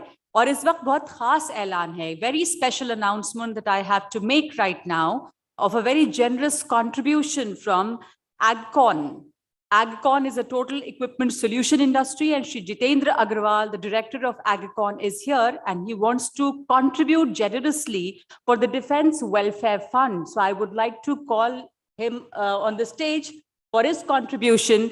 And before you please come up on the stage, sir, but I would also like to inform you that he's already, this company has contributed about 25 lakhs earlier to the PM Care Fund on the 17th September, 25 lakhs also for the Swachh Bharat Abhiyan, and his latest contribution is for the defense welfare, a contribution of 25 lakh rupees. So thank you so much for that generous contribution, and a very big round of applause from all of us for this very, very generous. He's also a member of the PHDCCI, by the way. It's a very proud moment for the PHDCCI. Another round of applause for that contribution. It's a very generous contribution for the welfare of our armed forces, the defense welfare. So this is the AgCon Equipment International Private Limited. Shri Jitendra Agarwal is the director, and the contribution that he has made for the defense welfare is a very generous contribution. Thank you so much for that gesture. And now, time for the concluding remarks and the vote of thanks by Shri Saket Dalmia, the Senior VP, PHDCCI.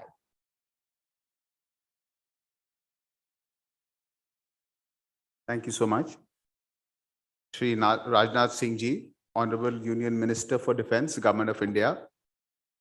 Lieutenant General B.S. Raju Ji, UYSM, AVSM, YSM, Vice Chief of Army Staff. Dr. Adrian Hack, Director, India Office, CAS. Shri Pradeep Mutani Ji, our dear President. Shri Sanjeev Agarwal Ji, our Vice President. Our SG, Saurabh Sanyal Ji, His Excellencies, respected former presidents, and all dignitaries. Thank you so much for this amazing session. On behalf of the PhD Chamber of Commerce and Industry and myself, it gives us great pleasure to propose a vote of thanks to Shri Rajnath Singh Ji. Sir, I wish that you were here physically, because I know that you are a big propagator for the PhD Chamber of Commerce for several years now.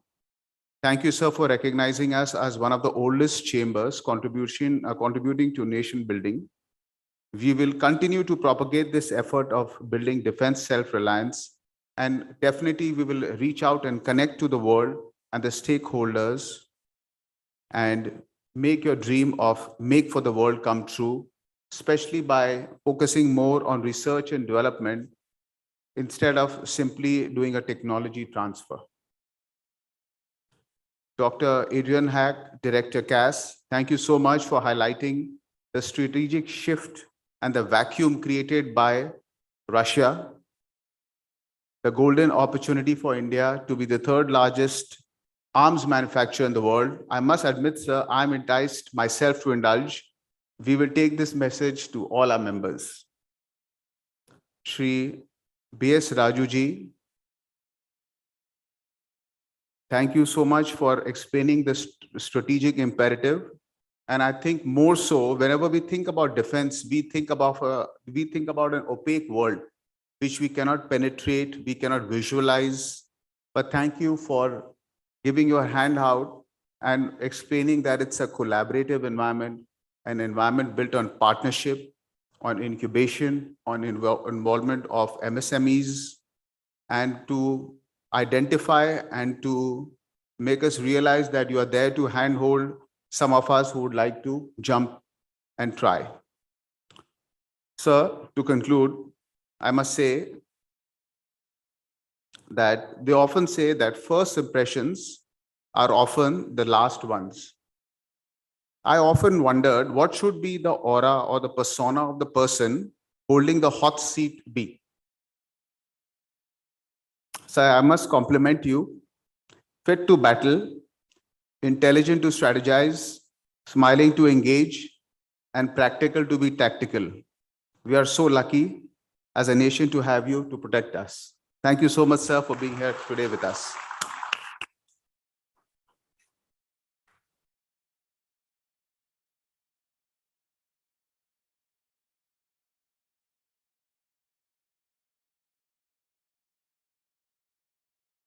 So thank you everyone. Thank you for this wonderful session. And we all got to know a lot more about the indigenization in the defense sector. Thanks a lot. Time for the group photograph now on stage, after which we are breaking for the lunch. So enjoy the lunch and we shall meet for the next session after that.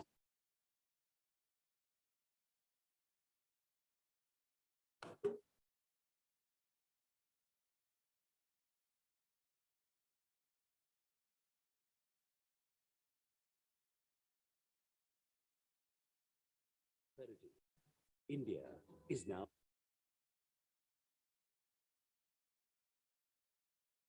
Please enjoy your lunch, but let me remind you, all of us should gather here in another 45 minutes for us to begin the next session. Thank you so much.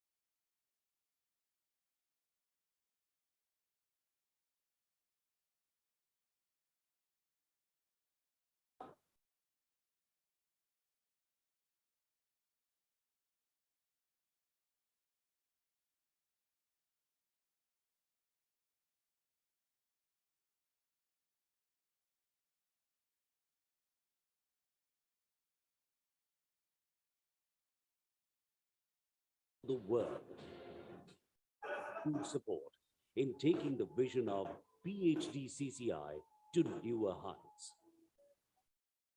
Intertwined with an eternal philosophy of affinity and prosperity, India is now one of the fastest growing big economies. It is a perfect melting pot of aim and ambition from where a future is rising to inspire the whole world. Propelled by the vision of the Honorable Prime Minister of India, standing in its 75th year of independence, India is poised to resurge its era of growth, greatness, and preeminence.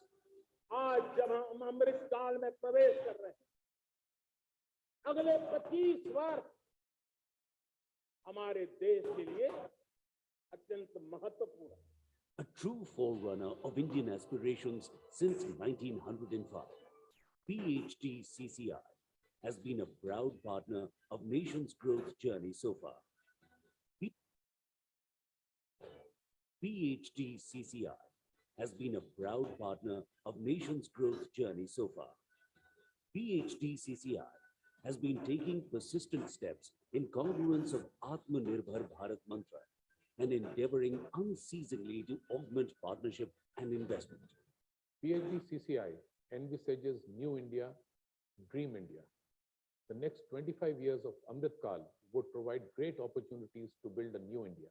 The economy will attain its potential growth rate of double digits, becoming the third largest economy in world ecosystem. The manufacturing sector will be globally competitive, and the manufacturing exports will shift from USD billions to USD trillions every year.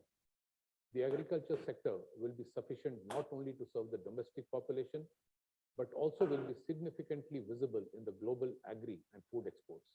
We envisage a new India where millions of jobs are created for the growing young population and socio-economic development of the nation, which is moving to a developed economy. Our commitment is part of our legacy, keenly directing the interests of business and merchandise community of India, while working in tandem with the government and policymakers. Our legacy has been a continued chronicle of meaningful contribution towards taking the nation on the path of prosperity. PHDCCI, acting as the voice of industry and trade, reaching out to more than 150,000 large, medium, and small industries, and is one of the premier chambers in India to have been accredited with Diamond Grade by NABIT QCI, playing its role of a policy advocator and extending best support to the industry stakeholders. PHDCCI regularly interacts with the decision makers from central and state governments on all issues having bearing on industry, trade, and commerce, and offers an opportunity to its members to be a part of the delegation for such interactions.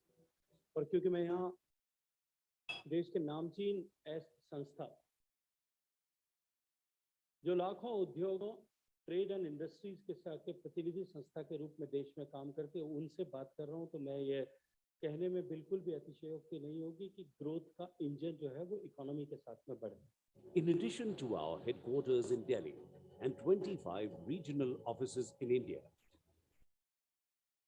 PHDCCI at the global level, the Chamber has been working with the embassies and high commissions in India and overseas to bring in the international best practices and business opportunities. With the in-house expertise, PHDCCI offers advisory services to Indian industries on most aspects of their business and have separate MSME cell, an IPR facilitation center in Delhi, and regional offices providing services to MSMEs and other members. PHDCCI offers state-of-the-art conferencing facilities like auditoriums, conference rooms, boardrooms, and meeting rooms in its own offices located in Delhi, Chandigarh, Lucknow, and Jaipur. As India marches ahead from a developing economy to a developed one, proactive and inclusive governance coupled with resilient entrepreneurship will be the key drivers of making India the most preferred destination for business. Collaboration, cooperation, and holistic participation amongst the government, industry, and its people are the cornerstones to enable India in this journey. PHDCCI, ideally positioned as the apex middle market chamber, representative of 70% MSME entities as members, spreading over 150,000 companies across 16 states and 4 union territories, is well poised to be one of the key growth enablers in the country's accelerated economic development initiative. PHDCCI provides opportunities to be a part of expert committees, task forces, wherein views of the chamber are formulated on topical issues through deliberations in these committees or task forces and shared with the government for favorable consideration. PHD Chamber provides excellent networking opportunities with government officials, diplomats, leading names from all spheres of life, including business peers. PHDCCI has a bouquet of services to energize the industry and boost business growth. Some of them are certification services, energy audit services, Center for International Arbitration and Mediation, PCIAM, and Water Audit Center. We have been contributing in 8 thrust areas, that is, industrial development, education and skill development, infrastructure development, green energy, agribusiness and food processing, indigenization in defense manufacturing, Ayush and health and digital India. PhD Chamber opines that the allocation of 100 trillion for Gati Shakti for building a foundation for integrated infrastructure growth will surely speed up economic recovery. This increased spending on infrastructure will have a multiplier effect to rejuvenate the aggregate demand in the economy, particularly for sectors such as cement, metal, power, and more importantly, also generate jobs. The Gati Shakti Master Plan is expected to boost infrastructure by integrating key modes of transportation, railways, highways, inland waterways, and airports, thereby reducing logistic costs. PHDCCI continuously contributes towards structural improvements in export and logistics infrastructure, supply chain management, and value chains of MSMEs and startups, and simplification of various export incentive schemes, with the aim to push the growth trajectory of exports to the next level. Enhancing India's export competitiveness along with catalyzing diversification of export markets have been priorities for us during the ongoing Amrit Mahotsav. I would like to compliment PhD Chamber that they are organizing this program so that there is greater awareness. And if I can leave a little task, that do seek opinion of people so that if we want to inject something better into the system, which we can. The Chamber has been a thought leader, and more than 40% of the representations sent by the Chamber have been accepted by the government. Thanks to the massive infusion of funds announced by our Prime Minister Sri Narendra Modi, rupees 30 lakh crores under the Atmanirbhar Bharat Abhiyan for various segments of the economy, and rupees 100 lakh crores for infrastructure Gati Shakti Master Plan. The PHDCCI has organized more than 600 national and international events and conferences in virtual, physical, as well as hybrid modes. Some of the flagship events organized by PhD Chambers includes post-budget interactive session on implications of Union Budget 2022-23. India shall be the fastest growing economy among the large economies. I'm sure it'll also be because you have come forward. Second International Conference on Defense and Security in association with the Ministry of MSME Government of India. Standalone session on geopolitical spillovers and Indian economy with Dr. M.D. Patra, Deputy Governor, Reserve Bank of India. It would be remiss of me to go further without mentioning that I have actually been in touch with the PhD Chamber of Commerce and Industry for almost 20 years. Figure in our survey of professional forecasters, the RBI conducts a survey of everyone who forecasts, and their work figures very prominently. Actually, they figure in what we call the fan chart. We have a fan chart around a projection which describes the balance of risks. 37th edition of Ambassadors Meet 2022 with the theme Fostering International Economic Cooperation. International Climate Summit 2022, an initiative of the Indo-Norwegian Partnership, was organized by the PhD Chamber of Commerce and Industry and Greenstat AS in Bergen, Norway, in partnership with Invest India. The India-centric summit focused especially on exploring opportunities for green hydrogen in India. The event received extensive coverage from media houses in India and Norway. PHDCCI organized Education Summit 2022 at PhD House, New Delhi. Chief guest, Dr. Jitendra Singh, Honorable Minister of State, Independent Charge, Science and Technology and Earth Sciences, Government of India. An interactive session with members of Parliament on ease of doing business in India. States Policy Conclave 2021 on the macroeconomic resilience of the states in the pandemic times, and release of PHDCCI report on the role of states in making Atmanirbhar Bharat. I once again congratulate PhD Chambers of Commerce for selecting this very appropriate theme for discussion today, and also thankful to them for inviting me here. And I must acknowledge without hesitation that PhD Chamber has been always playing a leading role in the trade, development and growth journey of India, and always ready to promptly take up the new trends that emerge, which is also evident from the fact that we are today under one roof here to discuss the subject of startups.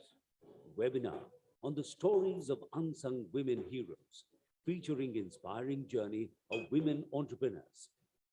PHDCCI organized the Transgender Leadership Conclave, a first of its kind conclave done by any Chamber of Commerce, which emphasizes on the need of diversity inclusion in the society. PHDCCI organized the first lecture of Netaji Subhash Chandra Bose Memorial Lecture Series. The chief guest was Sri G. Kishan Reddy, Honorable Union Minister of Tourism, Culture and DONER, Government of India, towards exchanging insights and deliberate on the growth of key sectors of the country. PHDCCI delegates have several call-on meetings, including Honorable Vice President of India, Sri Jagdeep Dhankar, and meetings with Honorable Raksha Mantri, Sri Rajnath Singh, Honorable Commerce and Industry Minister, Sri Piyush Goyal, and other Union Cabinet Ministers, Ministers of States, Chief Ministers, and other prominent dignitaries. PHDCCI is appreciated by everyone for their commendable endeavor in policy advocacy, upliftment of Indian industry, contribution to expansion of bilateral trade and social work. This year also presented occasions to welcome some of the prominent personalities from different fields, and PHDCCI has leveraged these occasions for widening the horizon of knowledge. PHDCCI has signed numerous MOUs with the aim to establish and develop effective links between the business communities to promote mutual trade and investment, and also facilitate interaction between the members to improve cooperation to achieve an inclusive growth for the nation. We have also been simultaneously enriching the lives of billions of fellow citizens through our CSR IMR platform. The two foundations, namely FWF and RDF, represent our deep dedication through their interventions for environment protection and well-being of marginalized population. The double shock of COVID-19 crisis and Russia-Ukraine war has led to rising risks to global economy. However, Indian economy is projected to grow at the fastest rate as compared to the other leading economies in the world.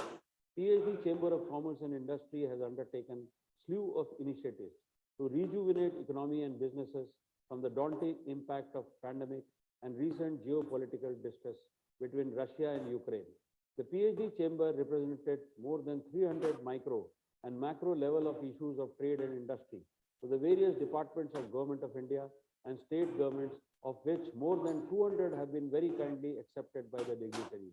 Make in India brings infinite opportunities for Indian manufacturers to fulfill the domestic demand and meet international quality standards of the products. At this historical juncture of India's emergence, which are being celebrated as Azadi Ka Amrit Mahotsav, the PhD Chamber stands like a pillar of strength for the industry and in solidarity with the government to make in India for the world.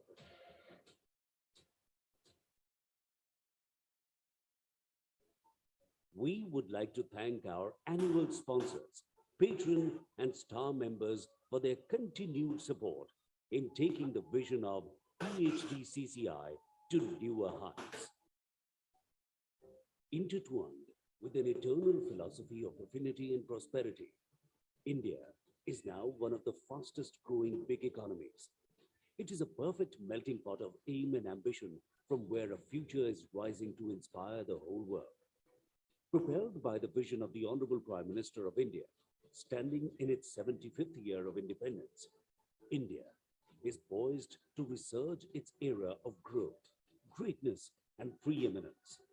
आज जब हम अमृत काल में प्रवेश कर रहे हैं, अगले 25 वर्ष हमारे देश के लिए अत्यंत महत्वपूर्ण है. A true forerunner of Indian aspirations since 1905, PHDCCI has been a proud partner of nation's growth journey so far. PHDCCI has been taking persistent steps in congruence of Atmanirbhar Bharat mantra and endeavoring unceasingly to augment partnership and investment. PHDCCI envisages New India, Dream India. The next 25 years of Amrit Kal would provide great opportunities to build a new India. The economy will attain its potential growth rate of double digits, becoming the third largest economy in world ecosystem. The manufacturing sector will be globally competitive, and the manufacturing exports will shift from USD billions to USD trillions every year. The agriculture sector will be sufficient not only to serve the domestic population, but also will be significantly visible in the global agri and food exports. We envisage a new India where millions of jobs are created for the growing young population and socio-economic development of the nation, which is moving to a developed economy. Our commitment is part of our legacy, keenly directing the interests of business and merchandise community of India, while working in tandem with the government and policymakers. Our legacy has been a continued chronicle of meaningful contribution towards taking the nation on the path of prosperity. PHDCCI, acting as the voice of industry and trade, reaching out to more than 150,000 large, medium, and small industries, and is one of the premier chambers in India to have been accredited with Diamond Grade by NABIT QCI, playing its role of a policy advocate and extending best support to the industry stakeholders. PHDCCI regularly interacts with the decision makers from central and state governments on all issues having bearing on industry, trade, and commerce, and offers an opportunity to its members to be a part of the delegation for such interactions. और क्योंकि मैं यहाँ देश के नामचीन संस्था जो लाखों उद्योगों, ट्रेड एंड इंडस्ट्रीज के साथ के प्रतिनिधि संस्था के रूप में देश में काम करते हैं, उनसे बात कर रहा हूं, तो मैं ये कहने में बिल्कुल भी अतिशयोक्ति नहीं होगी कि ग्रोथ का इंजन जो है वो इकोनॉमी के साथ में बढ़े. In addition to our headquarters in Delhi and 25 regional offices in India,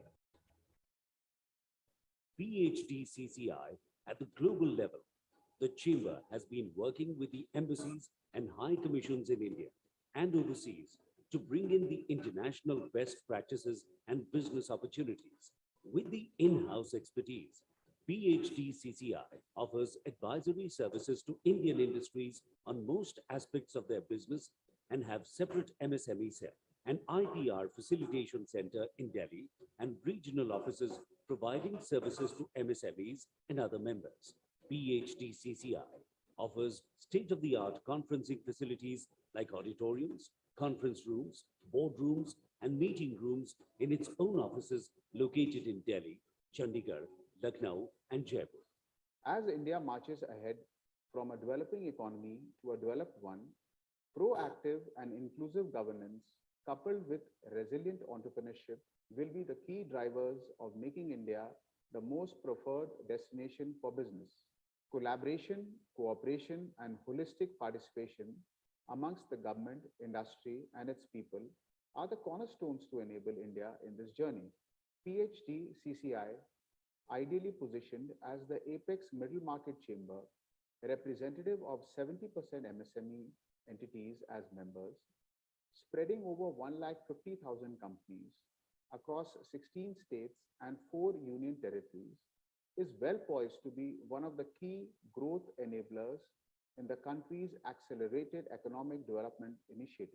PHDCCI provides opportunities to be a part of expert committees, task forces, wherein views of the chamber are formulated on topical issues through deliberations in these committees or task forces and shared with the government for favorable consideration. PHD Chamber provides excellent networking opportunities with government officials, diplomats, leading names from all spheres of life, including business peers. PHDCCI has a bouquet of services to energize the industry and boost business growth. Some of them are certification services, energy audit services, Center for International Arbitration and Mediation, PCIAM, and Water Audit Center.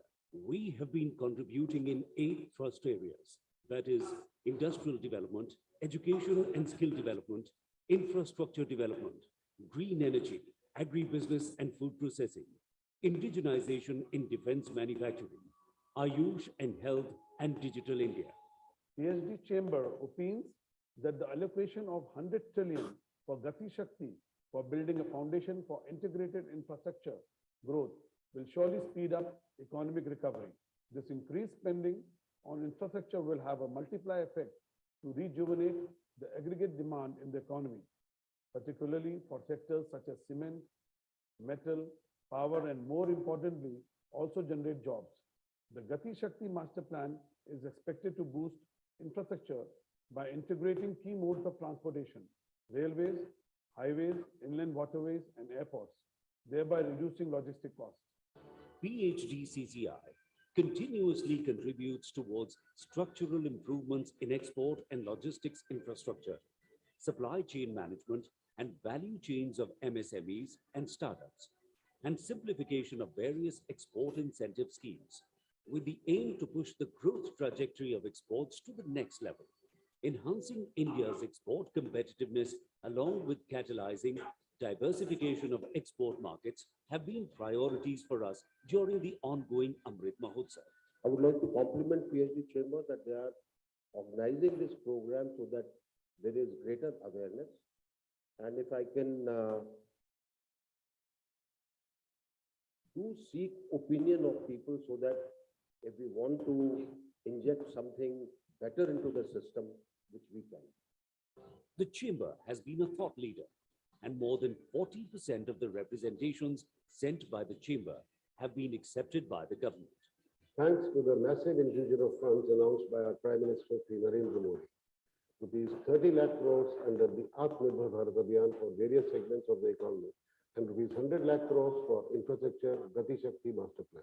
The PHDCCI has organized more than 600 national and international events and conferences in virtual, physical, as well as hybrid modes. Some of the flagship events organized by PhD Chambers includes post-budget union budget. India shall be the fastest growing economy among the large economies. I'm sure it'll also be because you have come forward. Second International Conference on Defense and Security in association with the Ministry of MSME Government of India. Standalone session on geopolitical spillovers and Indian economy with Dr. M.D. Patra, Deputy Governor, Reserve Bank of India. It would be remiss of me to go further without mentioning that I have actually been in touch with the PhD Chamber of Commerce and Industry for almost 20 years. Figure in our survey of professional forecasters, the RBI conducts a survey of everyone who forecasts, and their work figures very prominently. Actually, they figure in what we call the fan chart. We have a fan chart around our projection which describes the balance of risks. 37th edition of Ambassadors Meet 2022 with the theme Fostering International Economic Cooperation. International Climate Summit 2022, an initiative of the Indo-Norwegian Partnership.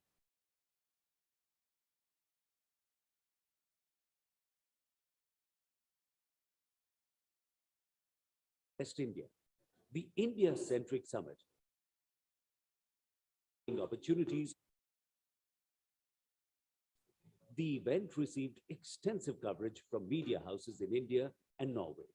PHDCCI organized Education Summit 2022 at PhD House, New Delhi. Chief guest, Dr. Jitendra Singh, Honorable Minister of State, Independent Charge, Science and Technology and Earth Sciences, Government of India. An interactive session with members of Parliament on ease of doing business in India. States Policy Conclave 2021 on the macroeconomic resilience of the states in the pandemic times, and release of PHDCCI report on the role of states in making Atmanirbhar Bharat. I once again congratulate PhD Chambers of Commerce for selecting this very appropriate theme for discussion today, and also thankful to them for inviting me here. And I must acknowledge without hesitation that PhD Chamber has been always playing a leading role in the trade, development and growth journey of India, and always ready to promptly take up the new trends that emerge, which is also evident from the fact that we are today under one roof here to discuss the subject of startups. Webinar on the stories of unsung women heroes, featuring inspiring journey of women entrepreneurs. PHDCCI organized the Transgender Leadership Conclave, a first of its kind conclave done by any Chamber of Commerce, which emphasizes on the need of diversity inclusion in the society. PHDCCI organized the first lecture of Netaji Subhash Chandra Bose Memorial Lecture Series. The chief guest was Sri G. Kishan Reddy, Honorable Union Minister of Tourism, Culture and DONER, Government of India, towards exchanging insights and deliberate on the growth of key sectors of the country.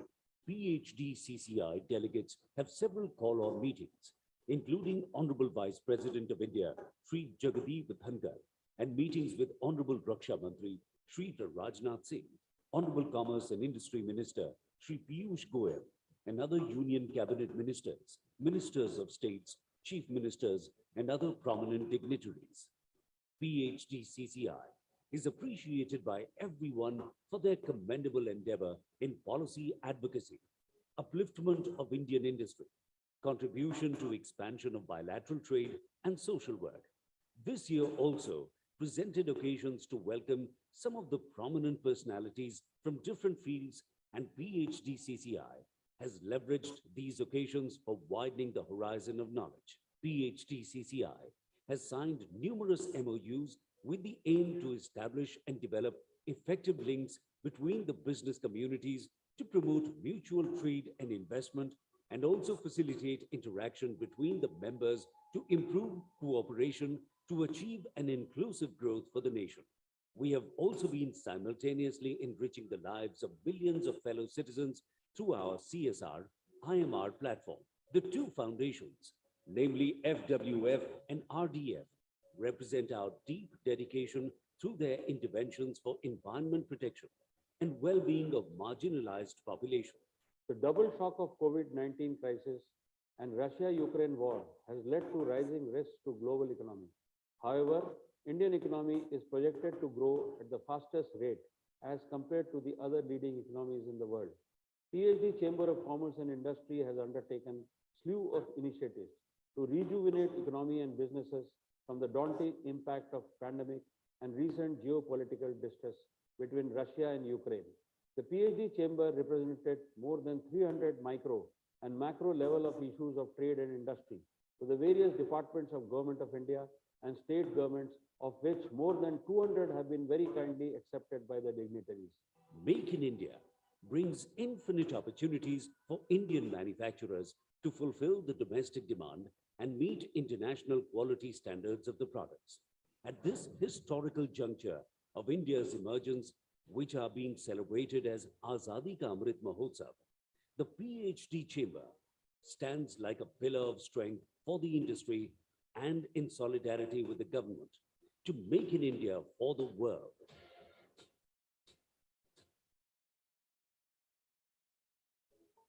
We would like to thank our annual sponsors, patron and star members for their continued support in taking the vision of PHDCCI to newer heights.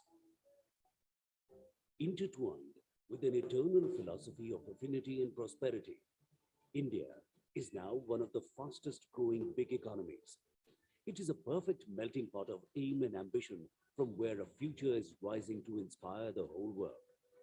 Propelled by the vision of the Honorable Prime Minister of India, standing in its 75th year of independence, India is poised to resurge its era of growth, greatness, and preeminence. आज जब हम अमृत काल में प्रवेश कर रहे हैं, अगले 25 वर्ष हमारे देश के लिए अत्यंत महत्वपूर्ण है. A true forerunner of Indian aspirations since 1905, PHDCCI has been a proud partner of nation's growth journey so far. PHDCCI has been taking persistent steps in congruence of Atmanirbhar Bharat mantra and endeavoring unceasingly to augment partnership and investment. PHDCCI envisages New India, Dream India. The next 25 years of Amrit Kal would provide great opportunities to build a new India. The economy will attain its potential growth rate of double digits, becoming the third largest economy in world ecosystem. The manufacturing sector will be globally competitive, and the manufacturing exports will shift from USD billions to USD trillions every year.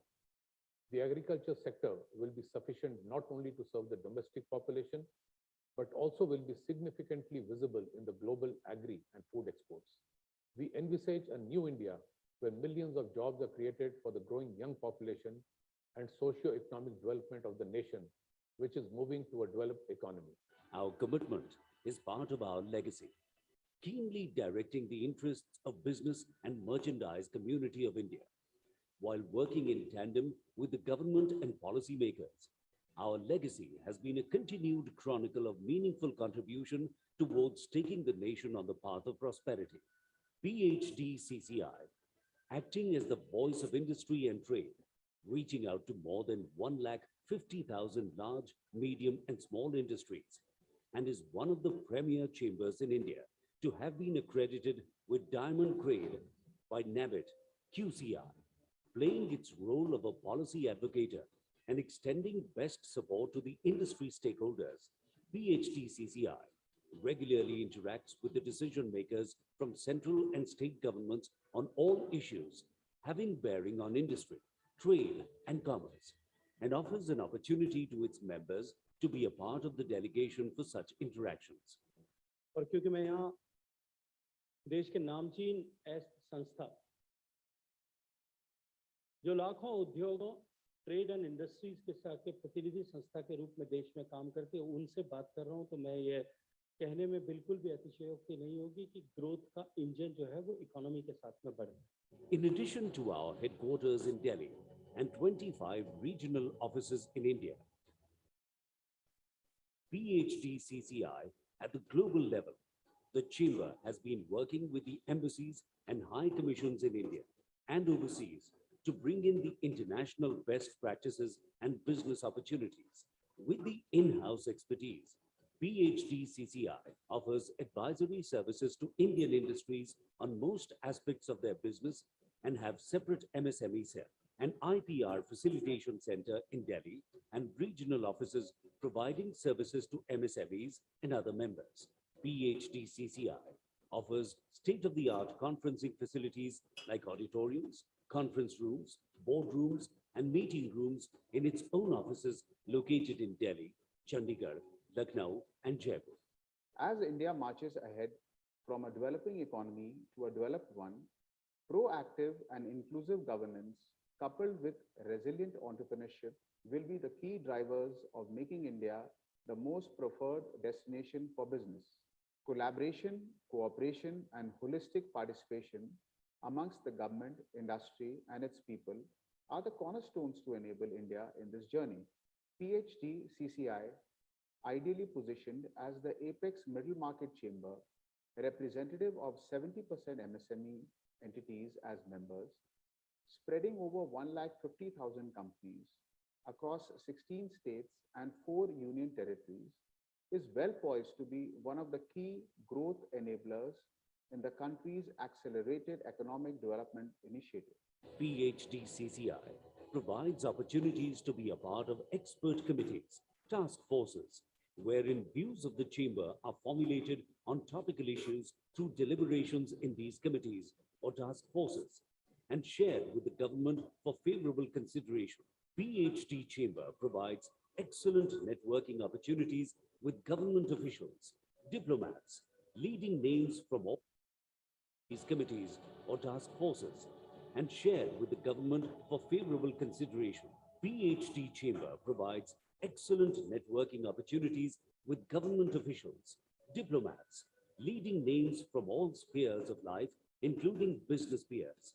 PHDCCI has a bouquet of services to energize the industry and boost business growth. Some of them are certification services, energy audit services, Center for International Arbitration and Mediation, PCIAM, and Water Audit Center. We have been contributing in 8 trust areas: that is, industrial development, education and skill development, infrastructure development, green energy, agribusiness and food processing, indigenization in defense manufacturing, Ayush and health and digital India. PhD Chamber opines that the allocation of 100 trillion for Gati Shakti for building a foundation for integrated infrastructure growth will surely speed up economic recovery. This increased spending on infrastructure will have a multiplier effect to rejuvenate the aggregate demand in the economy, particularly for sectors such as cement, metal, power, and more importantly, also generate jobs. The Gati Shakti Master Plan is expected to boost infrastructure by integrating key modes of transportation, railways, highways, inland waterways, and airports, thereby reducing logistic costs. PHDCCI continuously contributes towards structural improvements in export and logistics infrastructure, supply chain management, and value chains of MSMEs and startups, and simplification of various export incentive schemes, with the aim to push the growth trajectory of exports to the next level. Enhancing India's export competitiveness along with catalyzing diversification of export markets have been priorities for us during the ongoing Amrit Mahotsav. I would like to compliment PhD Chamber that they are organizing this program so that there is greater awareness. And if I can leave a little task, that do seek opinion of people so that if we want to inject something better into the system, which we can. The Chamber has been a thought leader, and more than 40% of the representations sent by the Chamber have been accepted by the government. Thanks to the massive infusion. 1, 2, 3, 4, yeah. Hello and welcome back, everyone. I hope everyone has had a good lunch, and it's time now to settle down and begin the next round of our sessions. We still have some very interesting sessions because we're going to talk about how to build globally competitive companies, and that's something that's going to interest all of you, I'm sure, since most of you are from the industry, from companies and into business. So that's going to be something really interesting. As soon as possible, if all of you may take your seats. Quickly have this session, na? Hardeep Puri. This is what I'm going to, yeah. Sorry, 1 second.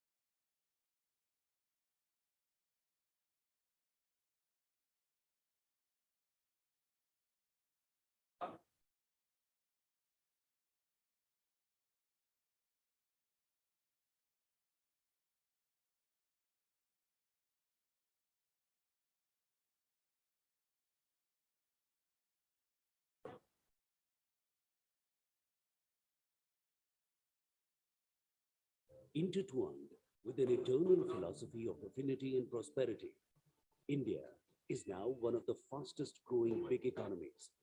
It is a perfect melting pot of aim and ambition from where a future is rising to inspire the whole world. Propelled by the vision of the Honorable Prime Minister of India, standing in its 75th year of independence, India is poised to resurge its era of growth, greatness, and preeminence. आज जब हम अमृत काल में प्रवेश कर रहे हैं, अगले 25 वर्ष हमारे देश के लिए अत्यंत महत्वपूर्ण है. A true forerunner of Indian aspirations since 1905, PHDCCI has been a proud partner of nation's growth journey so far. PHDCCI has been taking persistent steps in congruence of Atmanirbhar Bharat mantra and endeavoring unceasingly to augment partnership and investment. PHDCCI envisages New India, Dream India.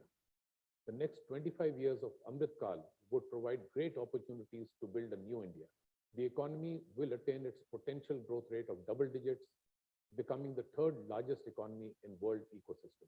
The manufacturing sector will be globally competitive, and the manufacturing exports will shift from USD billions to USD trillions every year. The agriculture sector will be sufficient not only to serve the domestic population, but also will be significantly visible in the global agri and food exports. We envisage a new India where millions of jobs are created for the growing young population and socio-economic development of the nation, which is moving to a developed economy.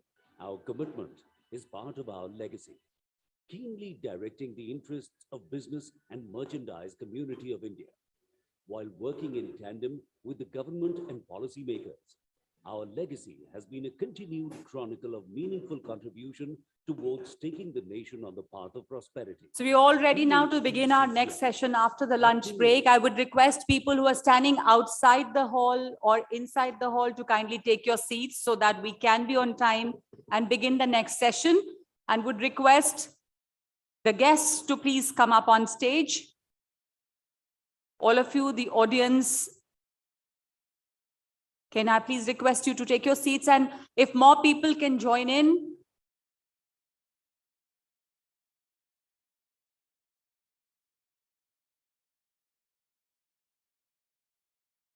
Thank you so much. We're waiting for some more people, but we're going to begin this session so that we can be on time.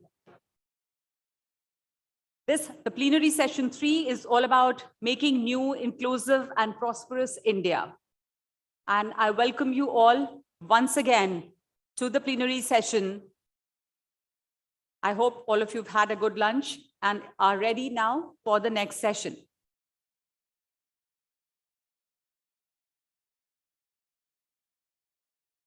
May I begin?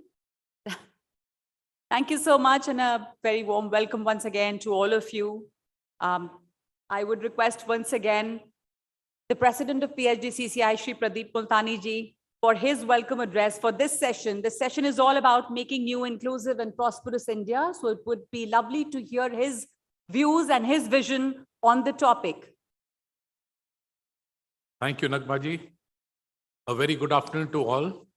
Firstly, let me just say, Hardeep Puri ji was supposed to be here physically. Modi ji has invited him to inaugurate the metro in Ahmedabad.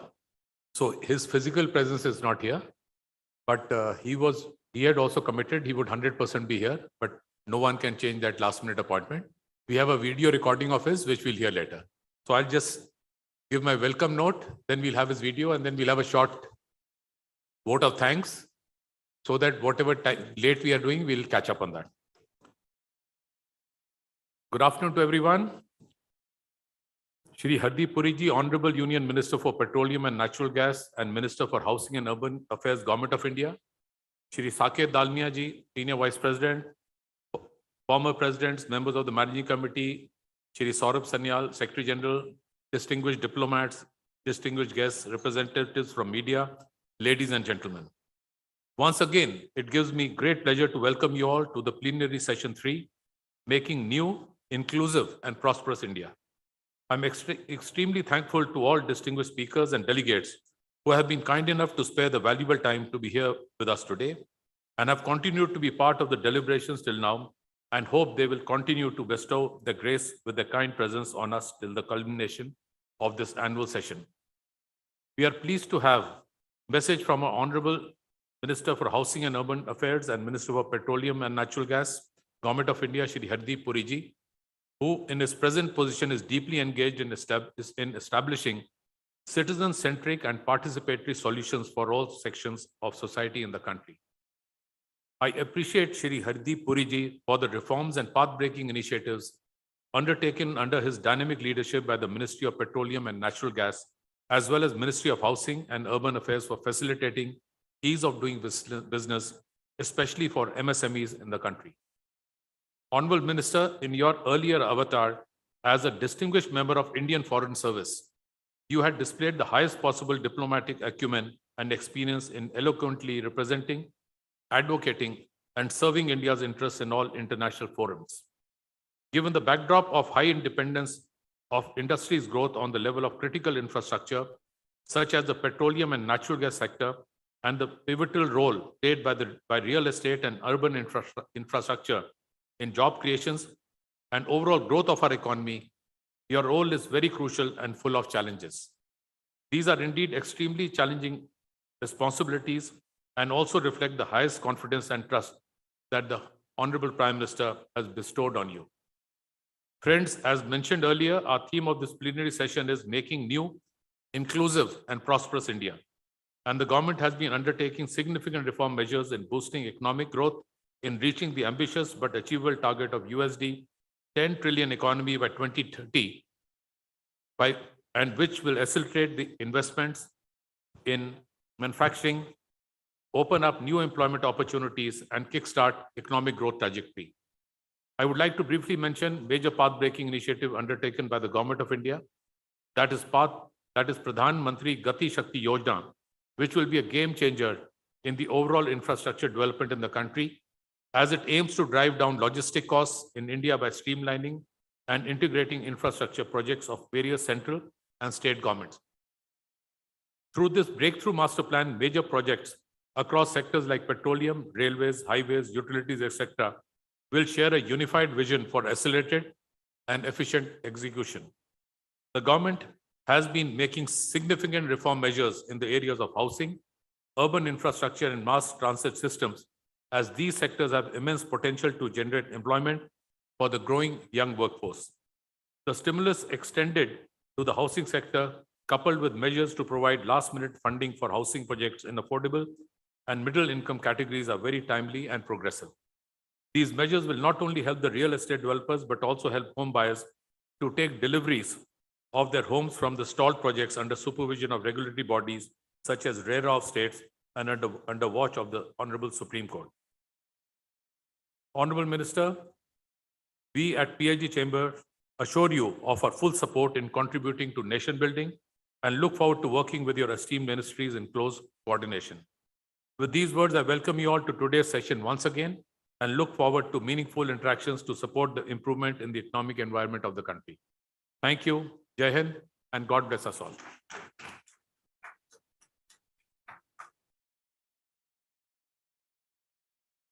As Shri Pradeep Multani ji already mentioned, that the Minister Hardeep Puri had agreed to be here physically, but he could not as he's busy in another role right now. We will have his address that he sent. He's kindly sent his address. We will have it play out virtually, and he's going to address the gathering. So can we please have the address by the Minister, Shri Hardeep Puri ji.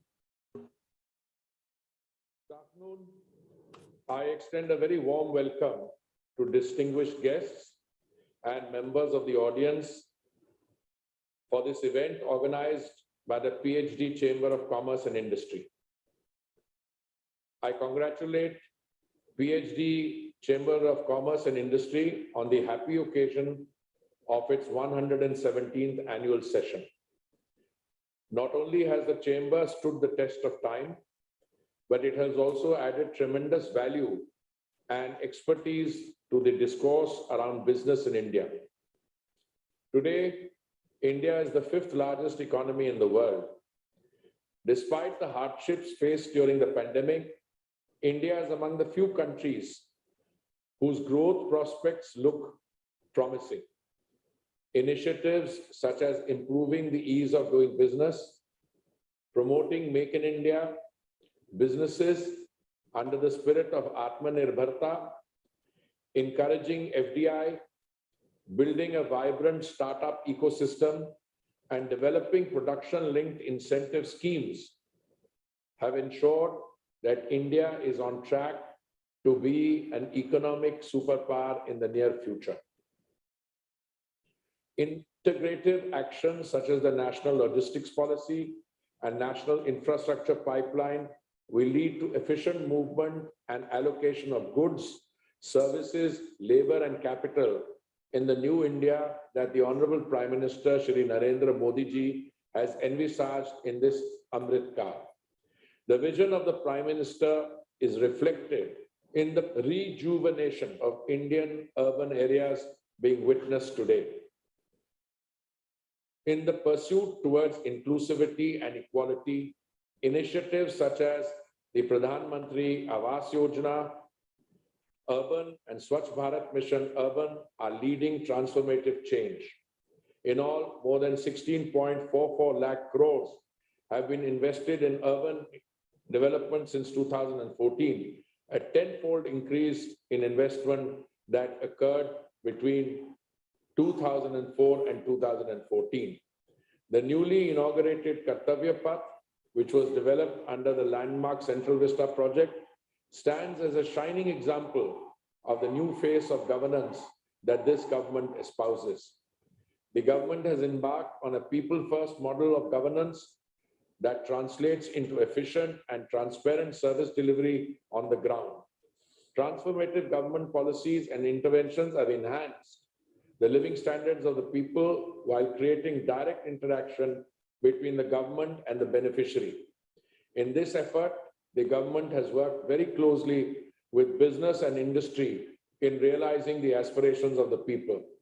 This government believes that the key to achieving India's development objectives lies in allowing industries and businesses to operate effectively. I believe it is going to be an innovation from the industry that will provide the thrust for the country's rapid economic growth in the near future. PhD Chamber of Commerce and Industry is playing a vital role in promoting industry, trade, and entrepreneurship. Since its inception, the work done by the Chamber has enabled it to develop a strong network at the national and international level. I am confident that the Chamber will continue to play an active role in helping India become a $5 trillion economy and later a $10 trillion economy. I convey my best wishes to the PhD Chamber of Commerce and Industry for all its future endeavors. Thank you.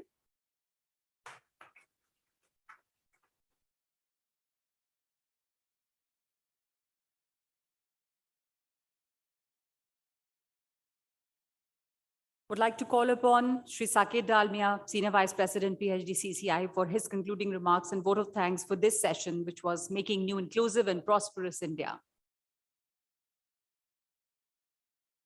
Thank you so much.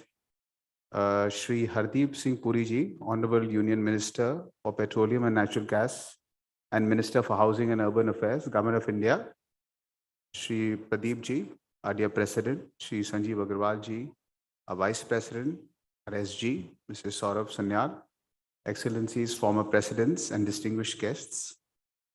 I heartily thank and express my sincere appreciation to Shri Hardeep Singh Puri ji for his address. Even though he could not come, he spent the time to give an important message. I think from the role which he has played so well, two things come to our mind. So I wanted to specifically thank him for that. I think we thank you, sir, to tactfully handle the energy crisis created by the continuing geopolitical disturbance in Europe and ensure that India gets its energy resources at reasonable prices. This perhaps singularly has signaled to the world that India counts and is strong enough to fend for itself. Truly a remarkable feat under your aegis. Sir, with extremely difficult and bold steps, you have enacted to master plan RERA, which has today helped revive the confidence of the home aspirant in India. A sure sign is the amazing demand rebound in housing across all segments. Sir, thank you so much for getting this through. Having said that, we remain as a chamber at your disposal to carry forward any and every important message by the government, and we will ensure that we keep this mutual and collaborative exchange of ideas and policies with the government open. Thank you. Best regards.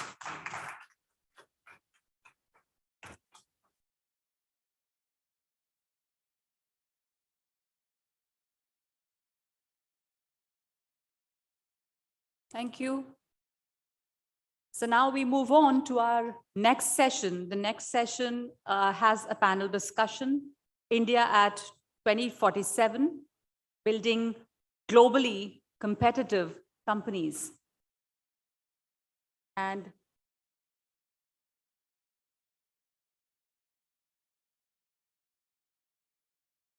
may I request the people sitting in the back to move forward? There are many empty tables here. If you would like to move forward, you are most welcome to come. I know earlier the hall was much more crowded. Now we have many empty tables in the front, so you can please come forward and occupy these. Thank you so much. And we're just about to begin the next session. There is a panel discussion here, which is going to be really interesting. Yes. I know there's a...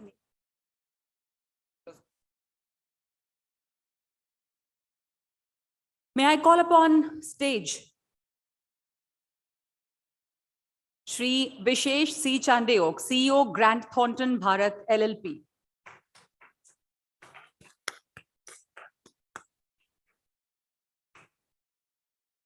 He's going to moderate this session, which has a very interesting topic, India at 2047, building globally competitive companies. And the panelists are Shri Sahil Vachani, CEO and Managing Director, Max Ventures and Industries Limited.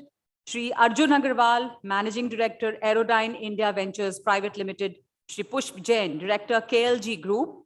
Shri Vicky Behel, Partner, Growth, Grant Thornton Bharat LLP. Please take your seats, gentlemen.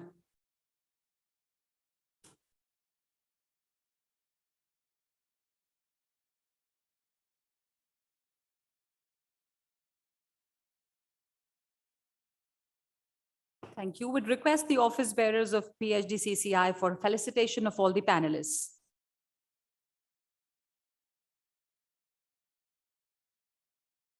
Or maybe after. Okay. So, all right. Maybe we may begin right away with the panel discussion, and we will have the felicitations after the panel discussion. The panel discussion topic, as I have already mentioned, let me repeat that. This is India at 2047, building globally competitive companies. The session is being moderated by Shri Vishesh Chandeok, who's the CEO, Grant Thornton Bharat LLP. So over to you to carry this forward.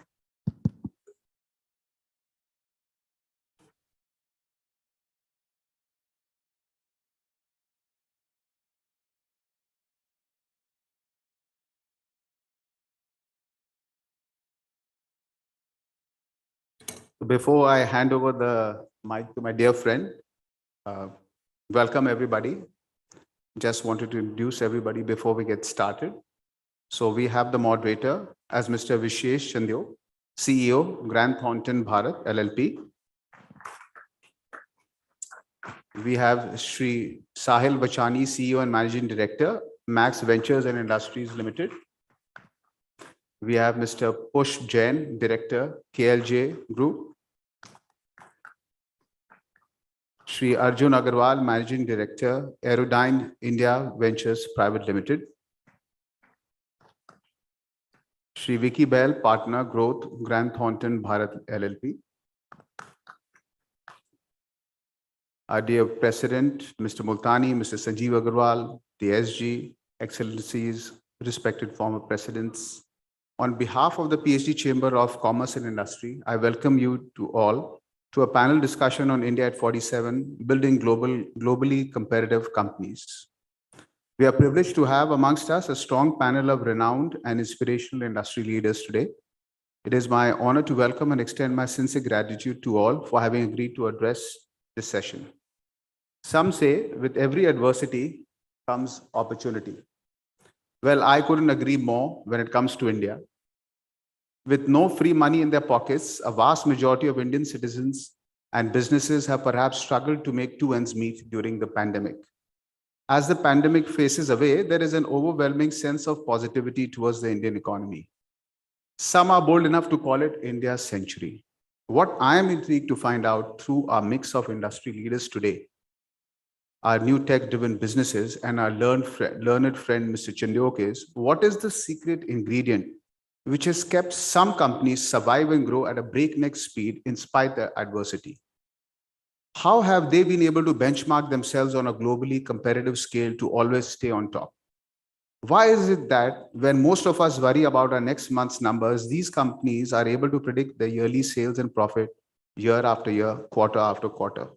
Why is it that even with a pandemic shock of zero activity, they were able to pull back to pre-COVID numbers and in fact outshine them already? With constant disruptions in supply chain, demand, technology, and consumer preferences, how come they are better than before? On top of this, how come they are first to identify new growth opportunities? I'm sure that somewhere in the answer to these curiosities of mine lies a secret ingredient or perhaps ingredients to create globally competitive and sustainable businesses. So over to you to Vishesh to try to make them spill their secret beans, so as to say. Thank you. Over to you, Vishesh. Thank you very much, Saket. Good afternoon, ladies and gentlemen. You know, at GT Bharat, I had the privilege of meeting various senior industry leaders, and at a recent senior industry leader interaction in Bombay, this was a senior financial services industry leader, by the way. You know, I told him our new dress code at GT Bharat after the pandemic is t-shirts. Is t-shirts. So I'm amazed how many of you here are actually wearing suits. He agreed with me, and he said post the pandemic, suits are like saris, only for special occasions. Hats off to so many of you to wear not just a suit, but a tie. I put on a jacket since I was coming to see you all.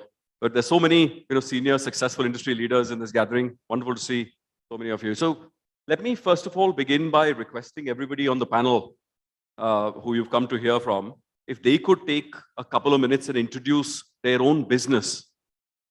What are your lines of business? What markets do you operate in? And what exactly, who exactly do you compete with?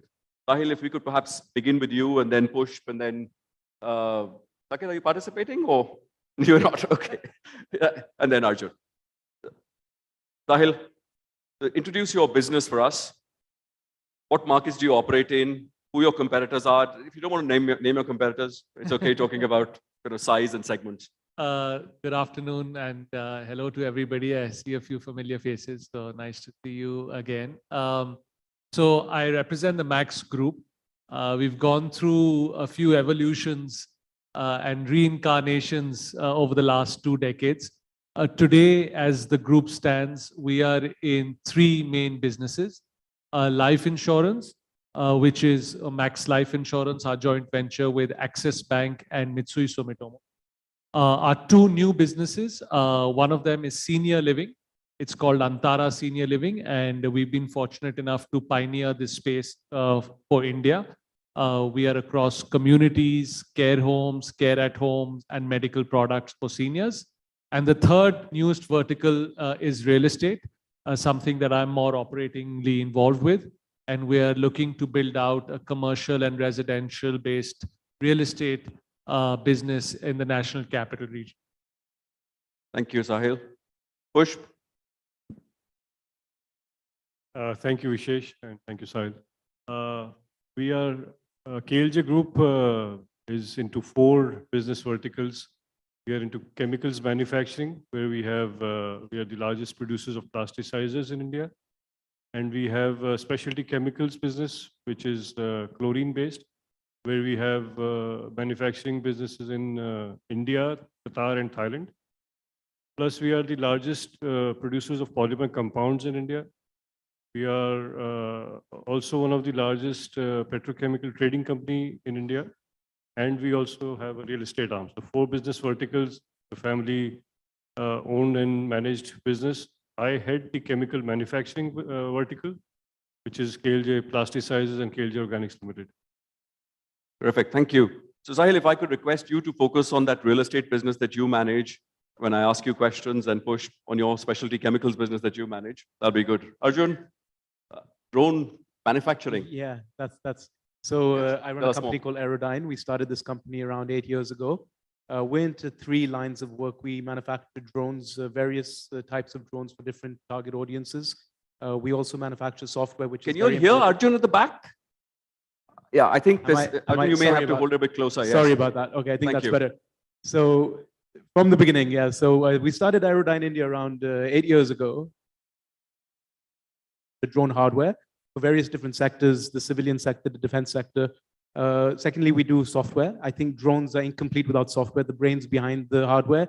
So we have a division focusing on software. And the third is drones and AI as a service. So I think a lot of our companies, our customers in India have been facing tough times with the pandemic, with the cash flow, with various issues. So providing our services on a service model rather than a CapEx model has been an entire new vertical that's been developed and been adopted as a new strategy in the industry. So that's pretty much what I do. Outstanding. Since our topic for this panel discussion is building globally competitive businesses, let me follow up on that initial introduction of what industry you operate in. So if you could please push Sahil and Arjun, tell us a little bit about what is the size and scale of your business today, what the key differentiators are, how do you differentiate your product, whatever you focus on, with your competitors in the market, and how do you consider yourself to be globally competitive? Sahil, you want to go first? So we started the real estate business in the National Capital Region about 5 years ago. By some definition, we can be called a startup, part of a larger group. We ventured into the commercial real estate space. And within that, we've been able to create developments that today are testament to the best quality of experiences that are able to be provided, not just in India, but anywhere in the world. We've piloted and championed the philosophy of bringing well-being or wellness into your office space. And we've done that across now a few million square feet. At where we stand today, we are at the cusp of taking this to about 10 million square feet with close to 2.5 to 3,000 crores of investment. We've also been fortunate enough to have partnered with a global leading giant, which is New York Life Insurance Company, to partner and build the real estate business. One of the things that we ask ourselves is, how did we find a way to build a very competitive commercial real estate business with the philosophy that we wanted to do of bringing well-being and wellness into the office space? And in the traditional world, 20 years ago or 25 years ago, the answer would be, Acha, what's happening in America or what's happening in the UK or in the Western world or in Japan? Let's try and bring that to India. But I think our philosophy has changed.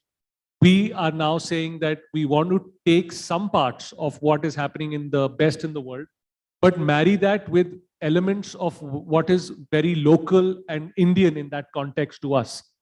So the concept of well-being actually is not a European or a Western concept. It's a very Indian concept. It's, Ayurveda kind of was born here in our country. And we somehow have lost connect to a lot of our roots. So we've taken a lot of what we do in what is Indian and tried to marry that with technology that's available in the world, with best-in-class practices, and therefore create a little bit of a cocktail, if I may call it that, of a product that has been extremely successful. Outstanding. 2 million square feet going to 10 million. Startup in the commercial real estate space. I can see Mr. Rajiv Talwar was here earlier. Oh, you're coming back. Yes. There are very big real estate companies in India. And within that, you said what you've used to differentiate yourself. What you used to differentiate yourself is not just that partnership with New York Life, but also well-being, an inherently Indian concept. Sahil, tell us something specific about that. How did you bring well-being into commercial real estate?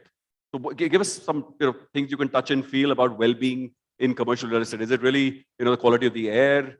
Is it the environment, or is it more than that? So 5 years ago, before COVID, you went to office to do work or clear emails or do something like that. Today, you don't need to do that. You have technology, you can work from anywhere. So there has to be a reason why you go to the office.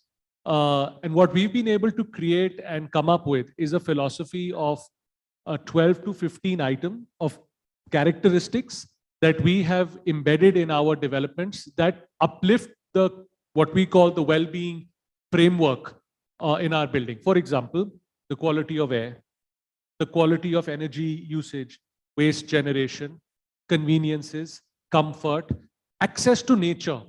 we have not, when we've gone into the research and we've seen that having naturally well ventilated spaces, access to green, the ability to see green, connect to nature, go out, even if it's 45 degrees to be outdoors or if it's cold, the ability to marry the inside and outside nature, art, a lot of art, and a lot of community building. So it's not just about the physical well-being, but social well-being and emotional well-being as well, that we're trying to bring together to really give people a reason to come back to the office and stay in the office, and also find an uplifting environment and ecosystem to be more productive, and therefore to companies to enable their colleagues, their employees, not only to be more productive, but have less attrition and be in a better state of mind, physically, emotionally, and socially, which obviously impacts their productivity at the end of the day.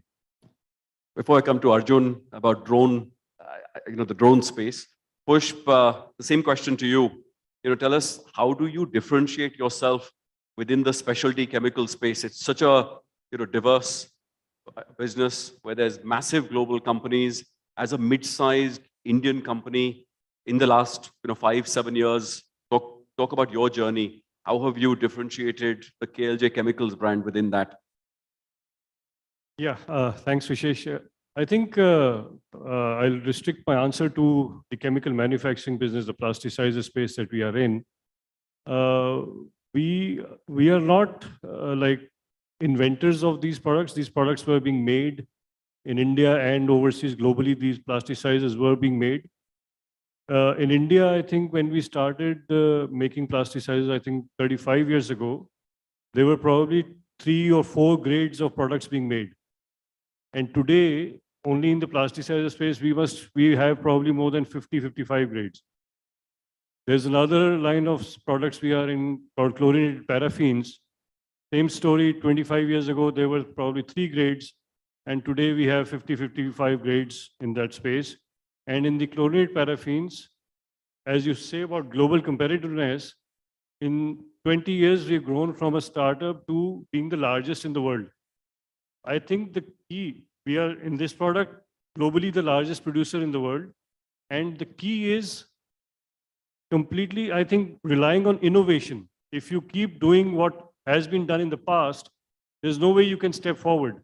You have to take that leap of innovation, whether it is in product development, whether it is in your sourcing, whether it is in your service deliveries, to think out of the box, and that's how we've done, and there are no shortcuts to that.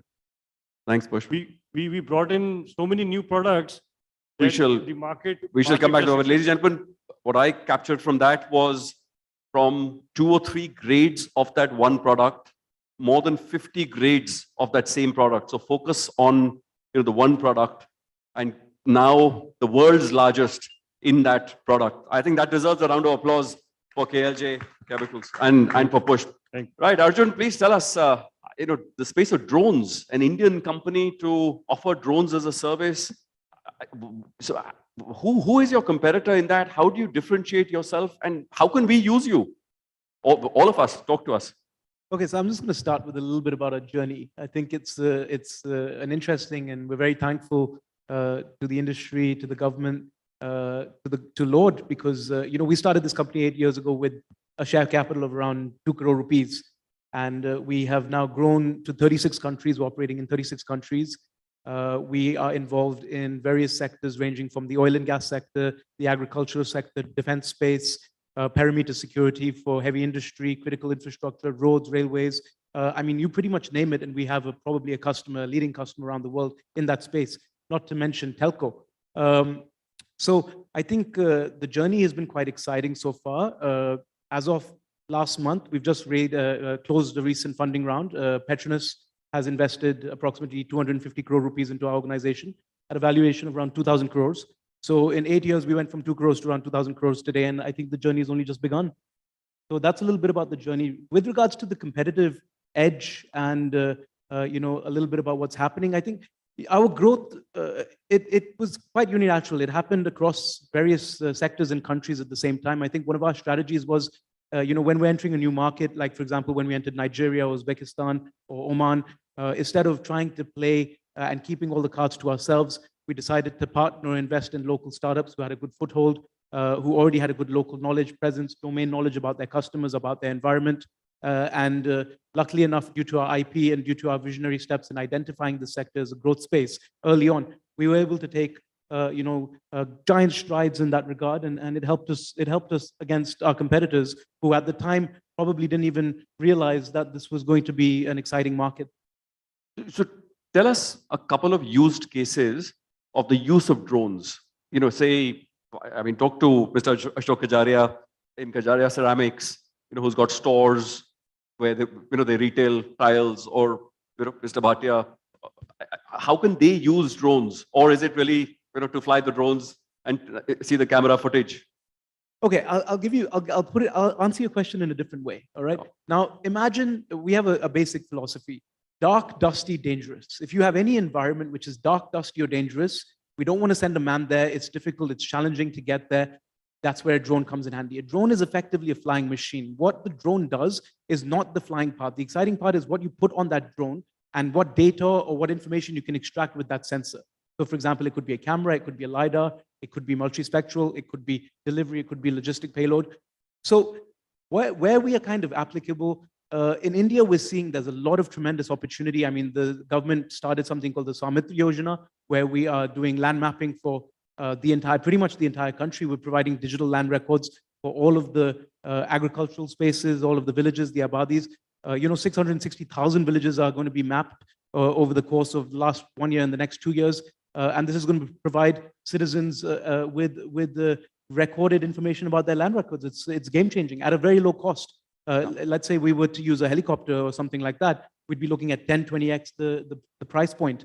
Another really exciting space in India is infrastructure inspection. So like, for example, the power sector. Now you have 182,000 kilometers of power lines in India. These are 200 kVA onwards. How do you inspect this without shutting it down? You have to shut down your power line, which means revenue lost for the discoms or the transcoms. We don't want that to happen. So you can use a drone and you can do preventive maintenance. So suddenly, instead of shutting my power down, I can identify problems, take preventive action, and ensure that our customers keep getting the power supply and there's no loss to the end user. So those are some use cases. Thank you. No, of course, whatever dark and dangerous spaces, whenever you think of dark and dangerous spaces is when Arjun's your man. Last but not the least, Vicky Bell, my colleague, growth consulting partner. Vicky, in simple terms, can you please tell people what is growth consulting? How do you help people grow their revenues, increase their market share, or whatever else you do? Sure. Thanks, Vishesh, and good afternoon, everyone. Growth consulting, in very simple terms, is about increasing your top line in a sustainable manner. And I think both these paths go hand in hand and are very important. Technically, you can grow your top line by cutting prices. That's the easiest way. But fundamentally, increasing your profits in a sustainable manner and growing your top line is what we do as a part of growth consulting. It starts with understanding the market through a lot of data crunching, and the data is just increasing every day. When I started my career back in 2006, the amount of data we had to crunch to develop a growth strategy was, I think, 1/10 of what we have to crunch today. And I think that's challenging, but it has made life easier for us and the client, because the decisions that the clients take today are far more confident as compared to what it was about 10 to 12 years back. Thank you. So basically using data and rapidly increasing amounts of data to come up with a growth plan for your business, come up with a sales plan for your business. And that's what Vicky does, helps mid-sized companies with achieving that. So let me come back to Arjun, Pushp, and Sahil very quickly, and I'm going to combine the two questions I had for both of you in the interest of time. What were some of the top learnings for you when you were scaling this business into a globally competitive business? What were some of the top learnings for you?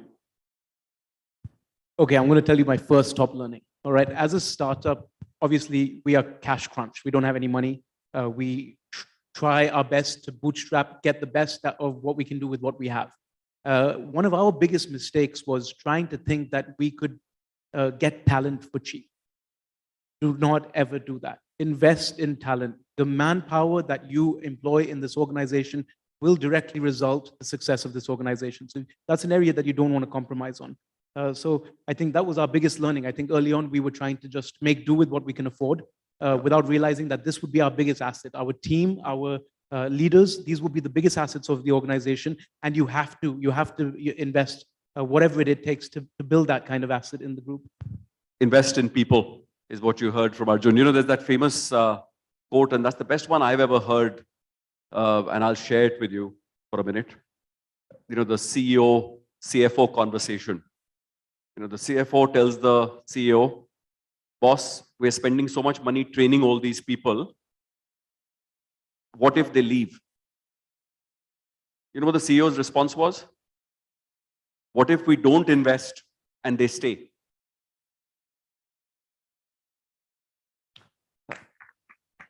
Sahil, some of your top learnings?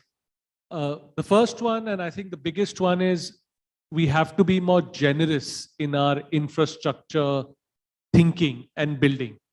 So if we think we're going to build lift banks or roads, infrastructure, buildings for X capacity, we need to build it for X n+1 redundancy. I think the capacity building is extremely important. And I think a lot of us have faced that, right? Sometimes when we are going to say, "Arey, this was just made and now it's already full."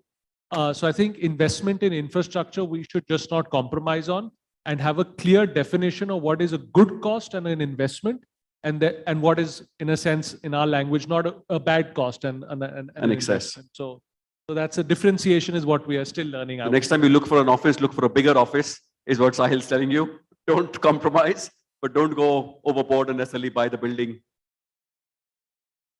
Yeah, so I won't repeat what Arjun and Sahil have said. I mean, those are definitely key learnings for everybody scaling up businesses.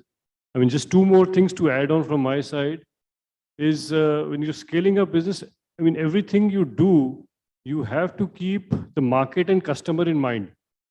What really does the customer need?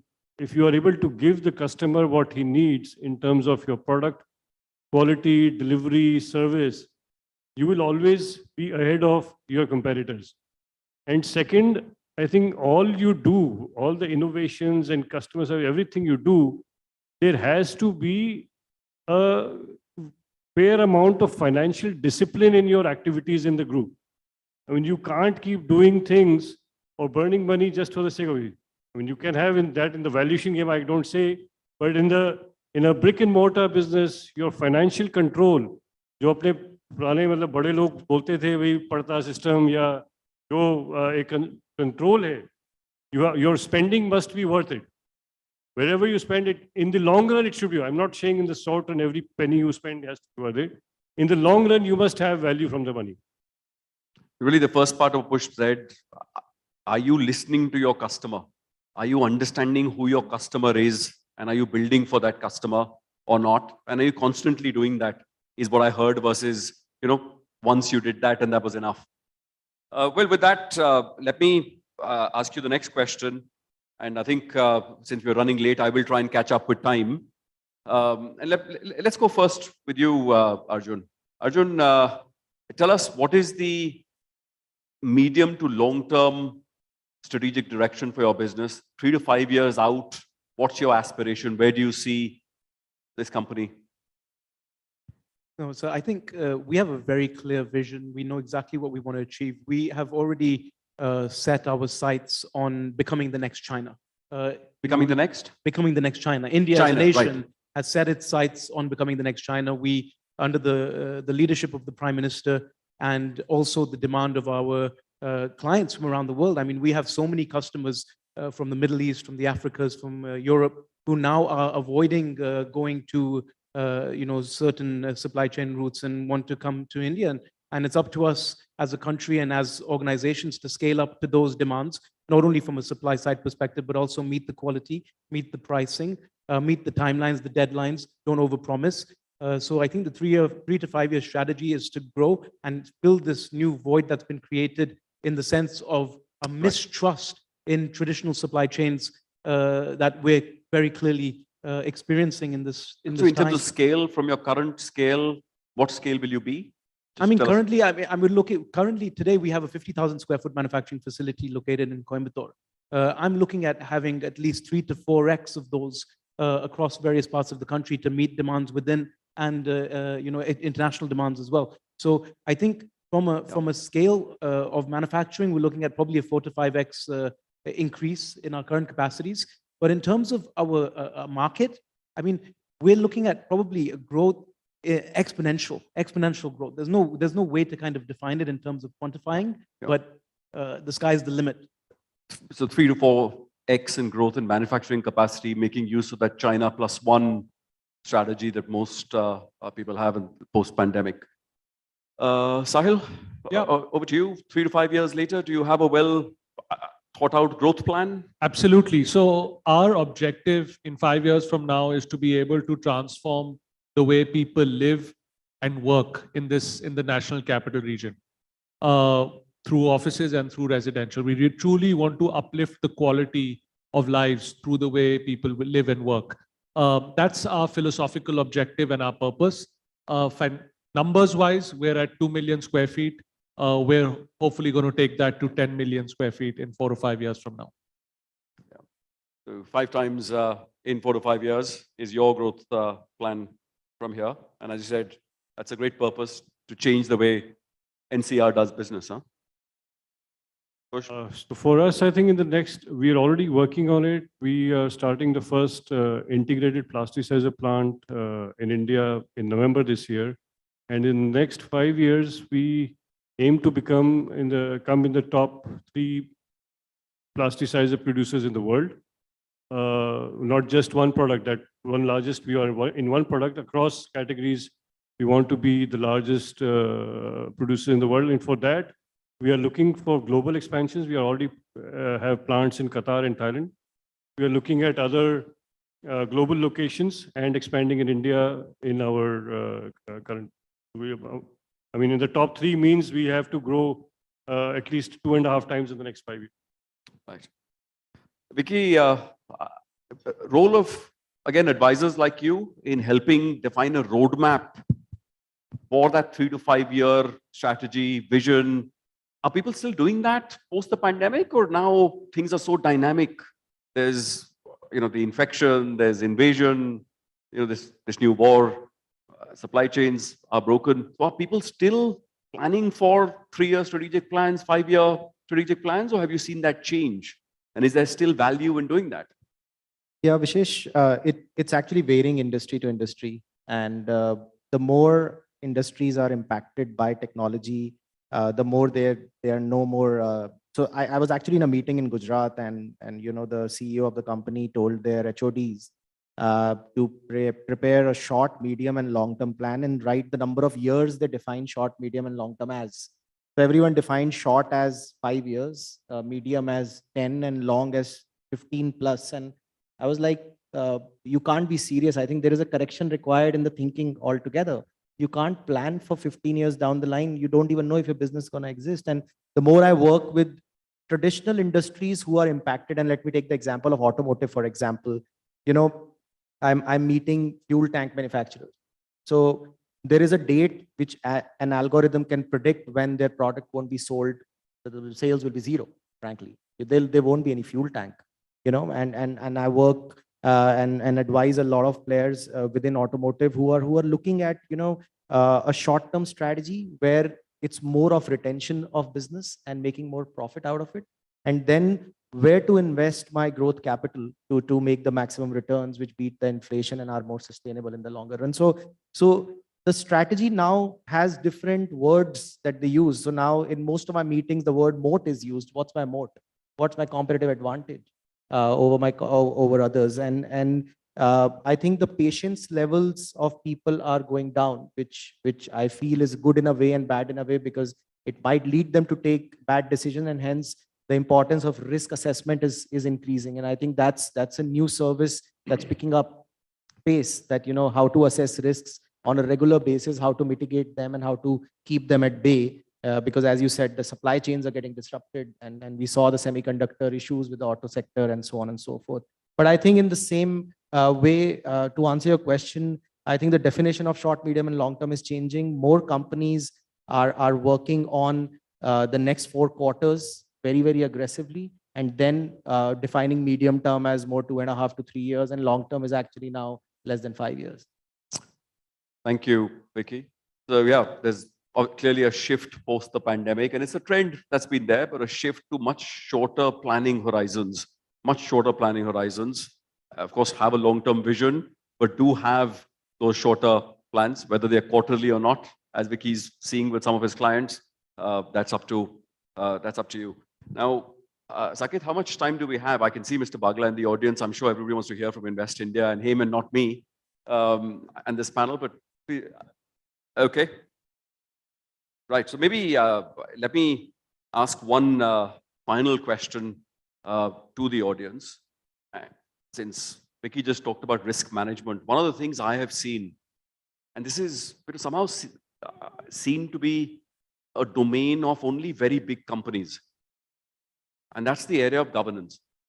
Governance both of the business, but also governance of the family. What's your one advice, if there was advice, for the older generation, Sahil, for your generation, Pushp, if I may ask you, and Arjun, perhaps for the future generation? What's your advice? And you've seen your father-in-law, how he separated management and ownership, Sahil. Pushp, you've done a lot of work amongst your brothers on that subject of, keeping the brothers together on the family governance, directly. And Arjun, I'm sure, your perspective again on governance as somebody who's creating a future-oriented business would be valuable to this audience. So the importance of governance in your view for the older generation, Sahil, for his generation, Pushp, and possibly for future generations, Arjun. So I think it is the single most important element in ensuring the sustainability of a company or a sustenance of a company over a period of time. And within that, I think for the elder generation, at least what I've seen in our family and with our group chairman, I think it's very important for the elder generation to learn how to let go. I think, at least for me, I have had the freedom and flexibility for our group chairman, Mr. Anurjit Singh, to completely let go and give us, or me and my team, which is a bunch of very young people, without much experience, the freedom to build, the freedom to make a mistake, the freedom to autocorrect. Because the more you control, the more difficult it gets for us to get past the learning curve. So therefore, letting go is extremely important. And one other thing I've noticed is that as part of that letting go process, being able to reinvent your own life. And therefore, what you did 15 years ago, are you still doing the same thing over and again, or are you reinventing yourself, curating newer lives, newer experiences? So that's been a key learning in our system. Thanks, Sahil. Absolutely. It's letting go, learning to let go. My father's also in the audience, our chairman, Mr. Vinod Chandiok. He always says, if you don't let go, when you still have the time, you will never be able to, because it will be, one day where it'll be beyond you. So he totally agrees with you, Sahil. Pushp, your advice to... Yeah, I think just to add on again on what Sahil said, I would put a lot of stress on, from a governance perspective, is transparency and trust. I think a lot of people in North India traditionally and otherwise used to have a concept that ये खाता तो bank के लिए बना दो, ये खाता income tax के लिए बना दो, ये खाता फैमिली के लिए बना लो और ये कर लो. जब till the time we don't get into an organized transparency mode, कि आप जो चीज बना रहे हो, that is good for your own good first.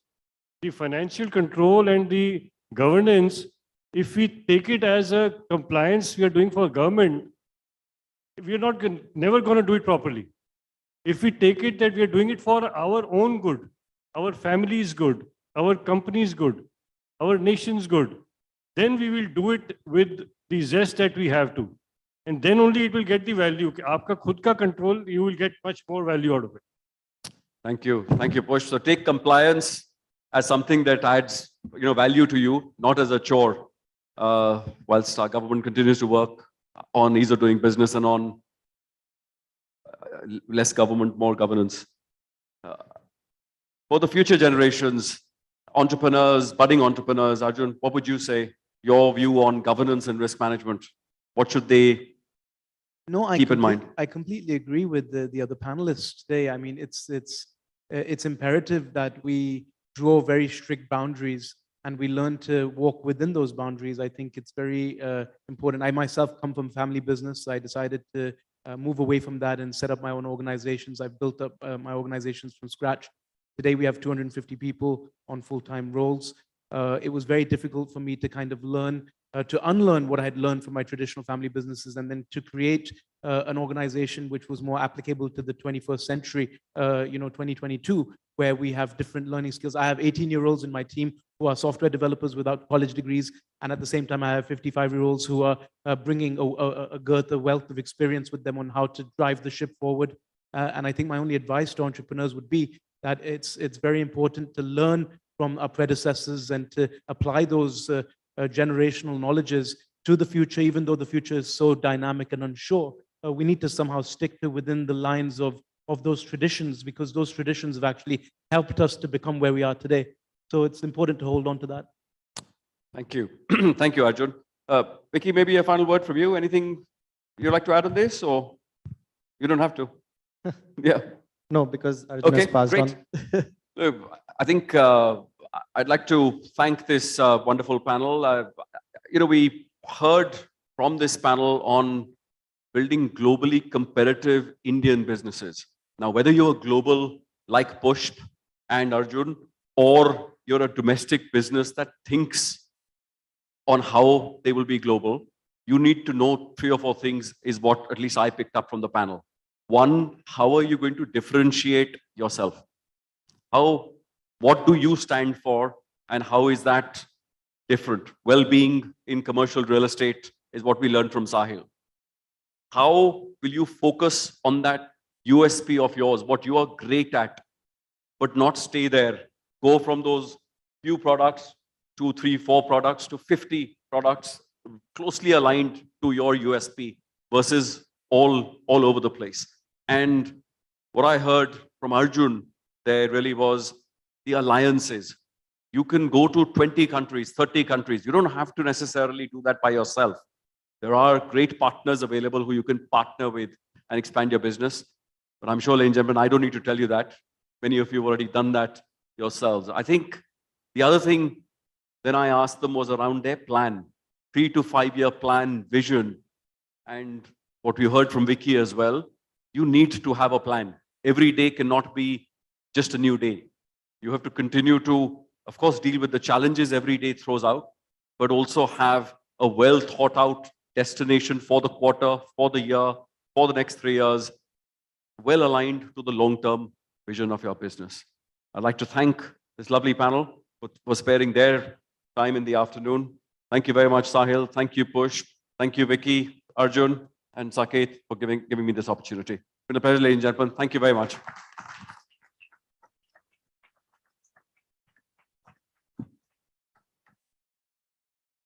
Thank you, all of you.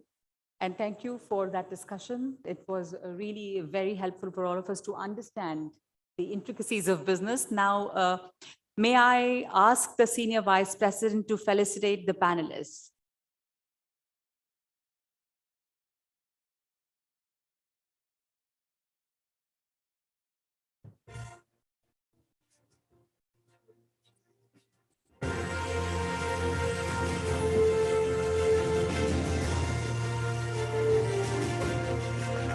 The Senior Vice President and the Vice President to felicitate the session moderator and the panelists.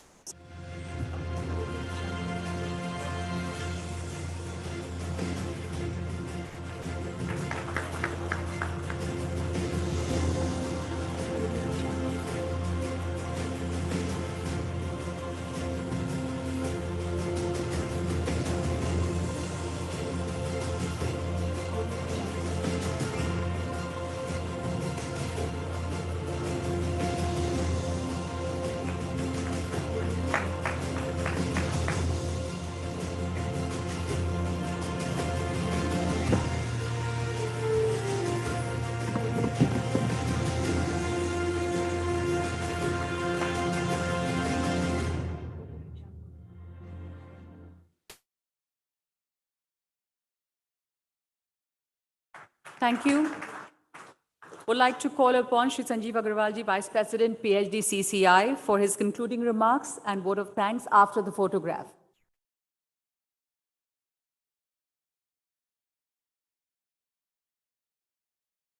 Thank you. Shri Sanjeev Agarwalji, we would request you for your concluding remarks. Okay, all right. So thank you all of you for this session. And we would move on to the next session now.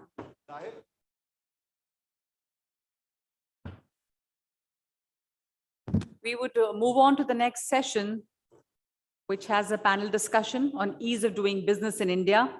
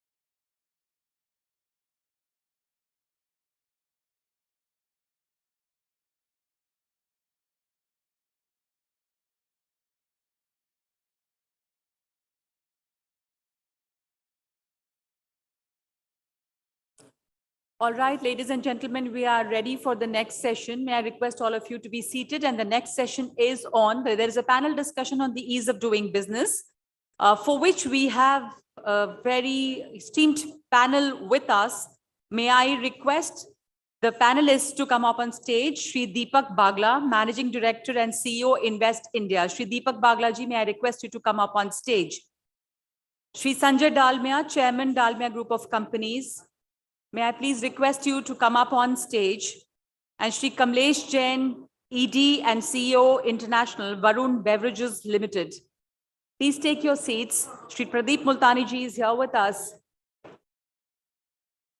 So take your seats, and we would like to begin this session by a welcome address by the President, PHDCCI, Shri Pradeep Multani. A welcome address.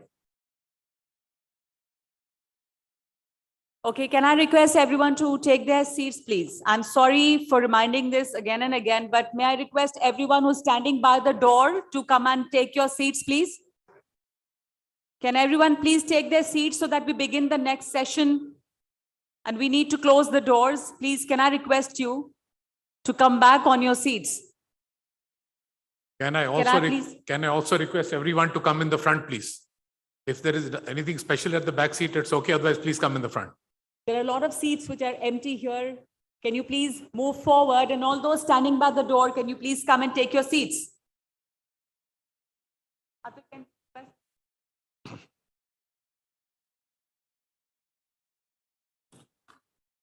Good evening to everyone.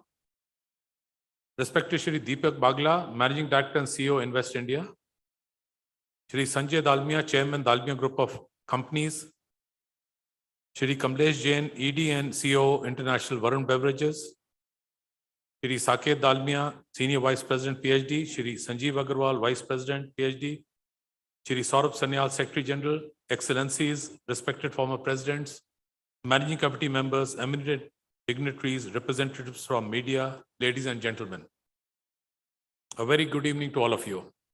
On behalf of PHD Chambers of Commerce and Industry, I welcome you all to this very interesting and thought-provoking session on ease of doing business in India. We are privileged to have amongst us a power-packed panel of leading decision makers from the leading policy establishment in West India and industry. It is my honor to welcome and extend my sincere gratitude to you all for sparing your valuable time for this very important panel discussion that is aiming to further simplify the business procedures in India. I congratulate our government for proactive policy reforms undertaken during the last 27 months to rejuvenate the economy from the extreme lows of 2021 towards recovery and finally the high growth trajectory.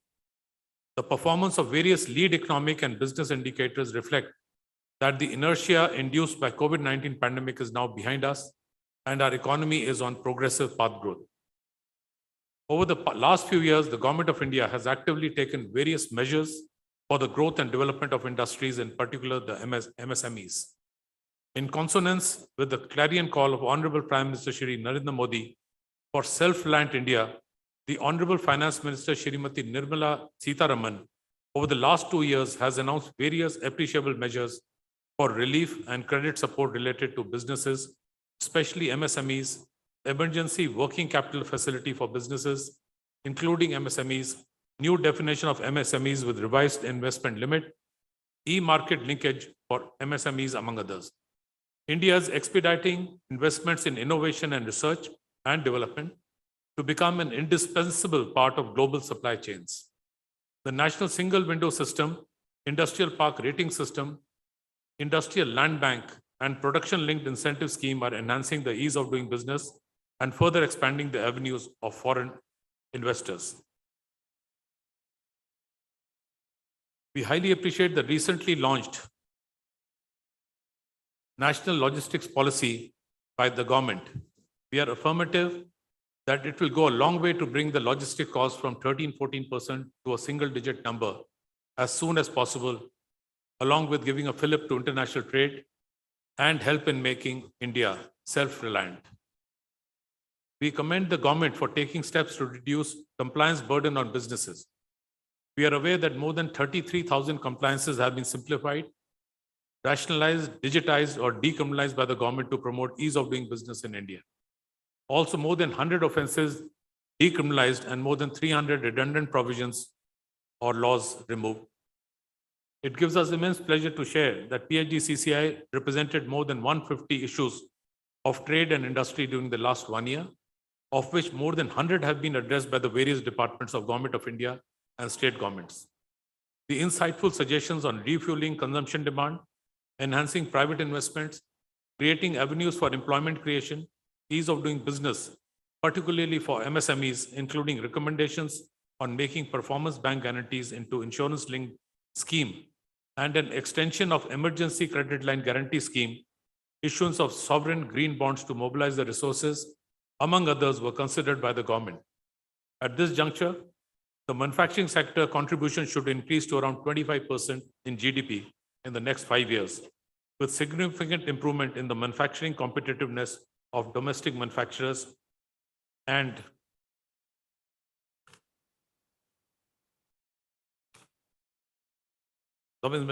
local products. Further, there is a need to further reduce the cost of doing business, which includes cost of capital, cost of compliances, cost of logistics, cost of land and availability of land, cost of power, energy, and ahead. Going ahead, there is a need to give further impetus to ease of doing business for MSMEs and ensure effective implementation of the existing reforms at the ground level, Lesser compliances for MSMEs will create visible ease of doing business at the ground level, and a lower tax regime will increase personal disposable income of the people and create an overall virtuous circle of growth and development in the economy. With these words, I welcome you all to the session once again and hope that today's panel discussion proves to be insightful and fruitful to move forward in ease of doing business to boost the Indian economy. I have one humble request to make to Shri Deepak Wagla ji, that yes, we are doing a lot on ease of doing business and single window service. So in that single window, still the industry has to face 30, 35 departments. If we can have one bureaucrat who's made responsible that the the people who want to set up industries don't have to go to different departments. This is what is happening in China. So then the Honorable Finance Minister said, why is Indian industry not investing? Yes, single window is outstanding, but I think this should stop that we do not need to go to 30, 35 different departments. If we can achieve that, if we can have one person who is responsible for that, I assure you that 15% income tax, which the government says if industry is set up before 31st March 2024, I assure you Indian industry will come in a big way, provided we don't have to go to the 30, 35 industries. Thank you very much. Thank you, Jai Hind, and God bless us all.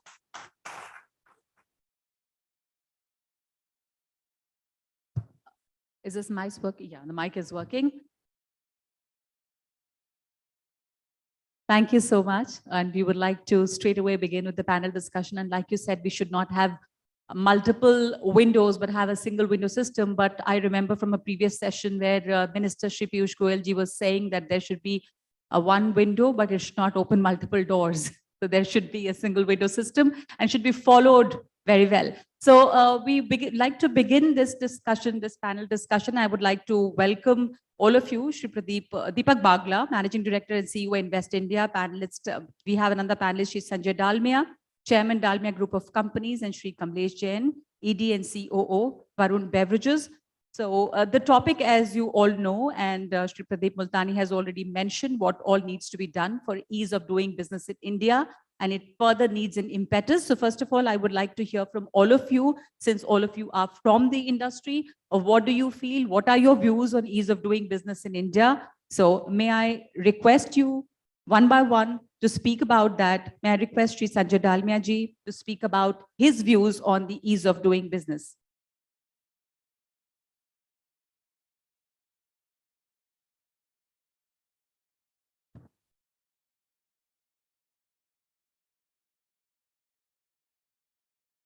Good afternoon, Jai Bharat Ma.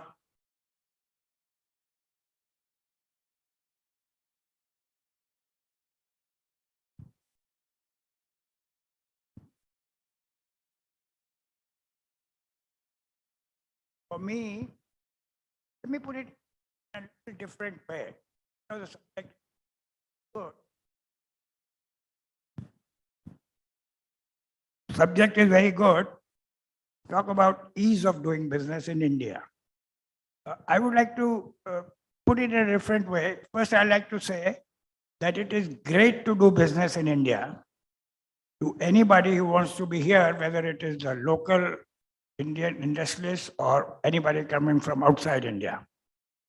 So I would like to say, I'll start with that. Why is it great to do business in India? And then I'll take up a few things which I would like to make it much easier, simpler, as has been very nicely put up by your president, Sultani, the various clearances, etc., which I'll not like to dwell with it on that, because that most of us know, and we know that we don't want to go to 10 places to get our things done. Why is it great to do business in India? We have a dynamic economy growing at a very fast rate, faster than anybody else in the world. And that's a very, very good reason for anyone to invest in India. We have a great number of people. I know that the income level of India, lowest rank, is not as much as we would like to, but we know that it is going up.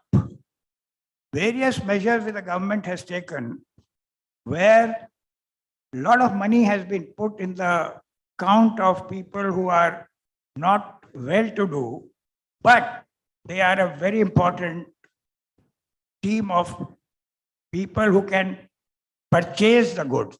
See, what an industry needs. I need a huge number of customers. I need a huge number of people who can buy my goods so that I can have a great scale. Bigger scale means bigger possibility of bigger profitability and also servicing the people. If I have a scale of business, everybody knows that it's a much thing which everybody loves to have. We have a large scale business, large scale operations, and large number of customers. Why people are coming to India lately? Not only because of the very friendly government in terms of industry and economy, but because everybody sees the number of possibility of number of doing business in this country with a great big scale. That's why everybody is coming to India.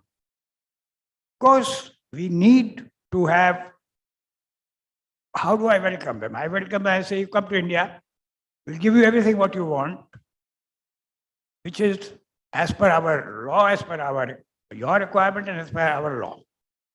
Mr. Putlani said very well that why should we have so many clearances? So that, of course, a lot of people have said, those who want to invest in India, I know they've said, well, your country, there are a lot of laws which we need to sort of, surpass before we can start our business. They are relating to environment. Now, environment thing has been sorted out. I'm not saying it is the best, but the environment clearance has become much better than what it was. And I must tell you, everybody, you all must, knowing those who do business, even outside India, environment clearance is a huge headache in those countries as well. Let's not kid anybody that only in India it is a huge number for time it takes to get the environment clearance. Many countries, even the developed countries, environment clearance is a headache. Well, a welcome headache. We don't want environment to be spoiled. We want environment to be clean. So that's one of the reasons.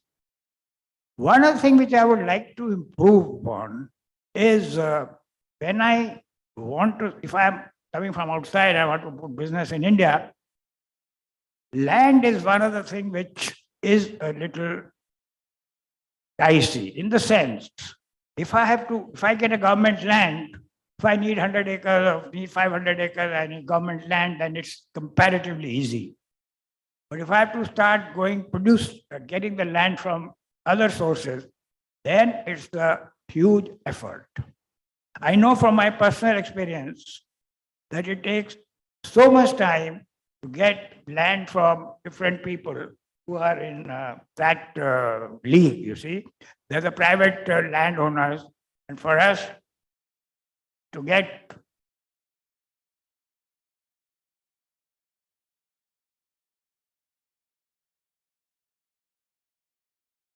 so I was saying land. I think if the government and the state governments are vying with each other, we all know state governments are vying with each other to invite industries from within India and from outside, and they're giving a lot of facilities, but nobody is really able to give assurance on the land situation. If I have to put a large business project, it takes several years to get land. So there has to be a solution to that where the land is made available to the industry in a very, very reasonable time. I don't want to put a time limit on that, but it has to be a reasonable time. It cannot be going into several years, which is not really acceptable. So that is one thing. Though there is an improvement in that, I know, I appreciate that, but still I think some more effort is required for that. So one is that land. There is an improvement in environment clearance. There is an improvement in getting, earlier it used to be maybe 100 places one had to go to get your things cleared. Now it has been reduced. I know it has been reduced. And it's not reduced for earlier put Ministry of Industry to get clearance was a big headache. Once the Ministry of Industry was not, licensing was abolished, it became comparatively easier, but still, that was not enough. We found that even though we don't have to go and get the industrial license, but still, we require a lot of other things which we had to go, and that was more or less the same. But that has undergone improvement over a number of years. Now, coming to the last 5 years or 10 years, if you see, there is a very big effort and a determined effort to cut this red tape in the bureaucracy. I believe that it has improved, and I do agree also that it has not been eliminated, but there is an improvement. But that's not enough. I want, all of you want, that this red tape has to get out. We don't want red tape. If I want to put my money, I'm coming from wherever I do, and I say, look, I want to invest so many rupees. I want this land. I should be made available that land as early as possible. I should be able to get environment clearance as early as possible. And as far as the capital is concerned, things have become much easier.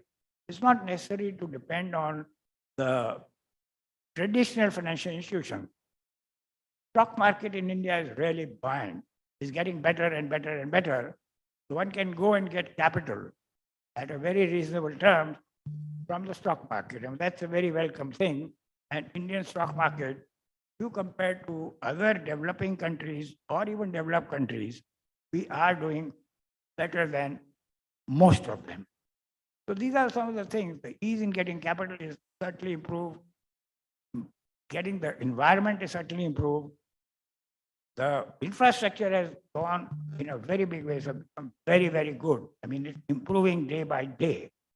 Today, the Indian roads, etc., and other infrastructure have definitely improved. We need more to be done. I'm not saying that we have come to an area where, all right, everything is sorted out, but still, it has improved. We have to accept that. And we have to say, all right, we want more. Let's have a much better clearances. Let us have one window clearance, was said by our president. One window clearance is, well, that would be one of the things, the ideal thing which we can get, but at least we are moving towards that.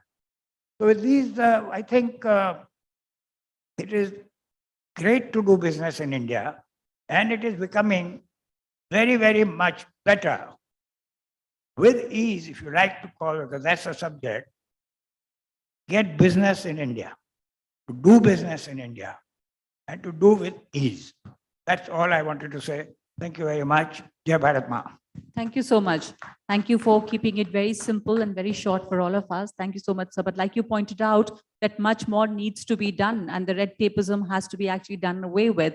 There are still things which are areas which need improvement. Now, may I request Shri Deepak Bagla ji, Managing Director and CEO, Invest India, for his views of how things have improved, in what ways, and what more can be done.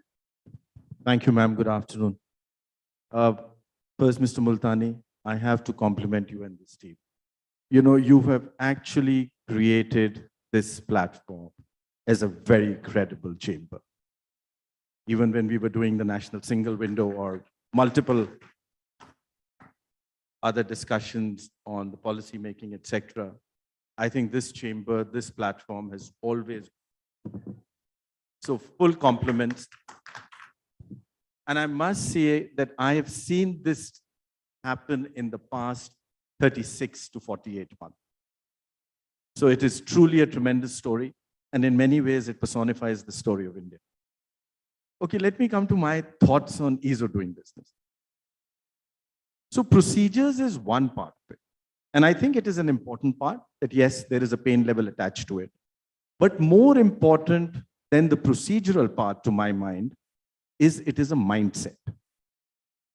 Ease of doing business is a mindset which includes every stakeholder. Mr. Dalmia, I completely agree. We are now an aspirational society and we want more, and I totally agree with you. We should. Let me give you two instances. When was the Haryana election? Bhai Sahab, you would remember that. 4 years ago? 3 years ago. 3 years ago was the Haryana election.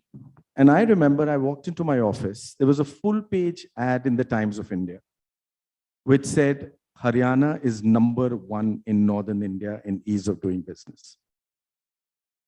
That was before the election. I walked in and I told the team, your job is done. Good economics is now the center of good politics where India is concerned. Think about it. This is one of the biggest changes which has been brought about by this government. Policies and all can only be changed by the stakeholders. It can't be one individual. It has to be all of us. And the moment a government is challenging itself on the ease of doing business for its own existence and as a mark of its own success, you know the country is headed on the right path. We've come a very long way. We still have a long way to go. Now to my next point. What if you had a statement that you fill in one application and you will get all your approvals in 60 days and you don't need to meet anyone? You agree? You know, if you ask me, when I started this job, I didn't think it was ever possible.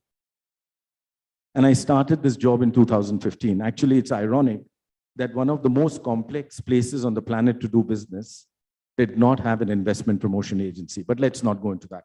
That was just started by this government. Now, just imagine the power of that statement, which will unleash the strength of Indian entrepreneurship. So when we were talking about the national single window, just to put it in perspective, soft launch, which just happened about less than 12 months ago, 24,500 approvals already granted, 14,000 approvals in progress. It's still work in progress. I just have 24 central departments of the Government of India. 32 is what we have identified where anytime you open any enterprise, you will require a touch point. We are getting the balance joining in. 16 states have already joined in onto this portal, and you'll have the rest of the states coming in by hopefully in the next 8 months. I'll tell you when I spoke about mindset. A similar exercise was conceived and initiated in 2010-12. Dushyant, was it 2010, 2011? Around then. Dushyant heads the national single window. So that's why I always refer to him. It was closed down in a period of 12 months. It didn't land anywhere. And you know why? Nobody wanted to give away their signing authority. There was no importance left. So now what has happened is, think about it. You're now on the first step where you will come. In fact, one of the modules they created on National Single Window was Know Your Approvals.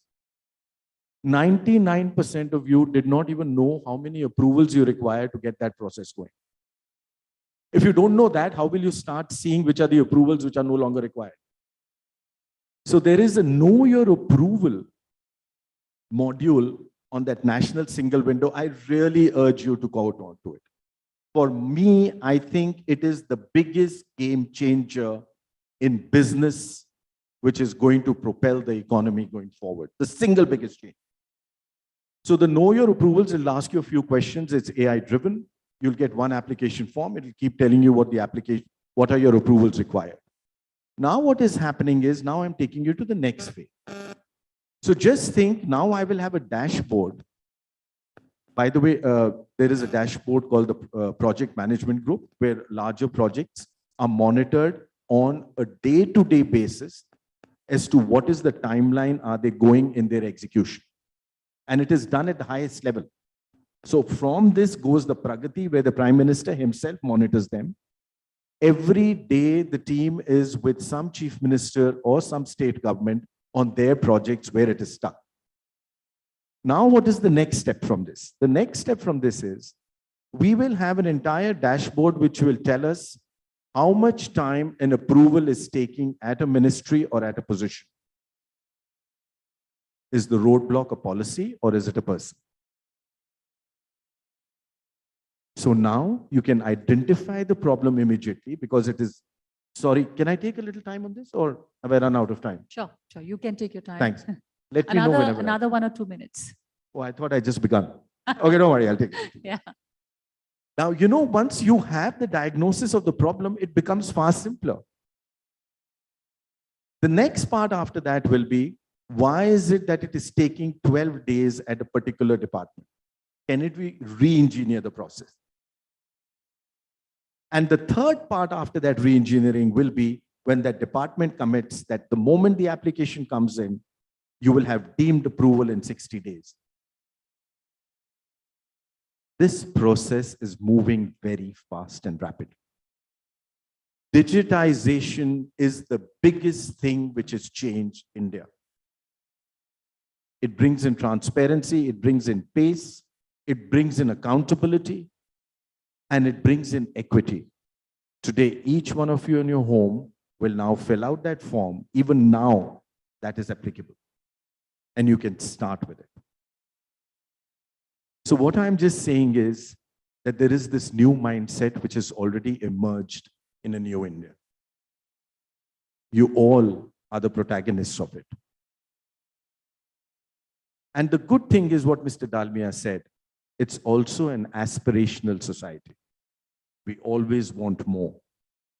Last week, we were in a European country, and one of their largest renewable power project companies said, in their own country, it took them 8 years to get environmental clearance. 8 years. Infrastructure road project in one of the largest, one of the top 3 economies of the world. I'm saying top 3 because may not be, it may be much shorter. That road project redevelopment has taken them 17 years. An additional runway to be added in one of the top 3 airports of the world, in one of the top 5 metros of the world, took 20 years to get approval. This is all out in the public domain. These are not my statistics. You guys are the masters sitting on a complete vertical trajectory of a new India, which is amazing the entire world because of the pace at which it is changing. And ease of doing business is only a small part of that. Thank you. Finish my time. Thank you so much. Thank you. That's concluding it on a very optimistic note, and we hope that we have many positives to look forward to. I would request Shri Kamlesh Jain, ED and CEO, International Varun Beverages Limited, for his views on what he thinks is the ease of doing business in India.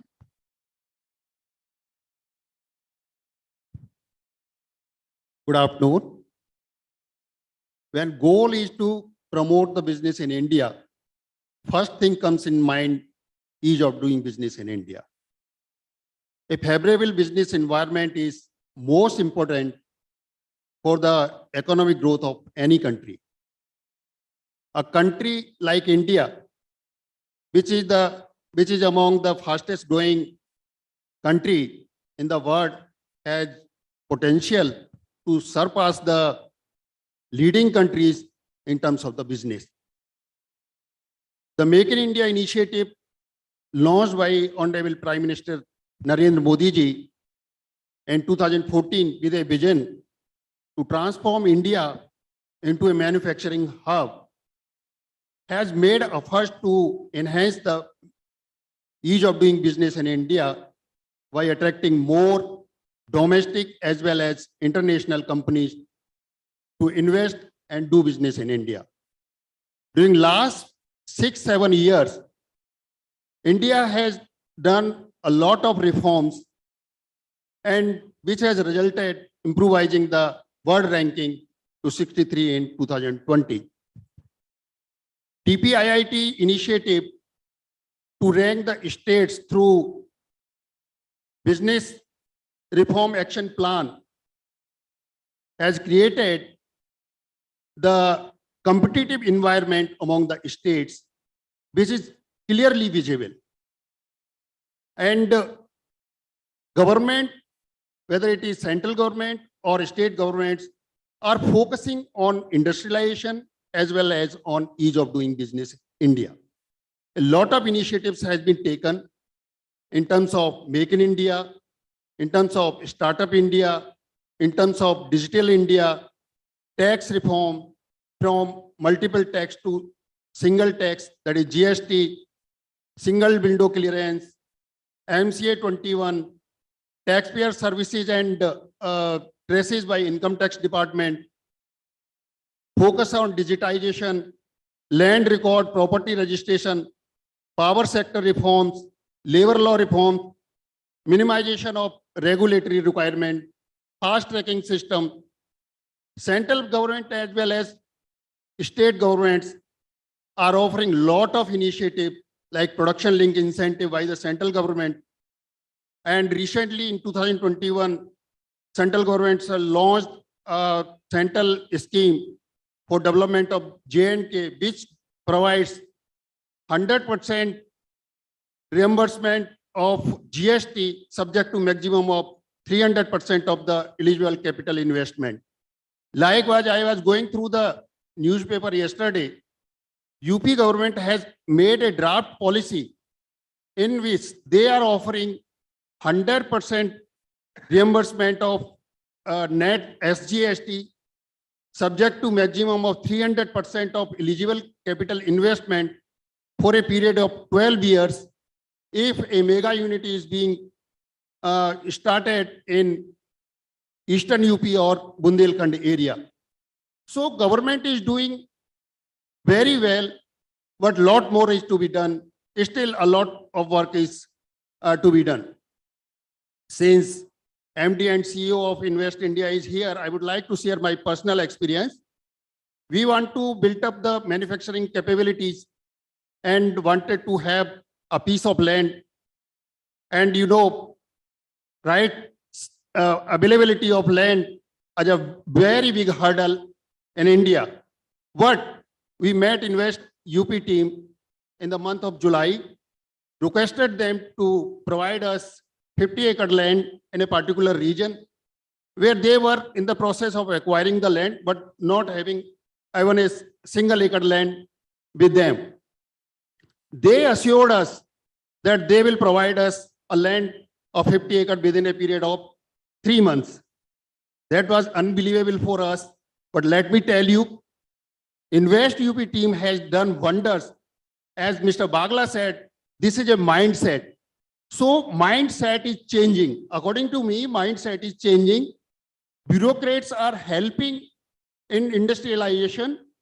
And believe me, we got a letter from the department that you please, on 19th September, we met in July and we got a letter for that you apply for the land. We applied on 20th. We got on allotment letter on 22nd. We deposited allotment money on 23rd. We got another letter on 26th to execute the lease deed.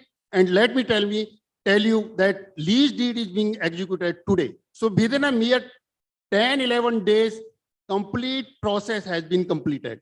So let us compliment to the government as well as the person who are involved in this particular process. So I am having a very good experience. Things are happening. And we have opportunity. Government officers are meeting, advising us, but still a lot of work is to be done in terms of single window system, in terms of regulatory requirements, in terms of availability of land and cost of land and cost of power, availability of power supply. That's what I want to convey. Thank you so much. Thank you so much. Thank you so much for your experience, and clearly it shows that things have changed and things are changing, though everyone has said that much more needs to be done, but a lot has already changed. The attitude is changing, and clearly it is a very big plus for the business and industry. So on that note, we conclude this session, but I would request the office bearers, the president, the vice president to felicitate the panelists. And then of course, we move on to the concluding remarks and vote of thanks by Shri Sanjeev Agarwal.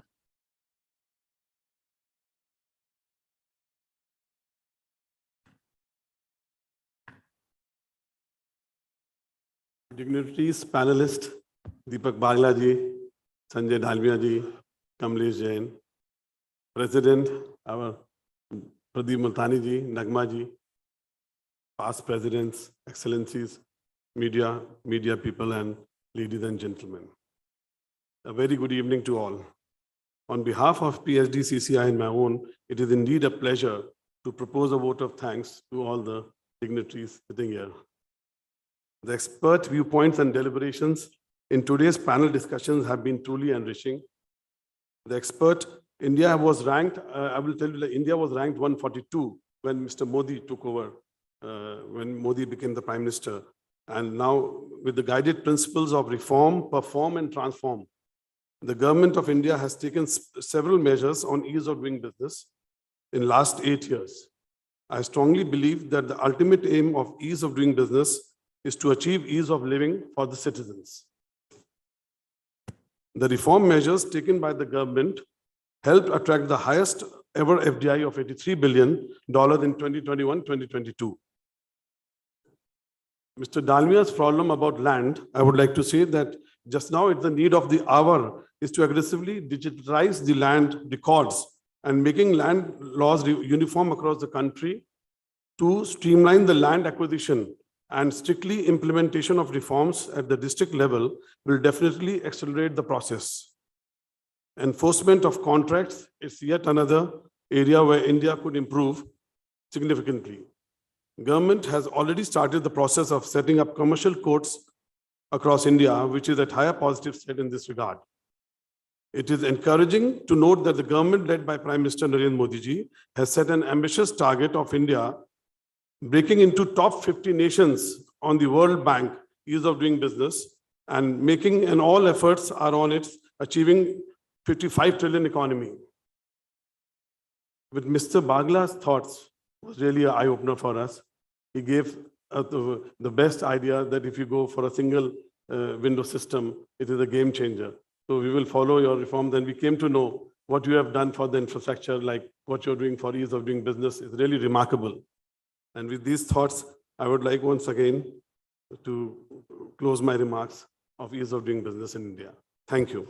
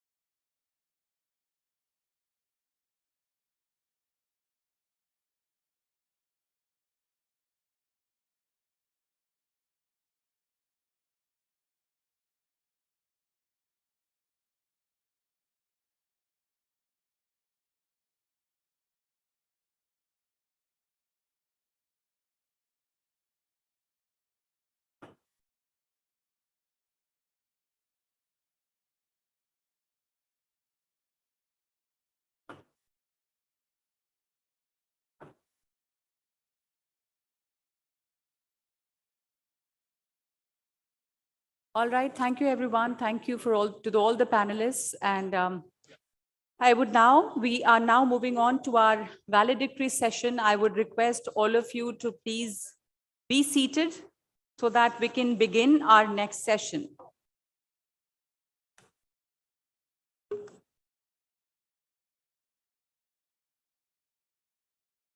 Ji.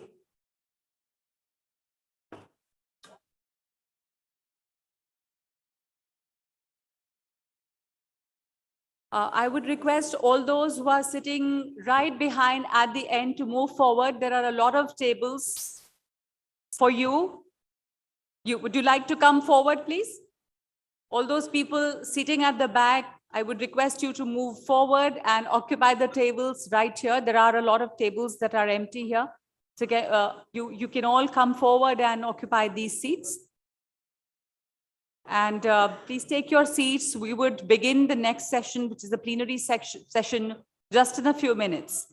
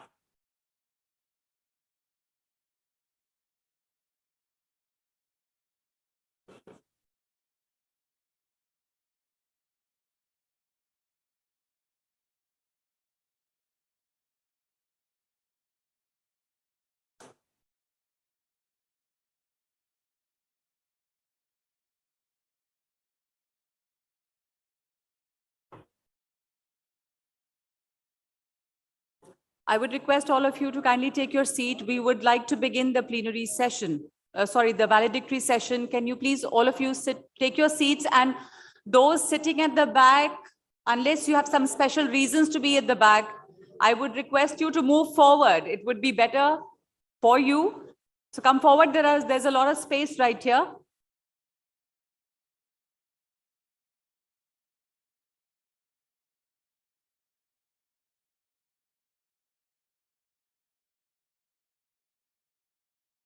So nobody is willing to come. Achha.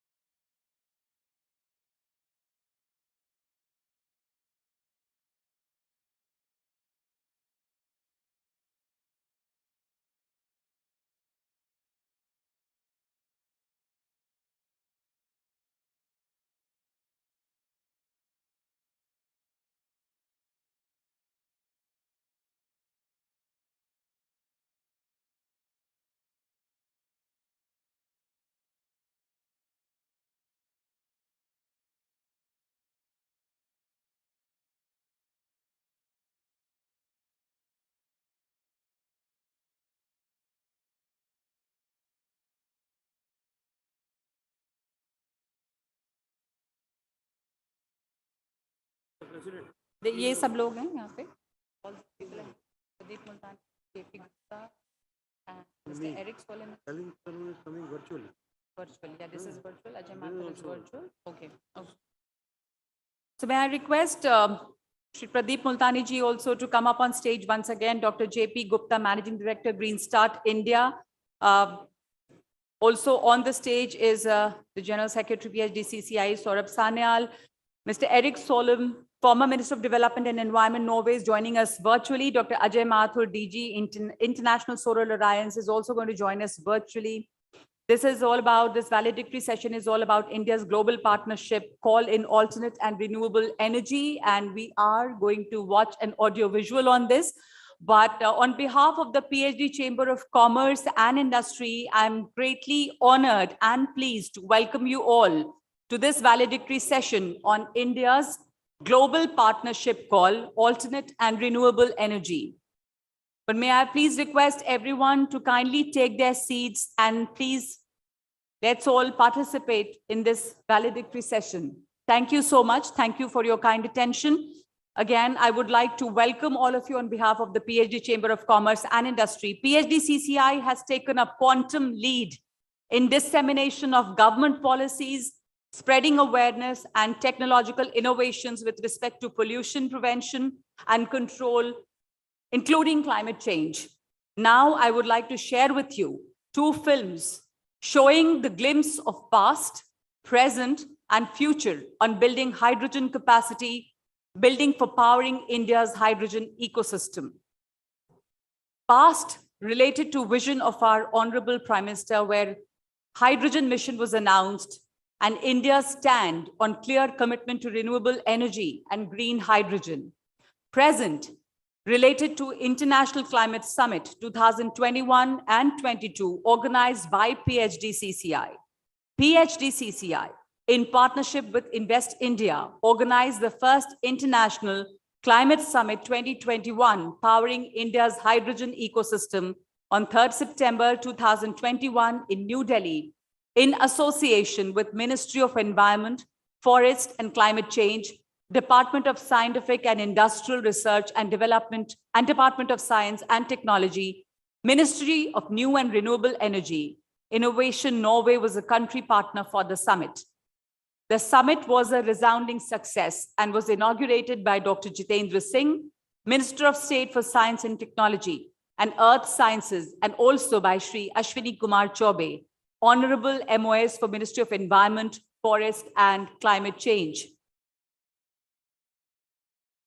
On the lines of ICS 2021, PhD Chamber along with Greenstart, Norway organized the International Climate Summit 2022, Opportunities for Green Hydrogen in India, in partnership with Invest India on 30th and 31st August 2022 in Bergen, Norway.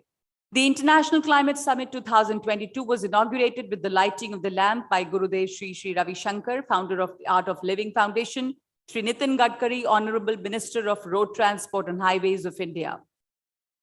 For future initiatives, Dr. J.P. Gupta, Chair, Environment Committee and a renowned scientist, is going to talk about the future of green hydrogen in India, which he will be elaborating in detail in his theme presentation. But for now, let us have a look at the two films, the audio-visual.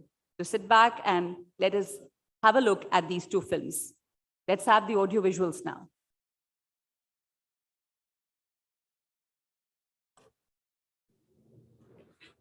Under the bold and visionary leadership of Honorable Prime Minister Shri Narendra Modi, India has taken tremendous actions and initiatives to not only make India self-reliant in energy, but also a global hub for green hydrogen production and export under the National Hydrogen Mission.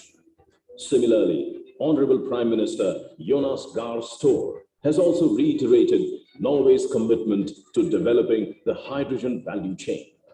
With over 100 years of expertise in R&D, Norway is today a global technological giant in hydrogen production. As the world's third largest energy consumer and the lowest cost producer of solar power in the world, India is well poised to lead the global green hydrogen economy, opening new opportunities from green growth to green job for startups and youth. Aligning with the national priority, the national oil companies, led by country's top refiner and fuel retailer, Indian Oil, will be producing green hydrogen in stages at their refineries. Mr. Mukesh Ambani, Chairman Reliance Industries, has also set an ambitious target of delivering 1 kg of hydrogen for $1 in 10 years during his speech at the 2021 edition of the International Climate Summit. India's private energy majors, led by Reliance Industries, Adani Green Energy and Renew Power, have pledged to commit over $160 billion to green hydrogen projects, thus catalyzing the greening of India's energy basket.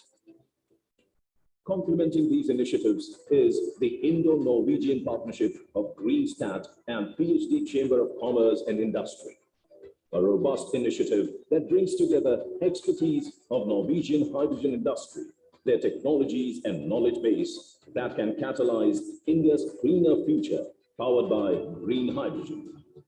Leading Norwegian companies have already invested expertise in setting up Center of Excellence in India, facilitating capacity building, research and developments in hydrogen and process safety. Norway and India are thus natural partners for leading the global green hydrogen supply chain and clean energy transition, reaching net zero and limiting the rise in global temperatures, however, also requires a total transformation of the global economies. Conceived by Dr. J.P. Gupta, Chairman, Environment Committee, PhD Chamber of Commerce and Industry, ICS 2022 is thus dedicated to building a pioneering new model of development, transforming the global economies through a fusion of ancient wisdom of East and modern technologies expertise.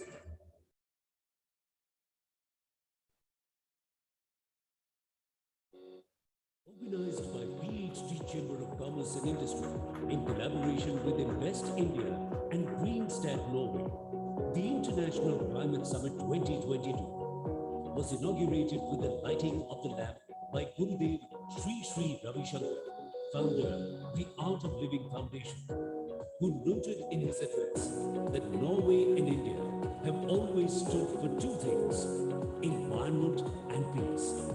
He said that green energy is the only way that can lead us to a sustainable world. Speaking on the occasion, Mr. Espen Barth Eid, Minister of Climate and Environment, Norway, said that the world is facing a climate crisis and there is a greater need for us to go green in every aspect of life. While Mr. Jan Christian Vestre, Minister of Trade and Industry, Norway, shared that his country is currently scaling up hydrogen production at industrial levels around the world through collaboration. Shri Nitin Gadkari, Honorable Minister of Road Transport and Highways, Government of India, also joined the August Industry Gathering virtually. During his keynote address, Shri Gadkari stated that the government's priority is to introduce green hydrogen in cement and steel industries, refineries, fertilizers, mining and transport, while bringing down the per unit cost of hydrogen to less than $1 through the development of low-cost electrolyzers, integration of renewable energy and adoption of green technology. Shri Anup Sriram, former President, PHDCCI, who led the 60+ strong Indian delegation of energy industry leaders to Bergen, added that with the emphasis the Indian government is putting on green hydrogen, the economic potential of translating the Norwegian knowledge and putting it to work for Indians is enormous. Delivering his address during the inaugural session, Dr. J.P. Gupta, Summit Chair, ICS 2022 and Chairman Environment Committee, PHDCCI, presented a movement and an inspiring mission titled 3M. Elaborating further, he highlighted that the first M stands for message. The message is one of peace and togetherness from the 1.4 billion people of India. The second M stands for movement. The movement started by our Honorable Prime Minister to utilize the power of collective action and encourage individuals worldwide to undertake simple climate-friendly actions in our daily lives. And the third M stands for mission.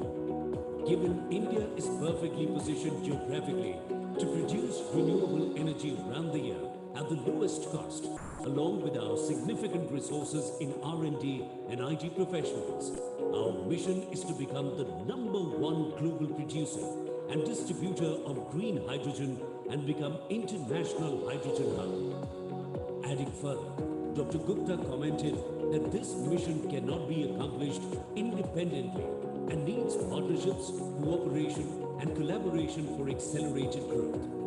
He further added that Norway, with more than 100 years of experience in hydrogen energy and as a trusted partner of India, is thus perfectly poised to collaborate with our country in mass production of green hydrogen. In line with the summit's vision, Mr. Bernd Skei, CEO of Alma Clean Power and Chairman at Greenstat ASA, Mr. Vegard Freehammer, GEO Greenstat ASA, and Mr. Sturl Peterson, Chairman Greenstat Hydrogen India, jointly welcomed the delegates from across the world to the beautiful city of Bergen in their inaugural address. The trio highlighted the vision of the summit, an Indo-Norwegian partnership that brings together expertise of Norwegian hydrogen industry, their technologies and knowledge base to catalyze India's cleaner future, powered by green hydrogen. Aligning with the national priority and highlighting the opportunities for green hydrogen in India, senior representatives from Indian energy majors, Dr. SSV Ramakumar, Director R&D and Board Member, Indian Oil Corporation, Sri Alok Sharma, Executive Director at Center for High Technology, CHT, and Treasurer of Hydrogen Association of India, Mr. Prasad K. Panikar, Director, Nayara Refinery, Sri D.K. Saraf, former CMD ONGC and former Chairman, PNGRB, also shared their exclusive insights with the global audience at the summit. Mr. Eric Solheim, Chairman Green Hydrogen Organization, GH2, former Director of UNEP and Minister in Norway, also shared his insights on how to power the energy transition from hydrogen during the inaugural session. The summit brought together over 70 best minds from US, Europe, India and across the world, who participated in 7 parallel technical sessions covering green hydrogen groundbreaking projects, investments, technologies, safety, ESG, R&D and end users. In addition to the deliberations at the summit, delegates who also had an opportunity to visit the Norwegian carbon capture facility in deep seas and the Norwegian hydrogen cluster of 169 companies. To conclude the 2-day global event, Dr. J.P. Gupta, Summit Chair and Chairman Environment Committee, PhD Chamber of Commerce and Industry, made a clarion call for the start of a mass movement that's not limited to deliberation by the best minds to develop green energy, but building an entirely new pathway that is a fusion of ancient wisdom with modern technological innovations, thus transforming the global economies through a pioneering new model of sustainable development. The key takeaways and proceedings of the summit are being submitted to the concerned ministries and industry stakeholders to pave way for building India's self-reliance in energy.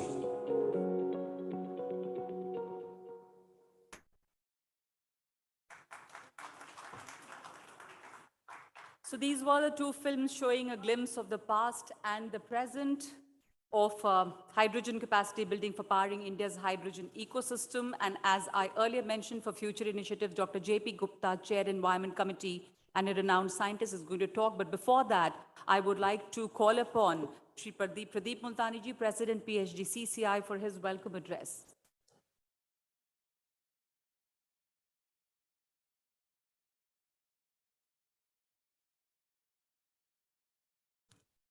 Good evening, esteemed panelists, delegates, and representatives from the media. I welcome you all to the valedictory session of 117th annual session of PHDCCI. I'm extremely thankful to all the distinguished guests and members who have been kind enough to spare their valuable time to be here with us today. A well-curated valedictory session, India's global partnership call in alternate and renewable energy, shall essentially cover PHDCCI and India's initiatives for making the world better with the adoption of green hydrogen as an alternate energy source and various initiatives for mitigating the risk of climate change. In this session, we have domain experts, Dr. J.P. Gupta, Managing Director, Greenstat, India, and Chair, Environment Committee of the PhD Chambers. Guest of honor, Mr. Eric Solheim, former Minister of Development and Environment, Norway. Chief guest, Dr. Ajay Mathur, DG, International Solar Alliance. Under the visionary leadership of our Prime Minister, Shri Narendra Modi, India has made remarkable progress in its renewable energy journey. India is committed to transform the energy landscape of the country with adoption of clean energy across several sectors, and the PM has been very encouraging of net zero endeavors being adopted by the industry. I'm pleased to share that PHDCCI has been working at a policy and grassroots level for reassuring India's leadership role in meeting the sustainable development goals and on the climate front. The Chamber has been playing a key policy advocacy role to transform India in close partnership with relevant stakeholders, including various agencies of the government with its inputs, suggestions, and recommendations that arise from time to time. PHDCCI partnered with the Government of India and other stakeholders for meaningful initiatives like Swachh Bharat Abhiyan, an international climate summit to mitigate the climate change risk globally, and thus placing India as a leading global player on the climate action front. The current global energy crisis has added new urgency to accelerate clean energy transitions and once again brings forth the key role of renewable energy. As demand for energy rises worldwide, there is growing need for tapping alternative energy sources that are not only greener, but also renewable and abundant in supply. India would pave the way to explore opportunities in renewable energy for India to become energy independent and to export renewable energy to other nations in the long term after meeting its own needs to replace fossil fuels. As you are aware, our Honorable Prime Minister announced in his Independence Day speech in 2021 that green hydrogen is a national mission for tackling the global warming problem and making India a global hub for the production and export of green hydrogen. Hydrogen is one such source that has a much higher energy output per unit mass. India's advantage due to its geographical location, climate conditions, and abundance of renewable sources of energy like solar, wind, and hydro make it ideal for becoming the world's cheapest hydrogen hub by 2030. On the occasion of 75 years of India's independence, Honorable Prime Minister Shri Narendra Modi once again stressed the need to be Atmanirbhar, self-reliant in the energy sector, and said from solar energy and biofuels to the adoption of electric vehicles, India needs to reach the next level of energy independence. He emphasized that by 2030, India would cut greenhouse gas emissions by 45% of what it was in 2005. As a prerequisite, our chamber, in collaboration with Invest India and Greenstat Norway, organized an International Climate Summit 2022, Opportunity for Green Hydrogen in India, on August 30 and 31st, 22, at Bergen, Norway. The summit at Bergen showcased India's unique position as an attractive destination for production of green hydrogen due to the availability of renewable energy at lowest price. We appreciate the government in supporting the industry with policy interventions for promoting electric vehicles, round-the-clock energy projects, green hydrogen power, PLI for modules and battery manufacturing, and hybrid solar and wind energy projects. We commend the government's liberal foreign investment policy, as this will create a favorable climate for foreign investors to enter into joint ventures with Indian partners for setting up renewable energy-based power generation projects. Presently, FDI up to 100% is allowed in the renewable energy sector under the automatic route, and no prior approval is required in India. We laud the government's proposal to set up manufacturing zones for power and renewable energy, as this will reduce India's reliance on energy imports and improve our domestic capability. As India is poised to break into the top ranks globally in the sector, there is immense positivity within the country regarding various aspects of setting up clean energy projects, their expansion, and their operations. India's path towards fully realizing its renewable energy potential could be a game changer for its own citizens, certainly, as well as for global efforts to tackle climate change and as a guide for other countries as they invest in solar energy. Finally, with COP27 taking place in November of this year in Egypt, we are sure that the government will work out its long-term strategy, which will give shape and contours to its net zero target emissions by 2070. The commitment towards mitigating climate change and to make the country more self-reliant will drive the growth of the industry in the coming few decades. Having said this, a pivotal move needs to be made to bend the global emissions curve, and immediate climate action is especially critical for a post-pandemic future through renewable energy transition, which is vital for building a resilient and secure future energy system. I look forward to listening to all the panelists of the session with the belief that the deliberations will go a long way forward in further strengthening India's global leadership position at climate action front. Thank you, Jai Hind, and God bless us all. Thank you. I would now call upon Dr. J.P. Gupta, Managing Director, Greenstat India, for the team presentation.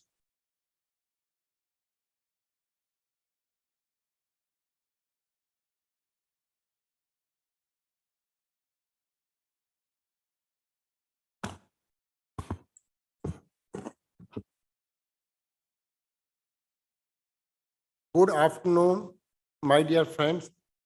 First of all, I would like to say that green hydrogen is not something like a rocket science. All of you sitting here contain more than 70% of green hydrogen. Now you can well imagine how much green hydrogen is staying in this room. Mr. Eric Solman, Mr. Ajay Mathur, Shri Alok Shriramji, His Excellencies, I welcome you all. Mr. Eric Solman needs no introduction. A formidable diplomat, a thinker of high caliber, a genuine humanist, and a great friend of India. Mr. Ajay Mathur, Director General, International Solar Alliance, and International Authority on the subject, a dear friend of mine. I offer my thanks and gratitude to both of you to be with us today. Today, I remember the beautiful quote by the Honorable Antonio Guterres, Secretary General, United Nations. It is what he mentioned. It is time to stop burning our planet and start investing in abundant renewable energy all around us. Our visionary Prime Minister, nature lover, made a clarion call to the world community to love Mother Nature and to save our one planet. He made several policy initiatives, making India taking quantum jump in renewable energy generation. India surpassed all commitments laid by the International Climate Summit at Paris. India showed the world the way forward and has been accepted as a world leader and a crusader to fight climate change. From the start of the civilization, need of the energy was felt for survival. Energy was generated by rubbing stones. The role of energy is as important as air and water for the survival and growth of humankind. Energy use generates carbon dioxide, the increasing temperature of the environment resulting into a climate change. Today, environment temperature has risen to 1.5 degrees Celsius, higher since the pre-industrial era, resulting into a precarious climatic conditions, threatening human existence. All-out efforts are being made by the world community to shift from the fossil fuel to the renewable energy, which is in abundance from the sun, hydro, waste, and heat from the earth. India made quantum jump to make available renewable energy at an affordable price. Solar energy generation started with rupees 24 per unit, coming down to below rupees 2 per unit. Private companies made huge investment to procure hardware for solar energy, starting from raw silicon to solar panel. Government brought BS6 specifications of the fuel in one go, jumping BS5. Next most remarkable and noteworthy achievement is in the promotion of bioethanol from renewable energy, starting from molasses, from cane juice, from sugar, from non-edible food grains. And then we started with a second generation of bioethanol from the cellulosic material, from prairie, and any material of the waste of the agriculture. Public sector, oil sector companies made a large investment and setting up large factories on 2G ethanol. Also, bio-waste is being promoted aggressively to produce biogas on a large scale in almost all megacities. Sabha introduced the ESG for the large 1,000 companies for sustainability. Introduction of green bonds by the government of India is a great achievement. Finally, I would like to talk about something about green hydrogen. Green hydrogen is the next generation fuel. Green hydrogen has been accepted internationally as a replacement of fossil fuel. but India faces major challenges. I will like to talk, all good points are known to all of you. I will like to talk few challenges which India faces today.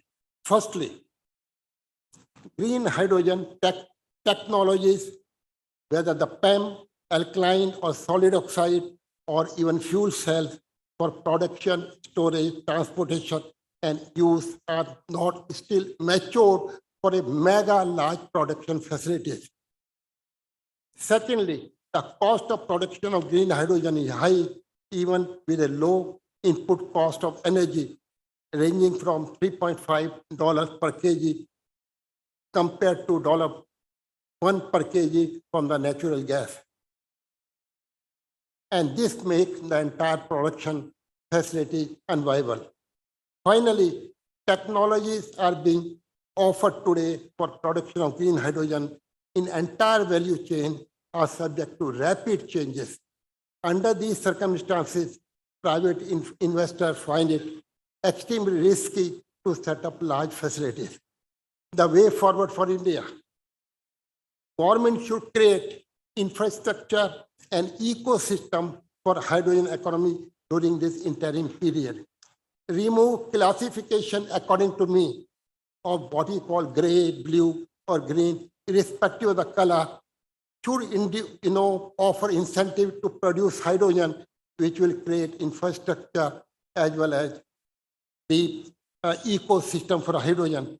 US offered a subsidy of $3 per kg on green hydrogen to create infrastructure and ecosystem. What government should do, according to me, to impose carbon tax to offer subsidy for green hydrogen production. Technology in production, storage, and transportation are still not mature. Government should not insist on Make in India program. Make in India will delay investment.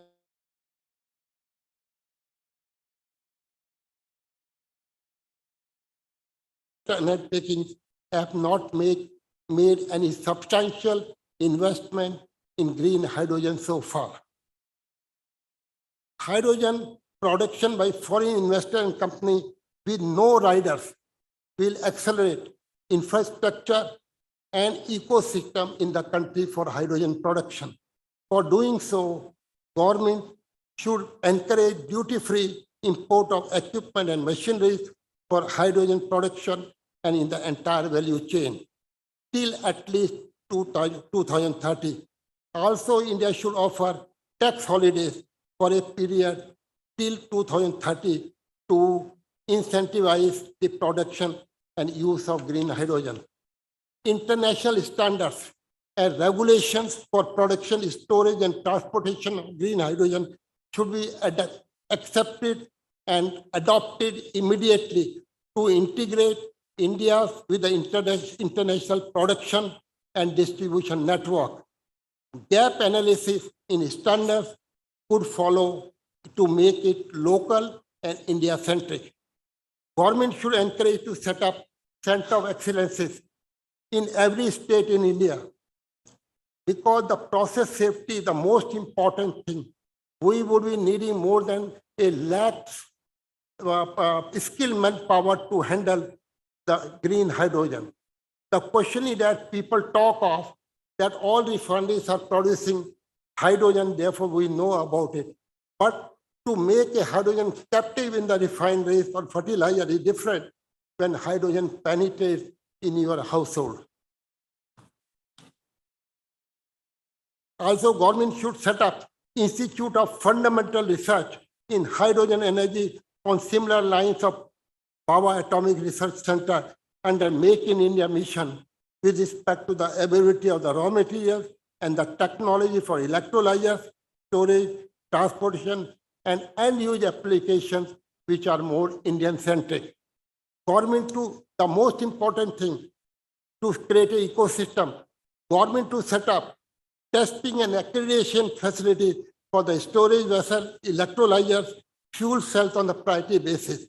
Testing facility of NG mixed with hydrogen is also the need of the hour.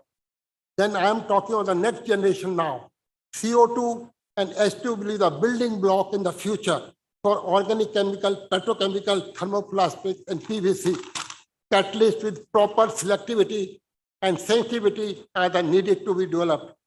Chemical processes will also be needed. Methanol will play an important role in the local transport. Methanol reforming and methanol chemistry needs accelerated R&D. Last but not the least, climate change cannot be tackled with introduction of green energy alone. Fusion of ancient wisdom, that is change in the lifestyle from greed-based to need-based, and adoption of circular economy with modern technology, adoption of renewable energy is the best way forward. Thank you very much.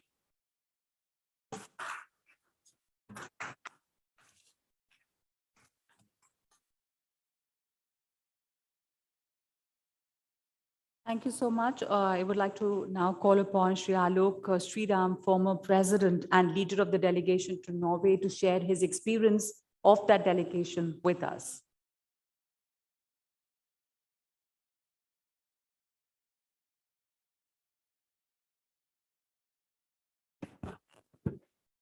President Muntani, fellow delegates on the dais, all the delegates sitting here.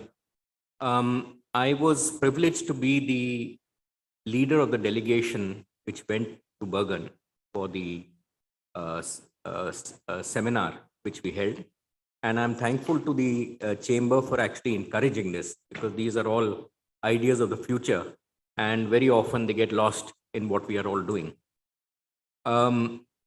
As the least knowledgeable person, I'm going to keep my remarks really short.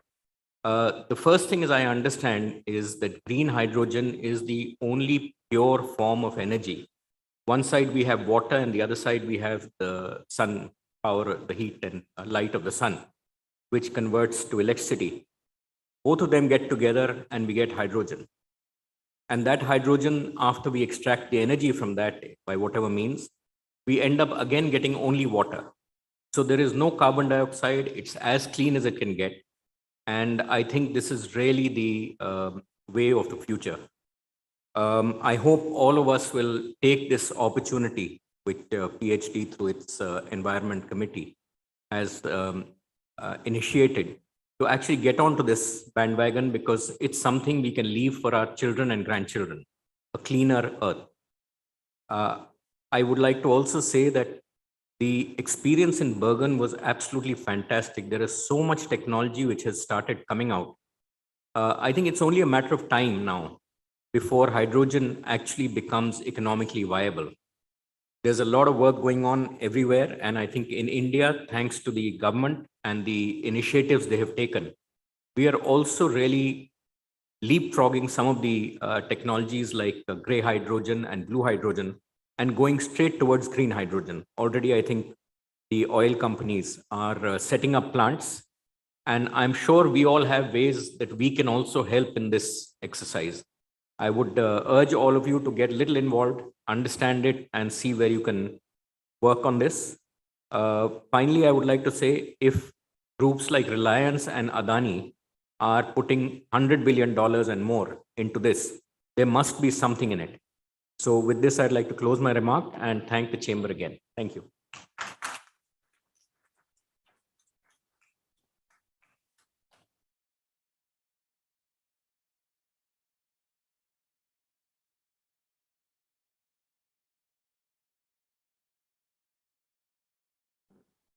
Thank you so much. And now there would be a special address by our guest of honor, Mr. Erik Solheim, former Minister of Development and Environment, Norway. He's joining us virtually. Good afternoon, everyone. Namaste, Delhi. I'm so pleased to be with great friends like JP Gupta and Ajay Mathur, but I'm sure there are many other friends in the audience as well, but I'm very happy to be with you this afternoon. I think everyone in this audience are aware that we are facing a triple environment crisis. Climate change we have seen in China and Europe and Pakistan this summer, enormous effects of climate change. We have the pollution in cities like Delhi and many other cities in the world, and we have the threat to nature and many species. So we have a triple environment crisis. That's the bad news. The good news is that we have all the policies, all the technologies, and all the money we need to fix these crises. And that's what I will talk about. When I look for environment inspiration, I can see no better place to go than to India. Look, the old Indians, they venerated the nature. They made nature God. If you look to Ramayana or Mahabharata or the Vedas, nature is God. Nature is God in such a sense that even the old Indians made gods half humans, half animals, like Hanuman or Ganesh. Can there be any stronger symbol of the closeness to nature and the importance of nature? So this is such a source of inspiration, and it should be, even if these were written 2,500 or 3,000 years ago. But if you want to look to present inspiration, you can also go to India. Last week, I visited the Orla Future Factory. It's in the state of Tamil Nadu, just at the border to Karnataka, where this young Indian entrepreneur, Bhavish Agarwal, has set up and in 8 months' time, from scratch to a full-fledged factory. 2,000 people are working there. They are all women. I wanted to show what Indian girls and Indian women can achieve, Bhavish Agarwal told me. And now they're making hundreds of thousands of electrical scooters. Very soon they will make the first batteries in India. And soon after that, they will roll out electrical vehicles to the world. They have a very funny, but also great slogan. They say, Tesla for the West, Orla for the rest. Because India, of course, can produce at a price which is so appealing to developing nations all over the world. So there is enormous inspiration at this point to gather from India. And this is due to the fact that India has a very strong leadership, and the Prime Minister Narendra Modi ji is dedicated to environment and is moving in this direction every day. But India also do have the second important factor, a vibrant business sector, which can take the visions of the Prime Minister into practice. Prime Minister Modi cannot produce the green hydrogen or the solar energy. He can just facilitate that this happens in India, and then the business will have to do the work, and business, that's all the people who are around the table at this conference in Delhi today. It's you.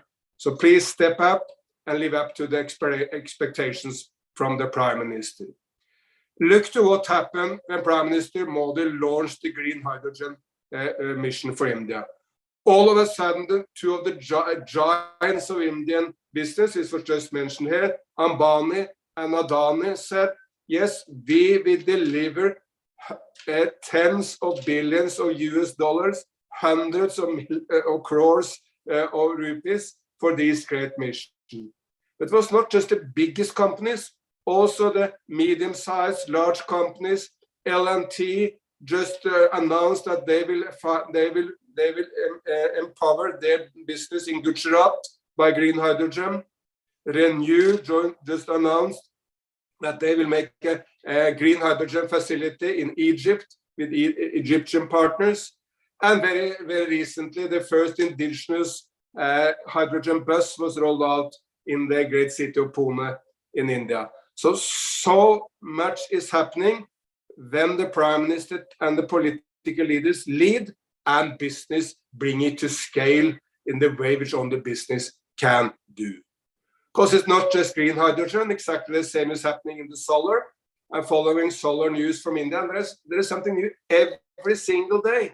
There's not a day where there's not an announcement of some village-scale solar in Uttar Pradesh, or some new big facility in Tamil Nadu, or the state of Madhya Pradesh launches some floating solar. Something new is happening every day. The reason is very clear. Solar energy in India is not the cheapest energy in India. It's the cheapest energy anywhere in the world. This is an enormous opportunity for India. It's not just a problem. It's an opportunity for India to take the lead in businesses which are in the making, and to then get the markets and the jobs. Prime Minister has launched the great slogan, "Make it in India." And of course, the green revolution of India must be made in India. At the moment, 82% of all solar panels in the world are produced in China. We should not criticize the Chinese for that. We should congratulate them with a fantastic help to the world. But of course, in the long term, the solar panels should be produced in India itself to create the jobs, the technologies, and the prosperity in India. 70% of all electric batteries at the moment are made in China, and nearly all else are made in Korea. Again, an enormous opportunity for India to establish an industry which is in the making right now. And India do not have the big companies of the car industry, say the Volkswagen or the General Motors. So India can leapfrog into the renewable future of electrical cars, electrical two-wheelers, three-wheelers, green hydrogen, the solar energy, all these exciting technologies. Let me mention that adding to lead the green renewable revolution, India also has an opportunity to lead the recycling and the circular economy revolution, which we are now into. There's a company in Uttarakhand called Atero. They are world leaders in recycling of computers and phones. Absolutely every mineral from every computer, air conditioning equipment, refrigerator, are now recycled in Uttarakhand into new products, new minerals. Soon we set up a factory in Telangana. Next step is to expand to Europe, to Poland. And it shows how India can lead in a critical technology for the future, the renewable revolution, yes, but also the circular economy revolution. And by the way, Prime Minister Modi promised me to phase out single-use plastic in India. Has delivered upon that promise. Now a huge number of single-use plastic items are prohibited in India. They will not disappear immediately, but very soon you will see enormous effect of that decision by Prime Minister Modi. Finally, of course, India can lead in the green revolution of a new view of nature. Mr. Chauhan, the Chief Minister of the state of Madhya Pradesh, is planting 1 tree every day. Well, that means 365 trees a year, a small forest just by himself. But of course, much more importantly, it's inspiring 75 million people in the great state of Madhya Pradesh to plant trees. State of Telangana, by the way, has increased its tree cover by 3% very recently. State of Andhra Pradesh is leading the world in the green revolution agriculture. So there is so much happening in India in all these areas, the renewable revolution, the circular economy revolution, and this new, much closer to nature attitude, which we so much desire. Finally, I'm very optimistic on behalf of India. We will see Indian leadership in the world in the green direction. Yes, sure, with the European Union, with China, with the United States and with others, but India will establish itself as one of the prime leaders of the green revolution, because India has the two factors which are needed: strong leadership at the government level.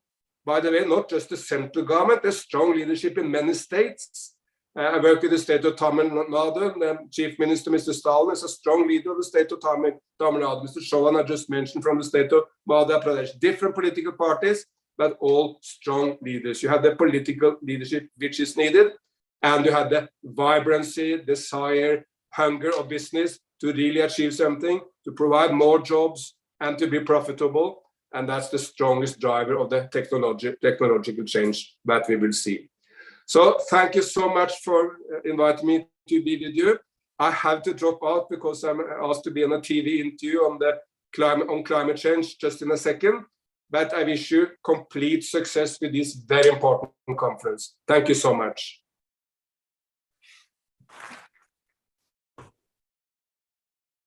Thank you so much. And now Dr. Ajay Mathur, our chief guest, DG International Solar Alliance, would be addressing us virtually. Over to you, sir. Thank you. Thank you very much. Mr. Multani, Mr. Shriram, Mr. Sanjay Agarwal, and my dear friends, Dr. JP Gupta and Mr. Eric Solheim. It's a pleasure to be with all of you and to discuss how we can move ahead on the larger issue of the global partnerships that India can have in alternate and renewable energy. As we look to the future, we are clearly seeing a great increase in photovoltaics, in batteries, in hydrogen. For example, in the case of solar photovoltaics, we are seeing that with business as usual, the demand for photovoltaics would increase by an order of 3 by 2030. 2030. We are today at a global use of about 200 gigawatts a year. Under business as usual, we are looking at approximately 750 gigawatts per year.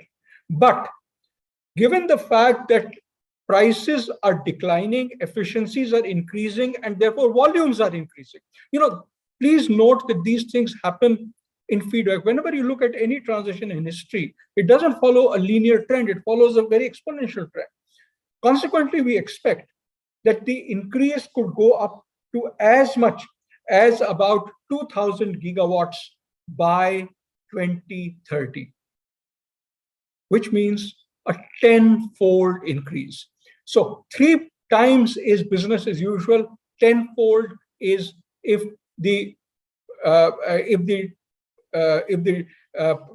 technological processes and the market processes continue to work as they have in the past.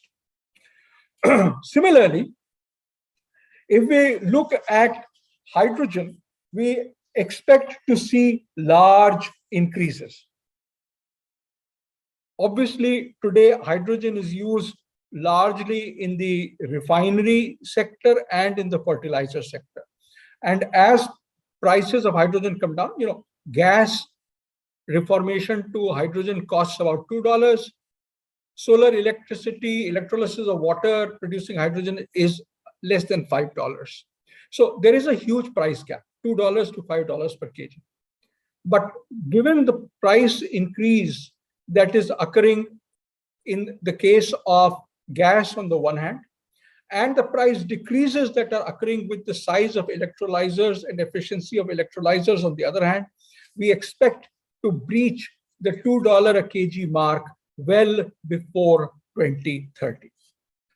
Similarly, if you look at batteries, for batteries, we are seeing that the cumulative demand for advanced battery storage is expected, the cumulative demand is expected to more than double by 2030.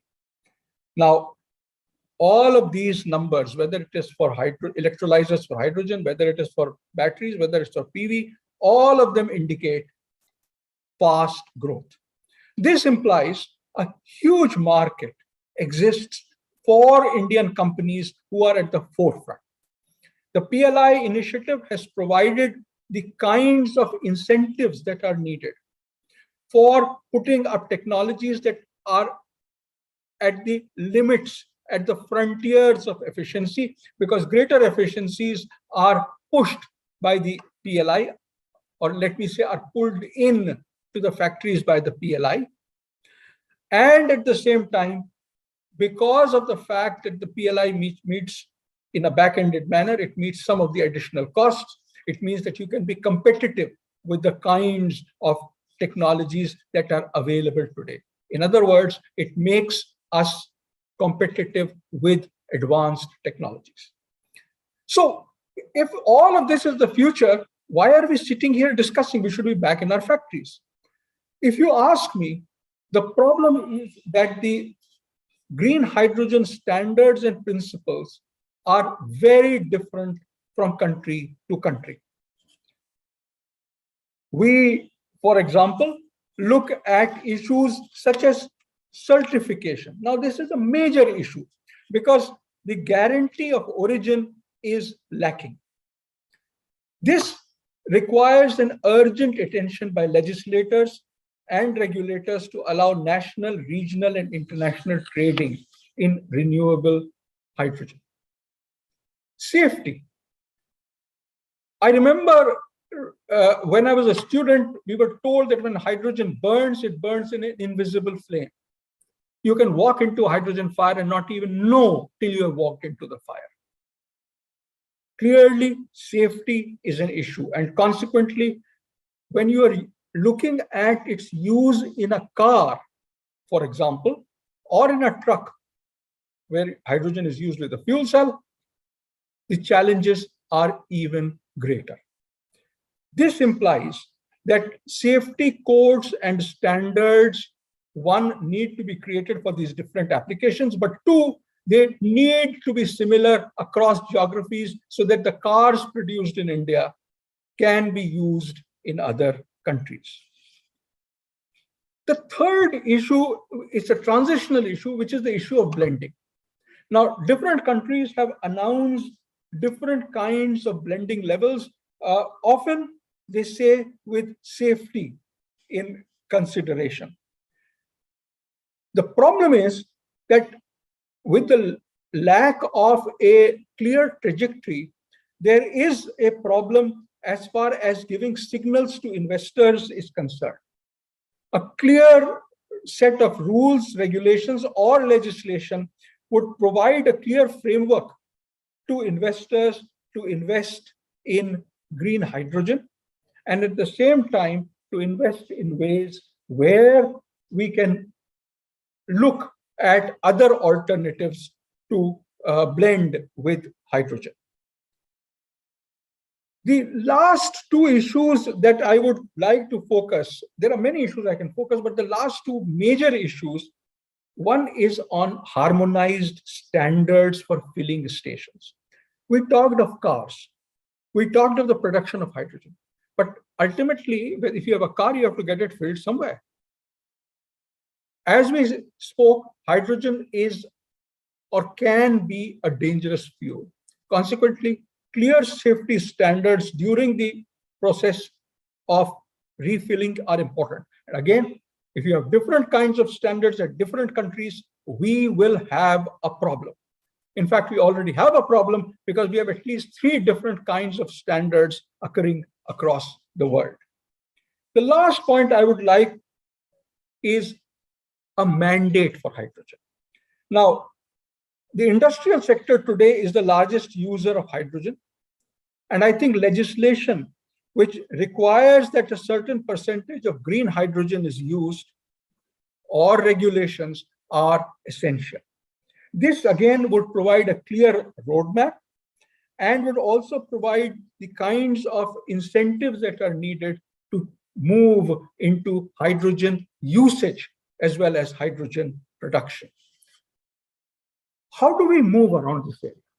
My own view on this is that we need a place where these kinds of different standards, number one, the information can be collected. Number two, which can talk, which can promulgate a common standard in each of these areas, at least amongst the major users.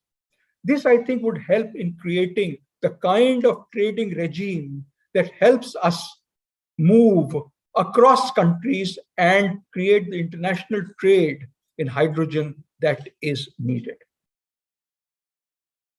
I think we do need to get inputs from our own industry as we develop these common standards. And consequently, I laud the efforts of the PhD chamber in getting together all the concerned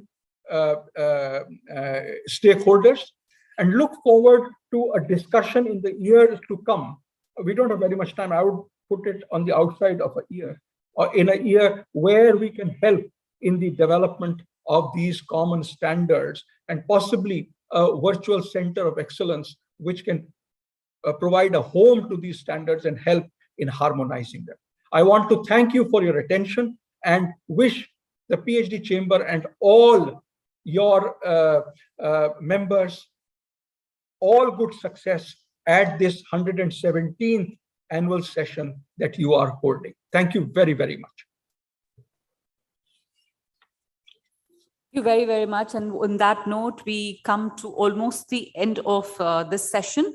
And for the concluding remarks and vote of thanks, I would like to call upon Shri Saurabh Sanyal, who is the CEO and Secretary General of PHDCCI. Thank you, Nagmaji. Good evening, ladies and gentlemen. Excellencies, Dr. Ajay Mathur, Director General ISA, Mr. Eric Solven, former Minister of Development and Environment, Norway, Shri Pradeep Multani, President, PhD, Chamber of Commerce and Industry, Shri Alok Shriram, Member, Leader of the Delegation and former President, PhD Chamber, Dr. JP Gupta, Chair of the Environment Committee, PhD Chamber and Managing Director, Greenstat, India, Excellencies, former Presidents, members of the Managing Committee, friends from the media, ladies and gentlemen. We come to the end of the annual session today and I hope you have enjoyed it. With a round of applause, may I request all of you to say 3 cheers to PhD Chamber of Industry and Commerce.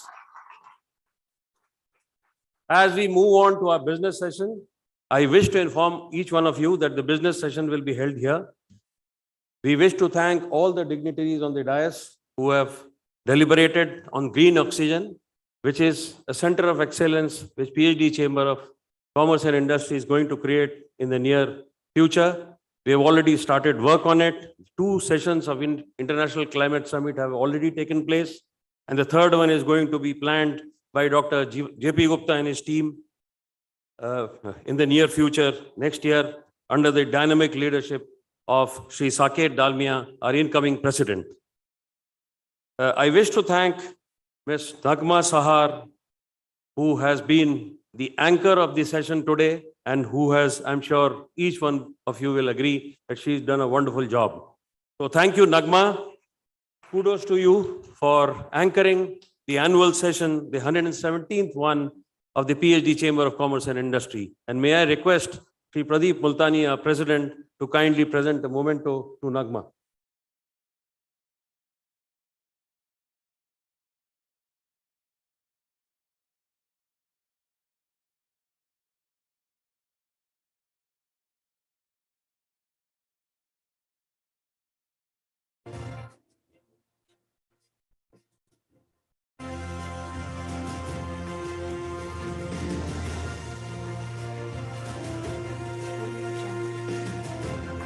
May I also request our president and Shri Alok Shriram to join hands together and present a shawl to Dr. JP Gupta, who has been our pioneer in the area of green hydrogen.